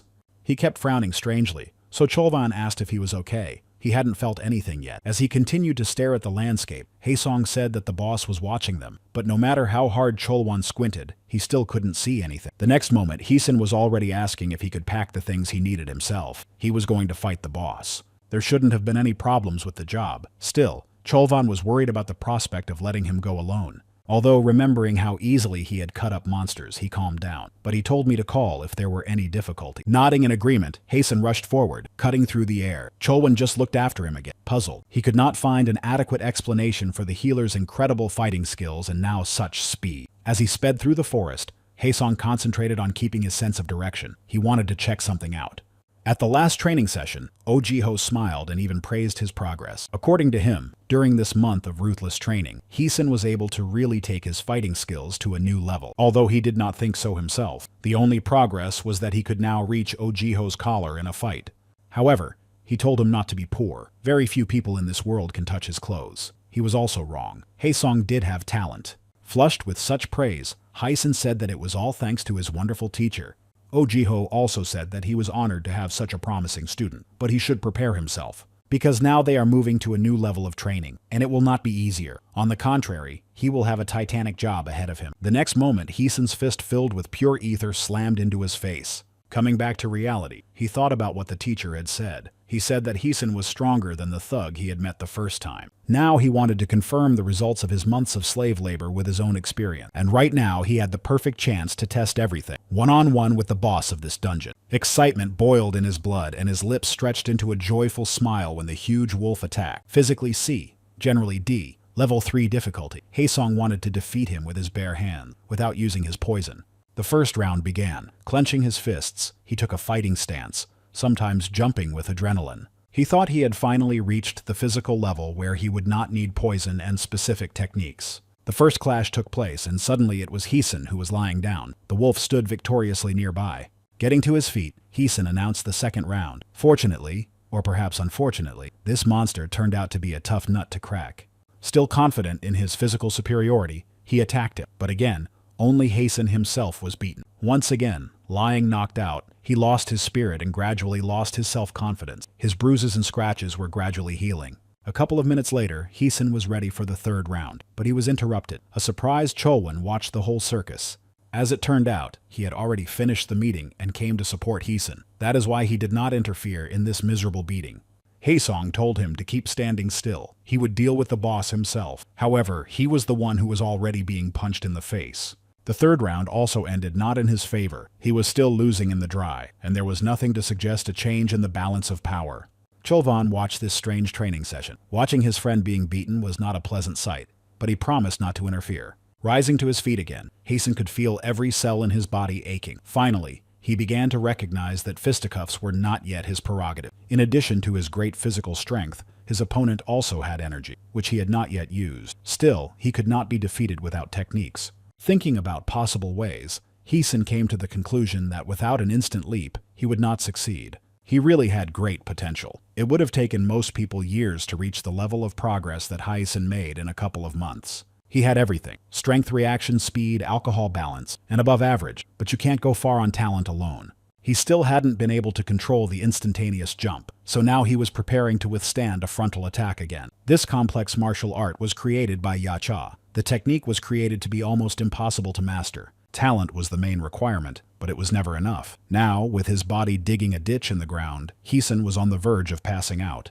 Cholwan crouched over him with concern. The healing was slowly restoring his body, but Haesong kept thinking that he was missing something, and something prevented him from mastering the technique. When he finally noticed Cholwan, he just sighed. After all, he could have gotten intoxicated because of the poison. Once again plunging into reflection, Haeson determined for himself that the essence of the instantaneous leap was more illusory than a combat technique. He still couldn't figure out if it was even possible to learn it without psychokinesis. Sure, nucleators could freely control their ether, but they weren't Esperians. And then he remembered something. Namely, the message from the system after absorbing the Harpy's core. His level of sensitivity to psychokinesis had increased since then. The boss of the dungeon was looking at him angrily again. Perhaps he shouldn't have flown in the sky like that during the battle. However, this mention seems to have brought him closer to solving the problem with the instantaneous jump. Perhaps this was the key. This technique was a truly terrifying martial art. Attempts to master it without understanding its essence led to severe consequences. Everyone who saw her froze in fear, and most often they never found the strength to regain control of their bodies. However, Ojiho was confident that Haesong would eventually master the instant step. After all, he was able to react to it, and this was the key indicator. It was not even the reaction that impressed him, but the fact that he was able to notice and comprehend it. And now he was able to go deeper into its basis. Yet this path will eventually lead him to the true secret of this technique. Only then will it obey him. Even now, having grasped the right thought, Heeson could feel his own ether spreading around him. He had just mastered this state. Therefore, it is not worth hoping for something fantastic. No matter how hard he concentrates, he can only get a weak and inaccurate reproduction of the instantaneous jump. Suddenly, the huge wolf seemed to go crazy. His roar must have echoed throughout the dungeon. The next moment, he was running at Haeson, who was trying to concentrate and shape the air around him. The terrified Cholvan only managed to shout his name, warning him of the danger. This blow seemed certain to knock the wind out of Haesong. It was much stronger than all the previous ones. The monster was tired of playing. Seeing the clash, Cholvan's mind flashed back to the memorized facts about the maximum use of the airwaves. The consequence was that he was sent to the other side. Satisfied with his final attack, the boss bared his sharp fangs in something resembling a smile. Behind the wolf, Heeson's voice came from behind him, telling the worried Cholvan not to worry. In the place where he had just been dealt a fatal blow, the purple ribbons were disintegrating energy, and he was standing on the other side, completely intact. Although the technique was far from perfect, the variation that Haesong is capable of now will be enough to defeat this monster. The rabid wolf was running in his direction again. He obviously did not like the fact that the last target was a mere illusion. Now Haesong had the hardest part to do. It doesn't matter how good your technique is if you can't hold it. As Ojinho said, everything starts with the basics. Once you start the equipment, you have to ensure that it continues to function during the fight. Everyone's favorite base. First of all, you need to ensure that your feet are free to move. However, they should still hold the stance firmly. The accuracy of aiming is not so important. In this case, it was necessary to combine all of its characteristics into one single homeostasis. When you feel each cell in yourself separately, but at the same time they all act as a single organism, this is the reverse reflection of power. You need to outsmart your opponent and counterattack to secure an advantage. The stronger the enemy attack, the stronger the instant jump, the stronger the instantaneous jump. Haesong froze in anticipation of the blow. His body was ready to accept his strength and transform it into his advantage. The next moment, the beast's giant paw crashed through the target. It was probably the end, because even healers do not survive direct attacks. Dark red blood poured out on the grass between the monster and Haesong. Cholwan watched with horror. Suddenly, Haesong shuddered and slowly moved away from the wolf. Cholwan could not believe his eyes. He had never seen anything like it before. It didn't matter what class of hunter Zhang Yan belonged to. Even if he were a knight, this simply could not happen. This technique was simply beyond comprehension. After all, the paw that was coming straight at Haeson immediately sank into the monster's chest. The first dungeon was successfully completed. Of course, there were some injuries, but as soon as Haesong realized the meaning of Ojiho's words, his mood soared. After the first sweep, both members of the clan enthusiastically went to conquer the next one. It was not easy to obtain permits to enter the poisonous dungeons, but they were greatly helped by Haesong's previous agreement with Pyohyuku. He did not yet understand whether he was a friend or an enemy, so he kept his eyes wide open so as not to get the leash of association around his neck. And so they were clearing the dungeon again. Suddenly, a happy Rory appeared on Heeson's shoulder, which surprised him greatly, but Cholvan didn't seem to care much about his appearance. He admired his charm. His friend's calm reaction reassured Heeson. However, he still looked at Rory sideways. He shouldn't have shown up so calmly. Cholvan had learned about him a little earlier, when he appeared out of thin air and tried to warn him about the approaching monsters. He almost killed him. Now they were just finishing collecting materials. There was no longer any danger around. Haeson sat down on a boulder and suggested taking a break. After all, they had done quite a bit of work this time. In fact, he had been tormented by one question for quite some time. He did not understand why a strong hunter like Cholvan had become a purifier. He seemed to deny his power. He chose this job because there are already enough average hunters like him. But Haesong did not believe this explanation. He was far from the weakest in rank, and Jolwan was clearly only targeting poison dungeons. It seemed as if he was desperately searching for something. It was this theory that Heeson now brought up for discussion.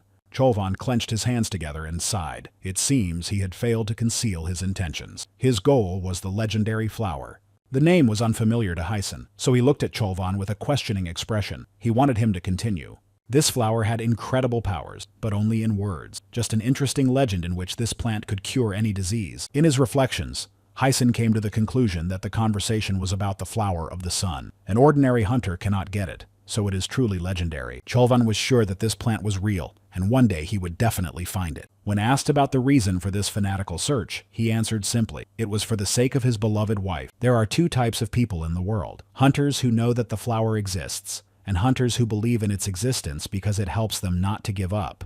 Now Cholwan was trying to justify himself a little guiltily because he hadn't told Haesong their real purpose for going down into the poisonous dungeons. He was clearly tormented by a sense of guilt. He was not one of those people who simply use others for profit. It was because of his zeal to find the fantastic flower that all the clan members left. And Jolwyn will understand if Haesong doesn't want to continue either. But he only clarified whether he was really looking for the sunflower. After all, Haesong had enough experience in finding it. It was not surprising that Cholvan had not yet found the plant. They grew only in the possessions of the bosses, and you have to pick the flower while it's still alive. Otherwise, it will wilt too. The shock on Cholvan's face was visible even through the gas mask.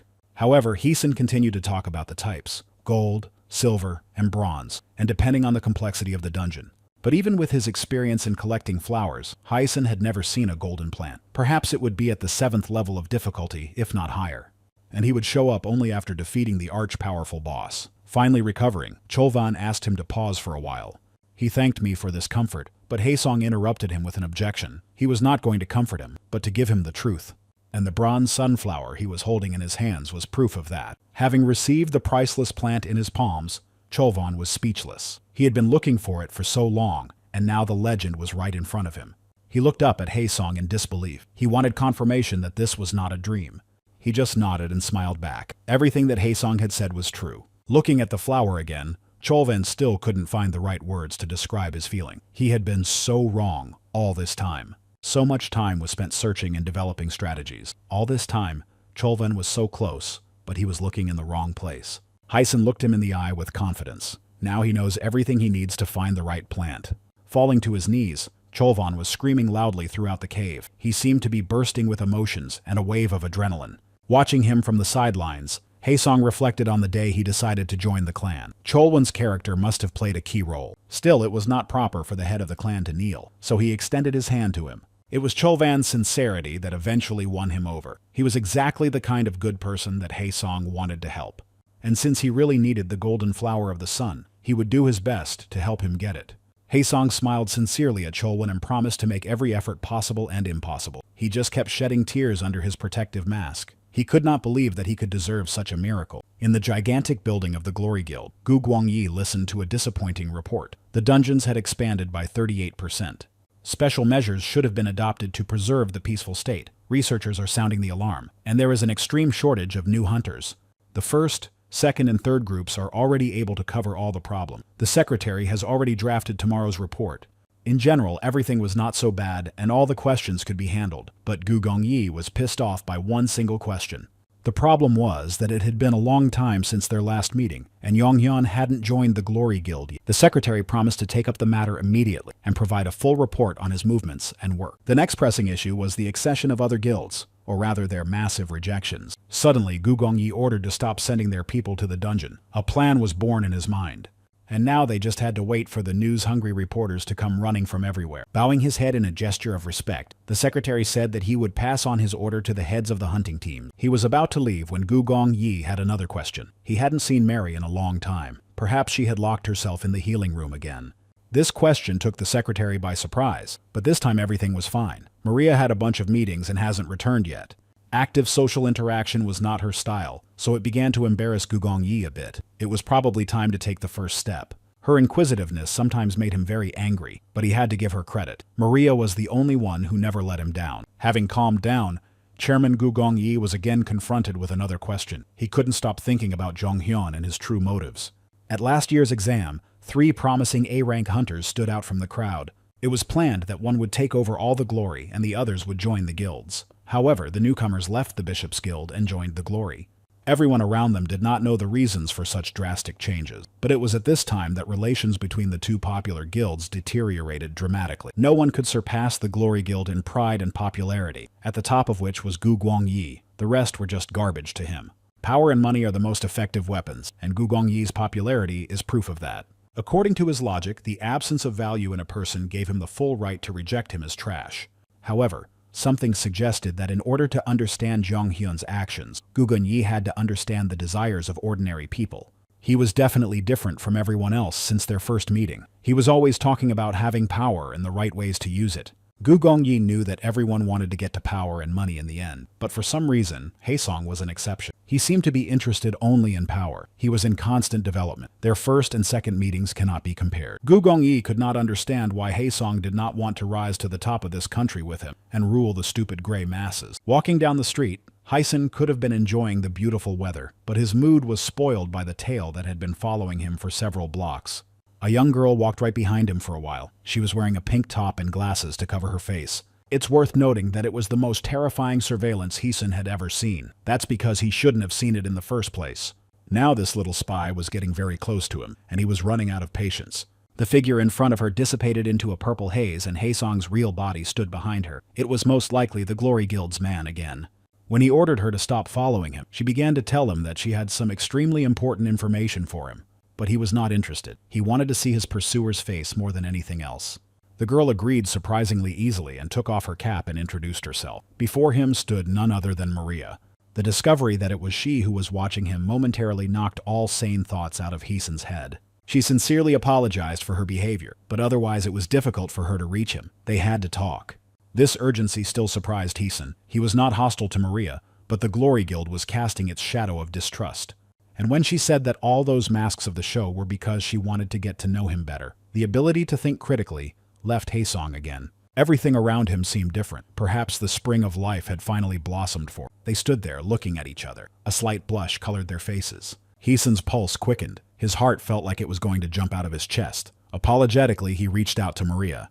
She looked away shyly when his palms rested on her shoulders and squeezed them lightly. Now Haesong called her name and their eyes met again. The magic of spring continued to work. And then the whole bubble of romantic atmosphere burst. After all, Haesong coldly and suspiciously asked me not to put words in his mouth. He really wanted to know why she was following him and what her real goal was. Maria looked like a child grabbed by a maniac. Sometime later, sitting in Gaebandan Park, they were talking peacefully. It turned out that the Imperial Tiger had managed to escape. Maria came to see Haesong because of this incident. After all, it was he who had cured him at the exam. In his mind, he was very happy for the tiger. However, Haesong still did not fully understand her motives. He asked without concealing his suspicion if they were going to put the blame on him.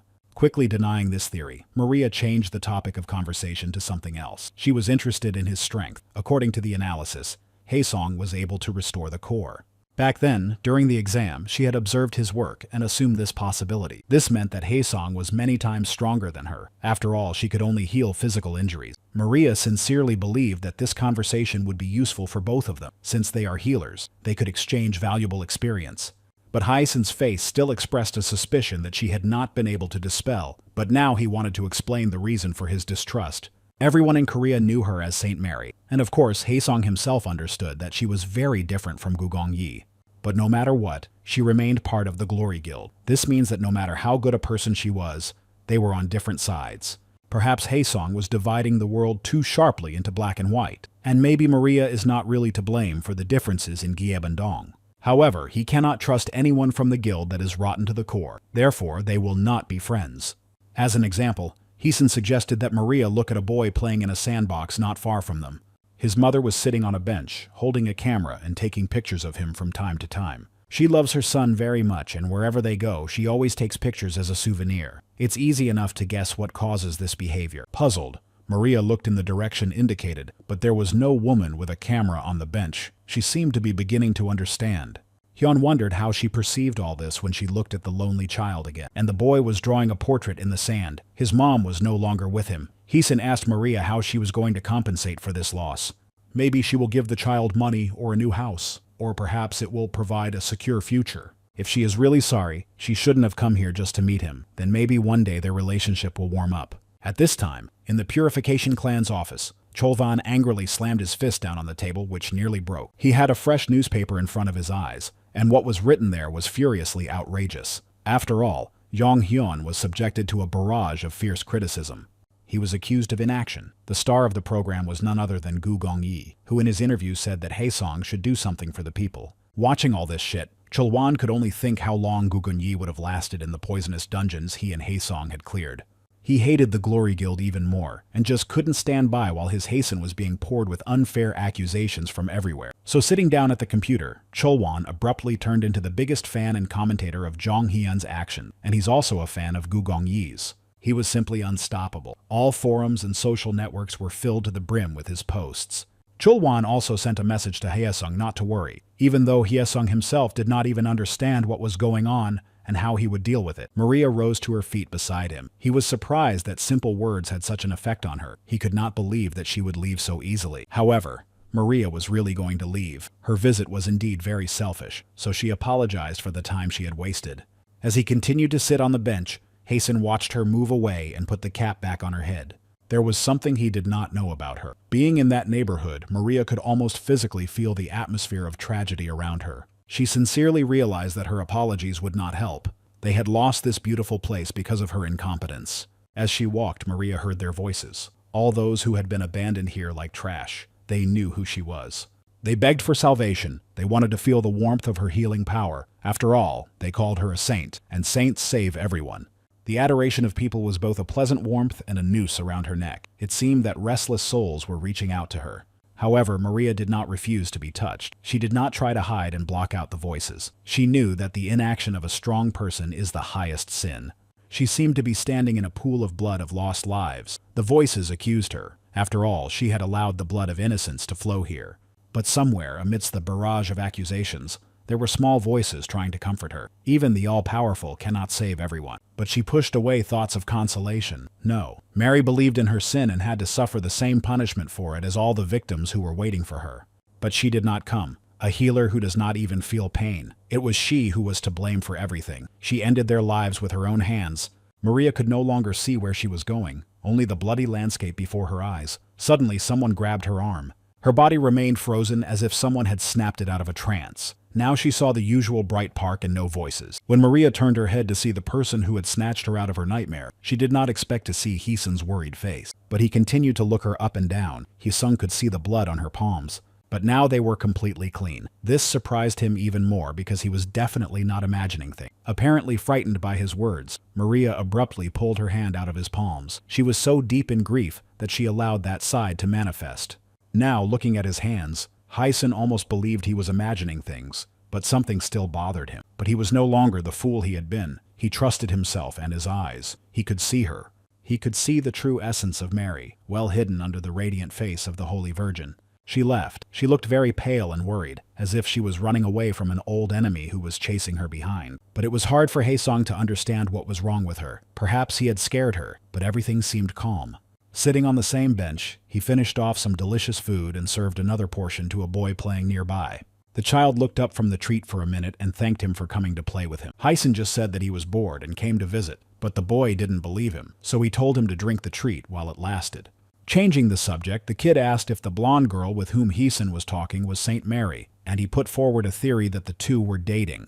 When he answered no to the second question, the boy sighed and called Heesen completely hopeless. He jokingly promised to beat him up for saying that. The kid asked why Maria left, and Haesen admitted that he might have offended her with something, and the boy confirmed that this was exactly his style. A meeting was taking place in the skyscraper of the Glory Guild. The leader was just coming to the last question. This news could have made a lot of noise. It should be a development that will elevate the already highest guild to a level unattainable for others. And the central figure of this plan was the scandalous Orthodox Poppy. Most of those present rose from their seats in shock. This plant was illegal and could only bring them all a lot of trouble. The leading doctor of the developer stood up and calmly stated that he knew about certain shortcomings of this product without them all. One of the audience members stared at him in disbelief. Even though he knew all about poison poppies, he was still offering them as an idea. However, the presenter seemed to be completely indifferent to the opinion of the audience. He knew that no one here could stop him. The same man was trying to shout at his adequacy. The rim with this plant is not something they can easily cover up. As he became more and more fired up in his arguments, he did not notice a lighted cigarette flying in his direction. It exploded right in front of him, scattering all the papers around. The man was not badly hurt. It was a way to attract attention. A woman looked at him from the other side of the table. When the room became quiet, she noticed that during the meeting, one should not raise one's voice. Holding another cigarette in her hands, the woman looked around at everyone around her. They seemed to her to be incapable idiots.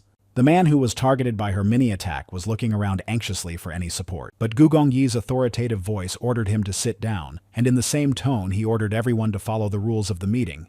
Once again, focusing all the attention on himself, the doctor continued to present his plan to sell poison poppy. Of course, everyone around us was interested in how they would use it, and whether it has enough advantages to outweigh all the negative effects.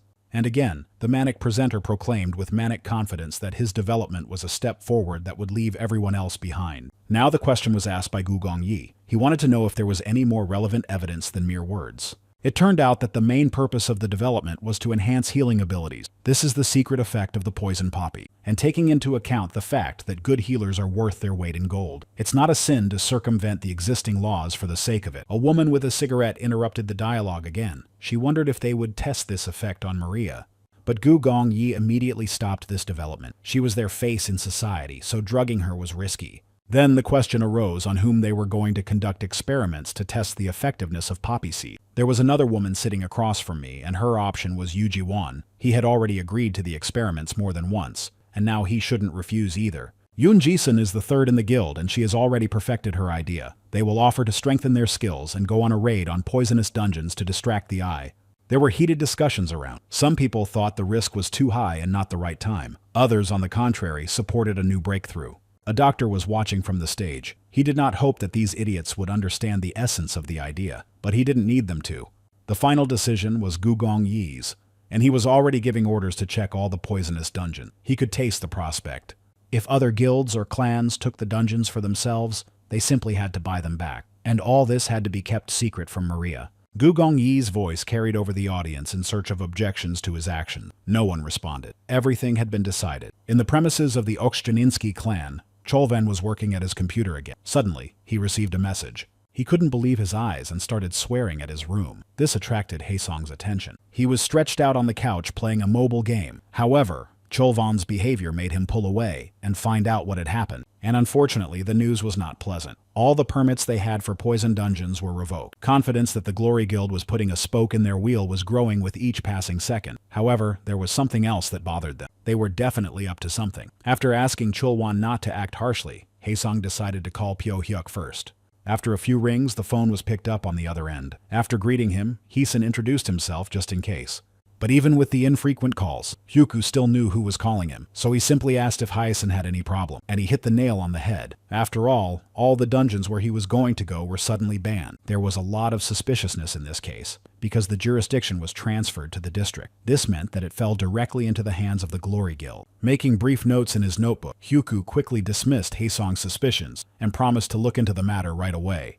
Hyun was interested in how long the data verification would take, because he and Jolwyn didn't want to be out of work for long. Fortunately, Hyoku really pleased him. Because he is personally taking care of this issue, everything will be resolved soon enough. Smiling happily, Haeson thanked him for his help and said he was looking forward to the results. Cholvan watched him talk in surprise. He wondered how the man had such connections in the hunting association. They had already begun to think about where they would go if the permits were not returned. But it seems like a minute later, a message arrived on Cholvan's computer. All the bans were lifted and they could now return to their normal Poan. Haesong was even surprised that Hyuku was able to solve everything so quickly. Cholwan refused to help with the preparations for the next sweep, so Haeson continued to lie on the couch and think. As it turned out, having influential connections in bookmakers was a big plus. After a while, Haesong was back at Ojiho's training session. He was trying to dodge attacks and counting. Today, he managed to avoid 109 of his punches. Despite this number, the fight still continued. Now Ojiho was flying at him again at breakneck speed and bringing his arm in for another attack. To ordinary observers, it seemed like a regular left-handed shot, but not for Haeson. During his training, he had already studied all of Ojiho's attacks thoroughly. He even learned to anticipate them. So now he was able to stop the fist pointed at him once again. Previously, he would have barely dodged it, so progress was in the palm of his hand. Ojiho's face gradually took on a bewildered expression. He threw 112 punches and Haesong blocked every single one of them. But suddenly, any hint of surprise was shattered by a gambling smile. It was not enough to defeat Ojiho. He struck sharply with his other hand, and Haeson had no choice but to try to dodge. And again, a flurry of ruthless blows fell on him. It seemed that Ojiho wanted to push him beyond his limits. Having dodged all the attacks, Haeson tried to jump as far away from the area of attack as possible to catch his breath for a moment. The whole battle had already tired him out, and his reaction time was gradually decreasing. But looking at Ojiho, he could hardly believe his eyes. He didn't seem to feel the number of blows he had taken and deflected. There was not even a drop of sweat on his skin. The same cannot be said about Haeson himself. But Ojiho kept pointing out his mistakes. The response was still slow. Looking at the out-of-breath Haeson, he commented with a mocking tone that it looked like he was not going to attack anymore. Wiping the drops of sweat from his face, Haesong stared at him menacingly. Despite his fatigue, he still had the strength to attack. Hearing this, Ojiho immediately ordered him to take a stance and took the necessary position himself. And so the round began. Who knows how many rounds? Everything started again from the beginning. Their legs simultaneously snapped off, sending terrifying cracks around them. The next moment, their fists came together with a thud. Neither was going to retreat or give the other a chance to strike effectively. Leaning into Haeson's ear, Ojiho whispered that he hoped to run his fist across his smug face at least once today. Blue and violet energies roared around them. Something in the air exploded with a bang, scattering small stones around. In the heat of battle, they didn't even notice that they had visitors. Yacha and Bisu stood back and watched the fight. They had to approve the deal, and Haesong and Ojiho were late for practice. Yacha smilingly told me that I would have to pay extra for this. And whatever he said, he was also impressed by how strong Haeson had become. He used to be a punching bag. Now Haesong was almost on par with Ojiho. At the very least, he could dodge blocking and attack back. Although he continued to drip on his brain because of his slow reaction. According to him, with his speed, Haeson is definitely capable of more. With his jaws clenched tightly, he continued to attack Ojiho further and further to finally get him. Repelling all his efforts, he continued to speak. His body was more exhausted, and if Haesong had looked through the attacks, he would have won long ago. Fully concentrating on the battle, Haeson promised himself that today he would definitely strike and not leave until then. In a moment, Ojiho stopped discussing his shortcomings too. Of course, Haesong would be able to strike him, but only when he caught him. A second later, his 4 phantom figures were rushing to attack Haesong. However, he was not afraid of it at all. He had long been familiar with this technique and had partially reproduced it himself. Without hesitation, Haesong used a purple arrow to pass through the disembodied copies and approach the target. He was able to clearly distinguish between the living Ojiho and his phantoms. And now his fist was literally a few centimeters from the teacher's face. The impact was accompanied by a purple explosion, which at first was not visible. Unsure of who had won, Bisu and Yacha tried to see the figures through the gradually falling smoke. Karina's eyes opened as Haeson stopped his own fist with his other hand, and Ojiho stood there with his hand in front of him. Yacha described it all as a draw. Digesting everything that had happened, Haeson took this comment from him as a compliment. Not everything was so hopeless. In total, he survived 178 blows today, and none of them got to him. However, even he could not get Ojiho, and Haesong had trained so hard. When he heard a comment about the improbability, he continued with the word hopeless. But realizing who had just called him incredible, Haeson turned to Ojiho and asked in disbelief, and he repeated it. He also said that he had nothing more to teach him. After all, he had mastered the instant jump technique. Haesong stared at his teacher in complete bewilderment. He seemed to be speechless. Suddenly, the meaning of what was said finally dawned on him. Ojiho was just sick of teaching him. However, he just calmly denied this theory. He simply had nothing to teach him anymore. So now, Haesong has to hone his skills on his own. Ojiho sincerely believed this. In fact, Haesong's strength and capabilities terrified even him. A little more and he would not have blocked that shot. Looking at his embarrassed face, Ojiho saw in him his own talent and many times more. As he left, he said that their training was over, and he mentally wished Haesong to be very careful with different people. The ones who want to get it for themselves for the sake of power, and also with those who envy and hate him with all their hearts. He will meet many more of both. But the most important thing is not to forget about those who have traveled this path with you. People who rejoiced in your victories and supported you in your defeats. For Ojiho, it was time to return to where he came from. Although not for long, he was honored to become Haesong's teacher. He didn't see it, but behind him, he knelt down on one knee and thanked him for all the time he had spent studying. Standing with his back to Haesong, Ojiho wanted to find the strength to turn around and look at him, but he was stuck to him. And Haeson, bowing his head, finally changed his address to teacher to master. For a second, Ojiho did not know how to react, but he ordered him to stand up and not to call someone like him a master. Yacha watched this touching scene with interest, but Bisu didn't believe that Haesong could kneel down on his own accord. Ojiho kept ordering him to get up, because he only liked the role of a temporary teacher, but Haesong didn't seem to hear him. Suddenly, Ojiho smiled a warm, fatherly smile. Despite everything, he was warmed by Haesong's stubbornness. So he also bowed his head and folded his palms in a gesture of respect, saying that he had indeed spent a lot of good time with his student. Meanwhile, the laboratory of the Glory Guild began to conduct tests on poison poppies. As planned, Yuji-won was the test subject. He was lying on a couch. There were many wires and tubes attached to his body, but all he felt was unbearable pain. Jivan did not understand what he was doing here.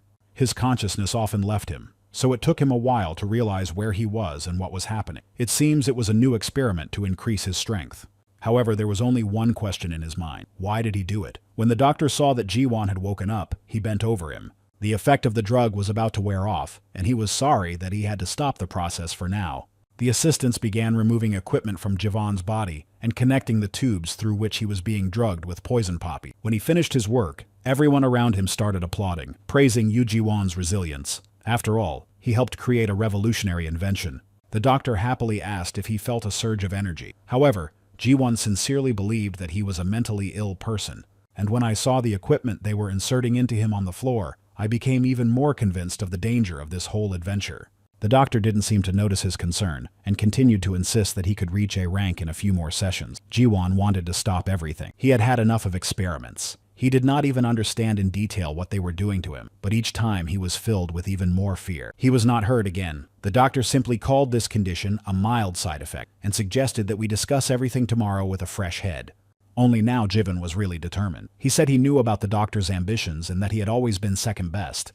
While working at the association, he came up with brilliant ideas and was fired because of ethical issues. He also almost sent a scientist to the other side. Neither of them will ever be first in this life, and Jiwon is not going to be his pawn. One of the assistants tried to shut him up, but something happened. Ordering him to be silent, the doctor cut the artery in his neck in a second. He was annoyed that the assistant had spoken without permission. Jiwon was also splashed with blood, but he just stared at the doctor in shock. The doctor asked what Jiwon really wanted. Wiping his weapon, he recalled that he had recently vowed to finish off Yonghyun at any cost, but now he renounces force. Finally, Jivan regained the ability to speak and shouted at the doctor at the top of his lungs. After all, he had just taken a man's life. Ade didn't care at all. He ordered Jivan to shut the fuck up and finally answer the questions. Turning his gaze to the assistant's body, the doctor explained something. He can do this because he is stronger. The philosophy is elementary. The weak do not survive. Then why does Jiwan refuse the opportunity to become stronger? Back then, while working at the association, he really wanted to finish off that scientist. For a long time, he convinced himself that he was really a genius, but he could not accept it. It was the easiest way out. Although he didn't succeed, his opponent disappeared and no one knows where. And he is standing here, and everyone obeys him. This is the reality of this life, so if Jiwon still wants to be the first, he will accept his help. No matter how brilliant a person is, they can be destroyed. The world does not remember so many incredible people. Life is tragic and fleeting. One has only to remember how much the enemy has taken from you to make your blood boil with hatred. Everything he has was meant for you. That means you have to use all possible means to wipe that cheeky smile off his face once and for all. After a while, Haesong, Bisu, Cholwon, and Rory were going to the new poisonous dungeon with full enthusiasm. Usually this team didn't have Bisu in it, so they looked at her strangely. For Cholvan, she was a stranger, so he asked with interest who she was. With a friendly smile, Bisu waved to him and introduced herself. She also introduced herself as Jonghyun's guardian. Cholvan looked in his direction, puzzled, and could not understand why such a strong hunter needed a guardian. However, Hyson decided to play along, and nodded his head in confirmation with a fearsome face. The next second, Chulwang was already bowing to Bisu and formally introducing himself. Watching this, Haesung called her over to him. He was very interested in why she was following him again. He really wanted to believe that it was a good reason and not just another stalker game. And unfortunately, her reaction made it clear that this was the case. Hasten's face instantly darkened. It looked like he was going to drag her back to the black market by the skin of his teeth. Not one to give up easily, Bisu started a scandal. She was an adult and no one could forbid her to go out with him. It was his private life after all. Cholvan watched their quarrel, which slowly escalated into a fight. He had never seen Haesong like this before. To ease the tension a bit, he asked why they were here in the first place. After a bit of a break from the fight, Haesong and Bisu almost chorused that they were here to clear the dungeon. But Cholvan had something else in mind. It was just that where they were, there was no hint of an entrance. That's why he was interested in the purpose of being there. Of course, he realized that Zhang Hyun was no ordinary hunter, but was he so crazy that he led them to some wilderness for nothing? But Hyesun just asked him not to make a big deal out of it. Meanwhile, he checked the time on his phone. According to the prediction, the gate was about to appear. Cholvan was even more confused by all this. But suddenly, right behind him, a giant entrance to a poisonous dungeon opened up. Looking back, he could not believe his eyes. Yet the appearance of the gate could not have been predicted, and they came to the right place at the right time. Although Bisu knew why they had come here and what was about to happen, but she still did not fully believe that the information would be true. A gambling smile gradually appeared on Haesong's face. After all, Yacha hadn't lied to him. The entrance and the case appeared right on schedule. Hearing the unfamiliar name, Cholvan became interested. Could it be that besides his connections in the association, Haesong also had a good fortune teller? As it turned out, everything was a little different. Yacha was approached by a certain Do-Yi Su, a soothsayer, who offered to make a deal. One of the main services was the coordinates and time of appearance of the dungeons. That's why they are here now, to test the effectiveness on themselves. Of course, they doubted the truthfulness of the prophet's words because this is extremely rare. But observing all this, no one had enough arguments to deny the truth of the prediction. When he called the X, Haesun said that he would go there alone today to scout the area. They could take off their gear until tomorrow. Without complaint, Cholvan took off his gas mask. Still, he wondered what would happen tomorrow. Already diving into the entrance, Haesun smiled cheerfully at him and told him that according to the soothsayer, tomorrow the dungeon would be of the 7th level of difficulty. Meanwhile, sitting at her office table in the Glory Guild, Yoon Ji-sun listened to a report on the implementation of the Poison Poppy plan. Her husband was not lucky enough to inform her of a certain force majeure with the rights to the poison dungeons. After all, a clan had taken most of them away from them. Yoon Ji-sun's gaze stared straight at him. She didn't seem to be very angry at the news, but it didn't. The next moment, her previously blue eyes filled with red energy. Mr. Huang quickly rushed to assure Yoon Ji-sun that he would immediately resolve the issue and take the permits back. But she interrupted him. Even if he did get it back, how was he going to get his reputation back? The plants around him began to wither quickly. She wondered how the Glory Guild could suffer losses because of some cluttered purification clan, how vulnerable they were making themselves look now. Supervisor Huang's whole body began to tremble. He begged Yoon Ji-sun to spare him, and then he would fix everything. However, this was not the right answer. She wanted to hear an analysis of the loss, not a pathetic apology. In the next moment, Leader Huang's entire body was engulfed in its power, taking away his life force and will. The darkness around him began to gradually dissipate. Yoon Ji-sun did not take his life, but now he was just her puppet, turned into a doll with a barely glowing spark of life inside. Looking through Yoon Ji-sun's papers, they reflected on the fact that the clans felt too much freedom. That is why they dared to cross them. There were only 2 people in the Purification clan. She wondered how they still existed at all. But what did it matter? It wouldn't last long. The next day, after putting on all the necessary equipment and taking healing pills, Haesong, Bisu, and Chulwan headed to the 7th level dungeon. Once in the dungeon, they saw a snowy landscape around them. Strange vibrations were spreading everywhere. There was a smoky aroma in the air, and it was easy to smell the thick and stupidly strong poison. However, it was not only this that was frightening. Right in front of them stood a host of monsters that were several times the size of trees. Confidently surveying the ranks of his enemies, Haesun breathed in the frosty freshness with all his might. It was time to start the sweep. And so the first attacker roared into battle. In addition to their gigantic size, the monsters also held spears like these. The next moment, one of them flew directly in their direction. Its speed was incredible. When the weapon hit the target, it created a huge explosion, so it was impossible to tell if the attack had any effect. Meanwhile, Haesun had already passed the first attacker. He was too slow for him. The monster turned to look at him, but Exa had already struck her own invisible blow. The first one fell, and the system gave a message that the dark ether of Haesong had increased. It turns out that even here he could absorb poison. Although everything started out quite easily, Haesun realized that the enemies here were far from the weakest, and if they surrounded him, he would not have fun. But it was still worth it. Concentrating on the battle, he was fully capable of defeating them all. So without thinking twice, Haesun took off running to mow down the monsters one by one. Cholwan and Bisu watched the battle from a hilltop. He had never seen anything like this before. After all, in his mind, Haesong relied more on physical skills and healing. He was tormented by the fact that he was just standing there and could not help. Bisu, on the other hand, quite sharply observed that he was suffering from his own powerlessness. Haesun said he would handle everything himself. If they get in there, they will just get in the way. Bisu sincerely believed that if you are unable to help, you should not throw yourself at the spears of monsters with your bare hands, only complicating the situation. In response, Cholvan nodded in agreement with her statements. They are only observers here. Right now, Haesong was in the middle of a battle. The amount of his ether at this level made it possible to use Exa in different ways. And now, right before our eyes, the weapon was being transformed from a small blade into a giant sword. We could also hear the monsters talking to each other in an unknown language. They were intelligent creatures, because no one realized the seriousness of the situation. Their opponent was too strong. By waving his huge two-handed sword, Haesong increased the radius of the strike. This accelerated the destruction of the enemy. Now he was blowing off the limbs of several monsters at once. His punch could not be countered. One of the creatures swung again to throw a spear at him. Noticing the approaching attack, Hasten commanded the disintegration, and the Exa began to transform again. A part of the structure was separated from the sword, so that Haesong could stand on this plate in the air. At the last second, his support took him out of the spear's path. The spear very successfully found another victim. The monsters obviously didn't know how to work in a team, so now the monstrous weapon that was flying at Heeson was gaping from the chest of one of them. If he managed to dodge all the attacks, he could win without much difficulty. He still had enough dark ether left. Concentrating, Heeson rushed along the surface of the spear to the next monster. When he was almost at the monster's side, he again ordered the weapons to disrobe and transform. He was holding a huge sword again. Clutching it with both hands, Haesong fell directly on the enemy. This time, however, the Exa had a peculiarity. The weapon split and he struck with two huge swords. The duel mode was a great opportunity to take care of everyone in a few solid hits. Surely the monsters realized the deplorability of their situation. They were tensely waiting for his next move. Suddenly, the enemies rushed to attack together, trying to surround Haesong and overwhelm it at least in number. However, this prospect did not bother him much. With swords in both hands, he had every chance.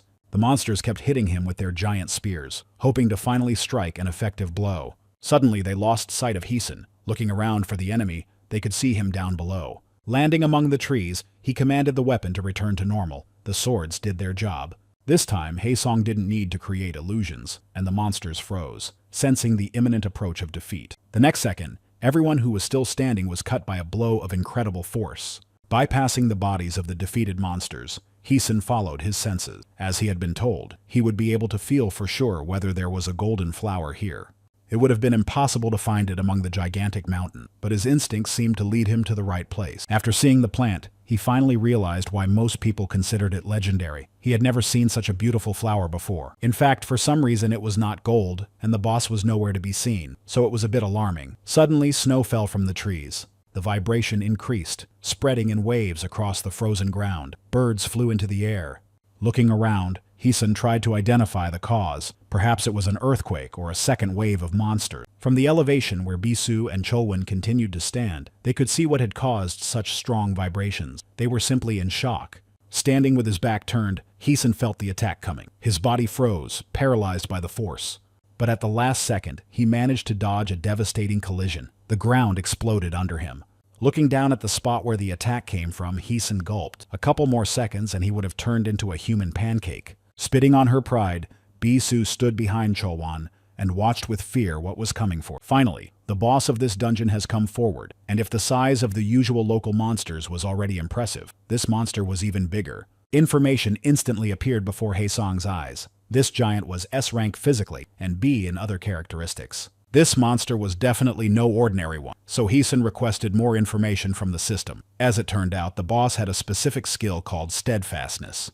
That is, he was absolutely not vulnerable to physical attacks. That's because his body was made of franium. This explanation did not help much, so the system continued. This was the name of the deframed matter of the most poisonous materials. It is also known as the strongest material in the world. It is impossible to penetrate using conventional physical attacks. But Haesong could melt it. Reflecting on the information he received, he was glad to have a chance to win and still had almost half of the black air. Snapping Heeson out of his thoughts, the system warned him that the boss was launching an attack, and he should be on the alert. A huge monster limb was already hanging over him. He had to act instantly, or he would be flattened. And again, everything exploded in a white cloud. This time, it was not clear whether Haesong had managed to dodge. Anxiously looking for a familiar figure in the white fog, Cholvan shouted his name, hoping that he had managed to get out of the way. A golden glow shone through the gaps between the piles of stones. Haesong was emerging from the middle. He barely managed to survive, all thanks to healing. Otherwise, he would have been lying under the rubble. This boss was incomparable to other enemies. The power of the attack was incredible, mostly because the monster was blowing up its own body, and now it was just regenerating the missing limb. The system continued to explain all the possible skills of the boss. but Haesong already understood, so he asked it to stop. Again summoning 2 giant swords, he decided to attack. Still, the fight-or-flight strategy has never failed him. It doesn't matter how high the rank of your opponent is. He will not survive the constant barrage of attacks from his weapon. Using a poisonous move, Haesen rushed to the monster's side without hesitation. Watching the battle, Cholwan became even more convinced that Haesong was a special hunter, although he didn't have much experience. But he was not afraid to fight the strongest opponents. Cholwan wondered if he could do the same. Bisu quietly watched his moral torment. It didn't seem like the right time for her. The main thing was for Haesong to get his boss better, because he was damn strong. He was trying his best to dodge the attacks and launch his own. Having avoided a strong shot, Haesen found himself directly above his opponent. A more ideal position could not have been expected. Swinging one of his swords, he concentrated all his strength in the blow to break the boss's body little by little. The next moment he shouted and brought the weapon filled with ether down on his opponent. 2 matter clashed with thunder in a confrontation, trying to break each other. The boss roared, and a wave of his terrifying voice knocked Haesen back. The echo spread, sending vibrations throughout the dungeon. As the system described, the Franium was fantastically strong. Haesen tried a bunch of methods while striking, but the fast regeneration made it all worthless. To win, he had to get to the core. But while he's changing weapons, the monster's body will build up Franium again, and it's all over again. It would have been convenient if someone else had broken the material, and it would have destroyed the core in the same second. But Haesong was not going to put Bisu or Cholwan in that kind of danger. Of course, he will cope on his own. However, a new and rather critical problem seems to be brewing. Haesen hadn't expected this, and the strength of the Franium caused his own weapon to crack. Watching all this, Cholwan plunged into memories, the results of his hunting exam. Because of the low ether, he was in the B rank, but in reality, he was at least A. At first, he was active in clearing dungeons. His comrades relied on him. No matter how many monsters there were, Cholwan defeated them all, always taking on the strongest one. Despite the fact that he was not an S rank, his popularity still did not pass him by. He was often recognized on the streets. He especially enjoyed life because of his beautiful wife. Cholwan loved her more than anything else in the world. He intended to spend May 14th with her. However, he was suddenly urgently summoned to an assignment in another city. His wonderful Sangha understood everything and wished to save as many people as possible with a smile. It was their anniversary that day, and Cholwan did not want to leave her for so long. He hugged her goodbye and promised to come back soon. But suddenly the whole idyll turned into a nightmare. Now, all beaten up, Cholwan was hugging the barely alive Sanae. From that day on, the search for the golden flower began. Returning to the present, Haesong continued to pierce the monster's body with a cascade of attacks. And it seems he finally succeeded. At least he was able to get under the boss's armor. Exa immediately began to change its shape for a more effective attack, and went into white sleep mode on orders. As soon as the transformation was complete, Haesong sent his weapons into action to finally pierce that ill-fated core. Clouds of white dust rose around him again, and it was hard for him to see the result. It seemed that this time everything worked out. However, unfortunately, in a short period of time, the regeneration of the Moscow City Council managed to build up a new shield of Franium. With disappointment, Haesen chided himself for being so optimistic. It couldn't have been that easy. He had to calculate his attacks better. Looking at the Exa, Haesen realized that it would last for 2 more such attempts at most. The blade was cracked. Rather untimely, he got caught up in looking at his own weapon, because right now he was under a fierce attack. There was no time to dodge, so Haesong put his hand out to meet the blow, clutching Exa. In the hope of blocking the attack, he collided with the boss's limb, slowing its movement. Unfortunately, Haesen clearly underestimated his opponent's speed, and this was when every shot counted. Now he had only one more attempt. No longer will Exa be able to maintain his white sleep mode, or even any combat form. His brain was trying to come up with an urgent way out of the situation. There was only a little bit of dark air left. All these shortcomings had to be compensated for somehow. Somehow, Haesen had to break through the armor and not send his boss to the next world. However, he was no longer sure if he could defeat him on his own. Suddenly, a magic circle lit up with a golden glow right between him and the monster. In an instant, all thoughts of strategy flew out of his head. Haesong just stared at the monster's new manifestation of power in bewilderment. He was snapped out of his state of complete incomprehension by Cholwan's sharp voice. He sounded suspiciously close. When Haesen turned around, he really saw him not far below him on the edge of the forest. However, it was not only this that was surprising. Cholwan tore out a tree trunk and put it on his shoulder, seemingly aiming at his boss. Even if he had known what he was up to, Haesong still wouldn't have been able to help from the air, and Cholwan was too close. It was too dangerous for him.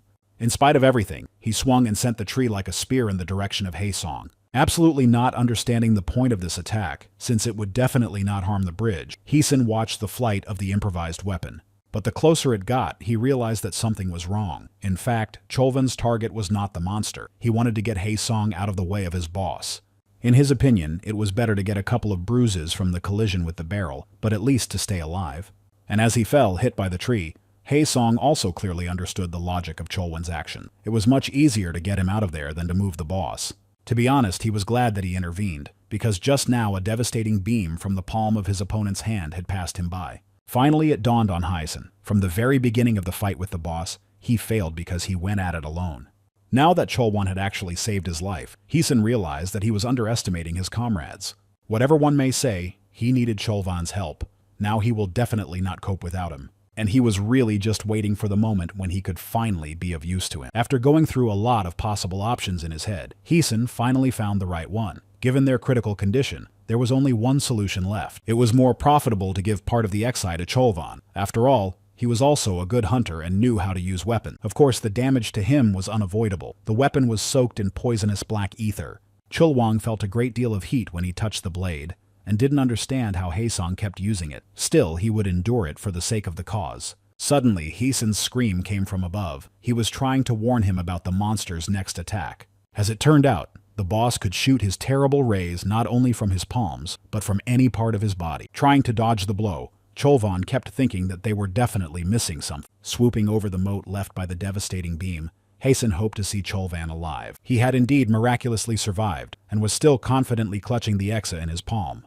It's not that Heesun wasn't happy, but he was genuinely surprised that there wasn't even a scratch on Cholwan after such an attack. He did not realize what had happened to him. It seemed as if his whole body instantly became much lighter. From a nearby hill, Bisu shouted at them frantically, scolding them in every possible way. They were surprised to hear her tirade about childish behavior, even though they were adults and high-ranking hunters. She had just saved them from an untimely death, using the stealth technique, which increases the amount of ether and improves brain function, a force that can sometimes turn the tide of battle. Bisu gave them the buffs they needed with her technique, and Heesun seems to have found the key to resolving this difficult duel. But Bisu did not know what she had just done. Energy shone around her like a rainbow halo. It turned out that she had applied the complicated espresso technique quite intuitively, and clearly did not like the colors that now glowed on her body. Realizing that their amplification was a complete improvisation, Heesun made a note to himself once again. Bisu was not as simple as she seemed. Now they all shone with rainbow energy. But there was no time for distractions. This was exactly what Cholvan was talking about.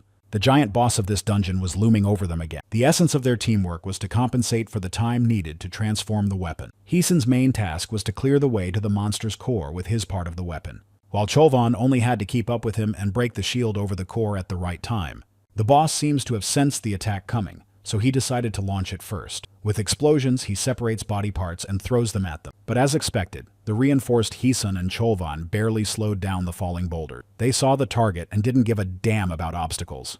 The monster continued to strike, and again released its devastating beam from his palm.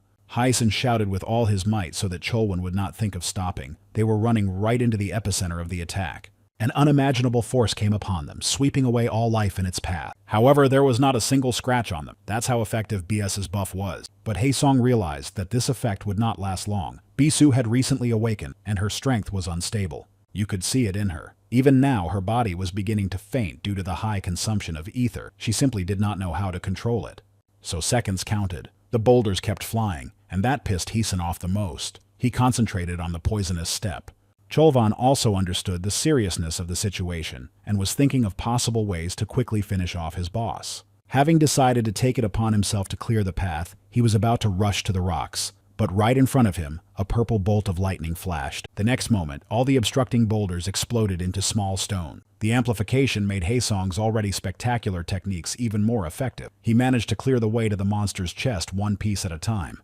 Even before that, Cholvan had admired his capabilities, but now he just couldn't let Haesong down, not after all he had done for him. So, flying above the enemy, Cholvan swung his Exa wreckage with all his might. The blade cut into the shield millimeter by millimeter, slicing through the super strong material. And at that very second, without giving the boss a chance to recover, Heesun drove his part of the blade with all his might right into the core. Glancing in his direction, Cholvan finally congratulated them both on their excellent work. A few months ago, none of them would have dreamed of completing a level 7 dungeon, but they did it. Only Haesung had to heal Bisu. She had exceeded her airtime limit and was now almost out of it. While treating her, Haesung chatted with Cholwan. As usual, he downplayed his role in the victory, to which Haesung only said that most people who touch Exa immediately say goodbye to life, and the fact that Cholwan is still standing on his own 2 feet speaks volumes. He just looked at the fragment of the weapon. It did hurt him a little, of course, giving him such a dangerous thing in his hands. Haesung was worried, but then Bisu helped him, and he stopped worrying at all. With a sigh, Cholwan admitted that such risks were justified, and they were able to finish off the boss. Somewhere in the distance, Haesung laughed merrily and said that the monster was even more alive than the living. Cholwan turned around and did not understand how he had managed to climb the giant. Biting his finger, Haesung bled to death. Smiling, he suggested that we have a celebration because they had defeated a monster of the 8th difficulty. The drop of blood that fell on the boss's chest finally sealed their victory. Now it was all over. Watching all this, Cholwan could not believe that such a complex monster ended his life because of one drop of blood. He turned sharply to hear Haesung's voice again in the distance. He was offering to return to their world. After all, they already had the golden flower. There is no doubt that Cholwan adored Haesung. He was immensely grateful to him and considered him a wonderful person, but sometimes he made his blood run cold. After being in the hospital for 5 years, Ju Sang-a's wife Cholwan finally decided that it was time to end her life. After the advent of the dungeons, many things in this world became simply unexplainable. So did her condition. She could hear and understand everything, but she couldn't move at all. Unable to answer, Sang-a just listened to all of Cholwan's stories, his plan to save her, the problems with the clan. She had never seen him cry so bitterly, but she could do nothing to help. This made his existence even more unbearable. Memories of their first meeting often surfaced in her mind. When Cholwan asked her for her phone number, how they walked the streets of the city together, enjoying their time with each other. One day she let him cut her hair. Although her hair was slightly damaged as a result, Sang-a couldn't help but smile when she saw the joyful Cholwan. If only she could turn back the clock, so that they could have all the time in the universe again to be happy together. 2 men were walking through the hospital corridors. They were quietly talking to each other. Today, they had an important mission to accomplish. When they entered Sang-a's room, they were a bit nervous. She had already accepted her failed life and was ready to go to the next world. Finally, Sang-a mentally apologized to Chulchan for causing him so much pain. Suddenly, the room shone, sending light through the windows. When the glow faded, a crying Cholwan hugged Sang-a. She had not yet realized the essence of the miracle that had taken place. Her eyes cleared and her body was no longer stiff. Without realizing what was happening, she made a surprised sound. When she felt able to speak, Sang-a turned to Cholwan, who was still holding her tightly in his arms. With a trembling voice and eyes full of tears, he apologized for not being able to find a way to cure her for 5 years. When she realized that the horror of her chained existence was finally over, she also burst into tears and hugged him back. The happy family reunion was watched by Haesung and Ojiho. They were walking down the hallway discussing the proper use of the golden flower. They were happy too. Ojiho noticed that Cholwan was very lucky. After all, many people in their world suffer from similar tragedies. And unfortunately, not everyone is able to save those you love the most. Hyun did not want to believe that life was so tragic. Watching the happy Cholwan and Sang-a now, he vowed to himself to do everything he could to make sure that this was the ending that most people would see. Meanwhile, Yacha stood next to a giant memorial slab. It was carved with the names of many people who had already died. Bisu came up behind him. She didn't think he liked walking in cemeteries. He turned around and faced her. Yet to the very end, he could not believe in the truth of the seer's words. But the video footage of the battle bore witness to the truth. Reaching for his code, Yacha said he was writing off his father's debt of 32 million. Now he held a petal of a golden flower above her head. She had been doing her job perfectly all this time. So now Bisu is free. She looked up at his face with surprised eyes and did not understand what all his actions and words meant. Calling him father over and over again, Bisu wanted to hear a normal explanation, but Yacha only said that he shouldn't be called that. Thanks to the power of the sunflower, the ugly scar disappeared from her face. Looking into his eyes, she did not want to believe that this was really the end. Taking off the chain with the ring from his neck, Yacha placed it in her palms. Bisu was a complete copy of her own father, in appearance and in strength. Behind his back, she asked him questions about the meaning of the ring and why he was letting it go. Only after turning slightly to face her, Yacha said that information has to be paid for, and the information she wants is priceless. With his hand on his head, Haesung was lying at home eating ice cream. It tasted incredible. Previously, he and Seonghwa could only afford cheap product, but now that they've tasted the good stuff, Hyun will never be able to go back to poverty. Suddenly, a strange device flew toward them. It didn't look dangerous, so they just watched it. Its screen projected a download window in mid-air and reported the user's certification. Suddenly, Dr. Jin's giant smiling face appeared across the entire projection area. A couple of minutes later, the camera was set up properly, and Hyson asked why he had decided to contact him so suddenly, and the lab changed its location. As usual, Dr. Jin was a little pontificating with his ingenious technology. He also noticed that Haesong had gotten stronger since their last meeting. The praise made him blush a little, and Hyson assured us that all his achievements were due to the doctor and Carol. Then Jean said that the screen was just a recording. He was worried about Exa. After all, she was about to reach her limit. So he attached his new address to this message. If he wants to get to the next level, he should visit the lab. Sitting on the roof, Carol felt the joy and excitement of danger of returning to Korea. Downstairs, guards bustled around the giant skyscraper. It seems that a violent test subject has escaped from the laboratory of the Glory Guild again. However, Carol was not up to their problems right now. Still, she was curious to see how Haesong would deal with all this.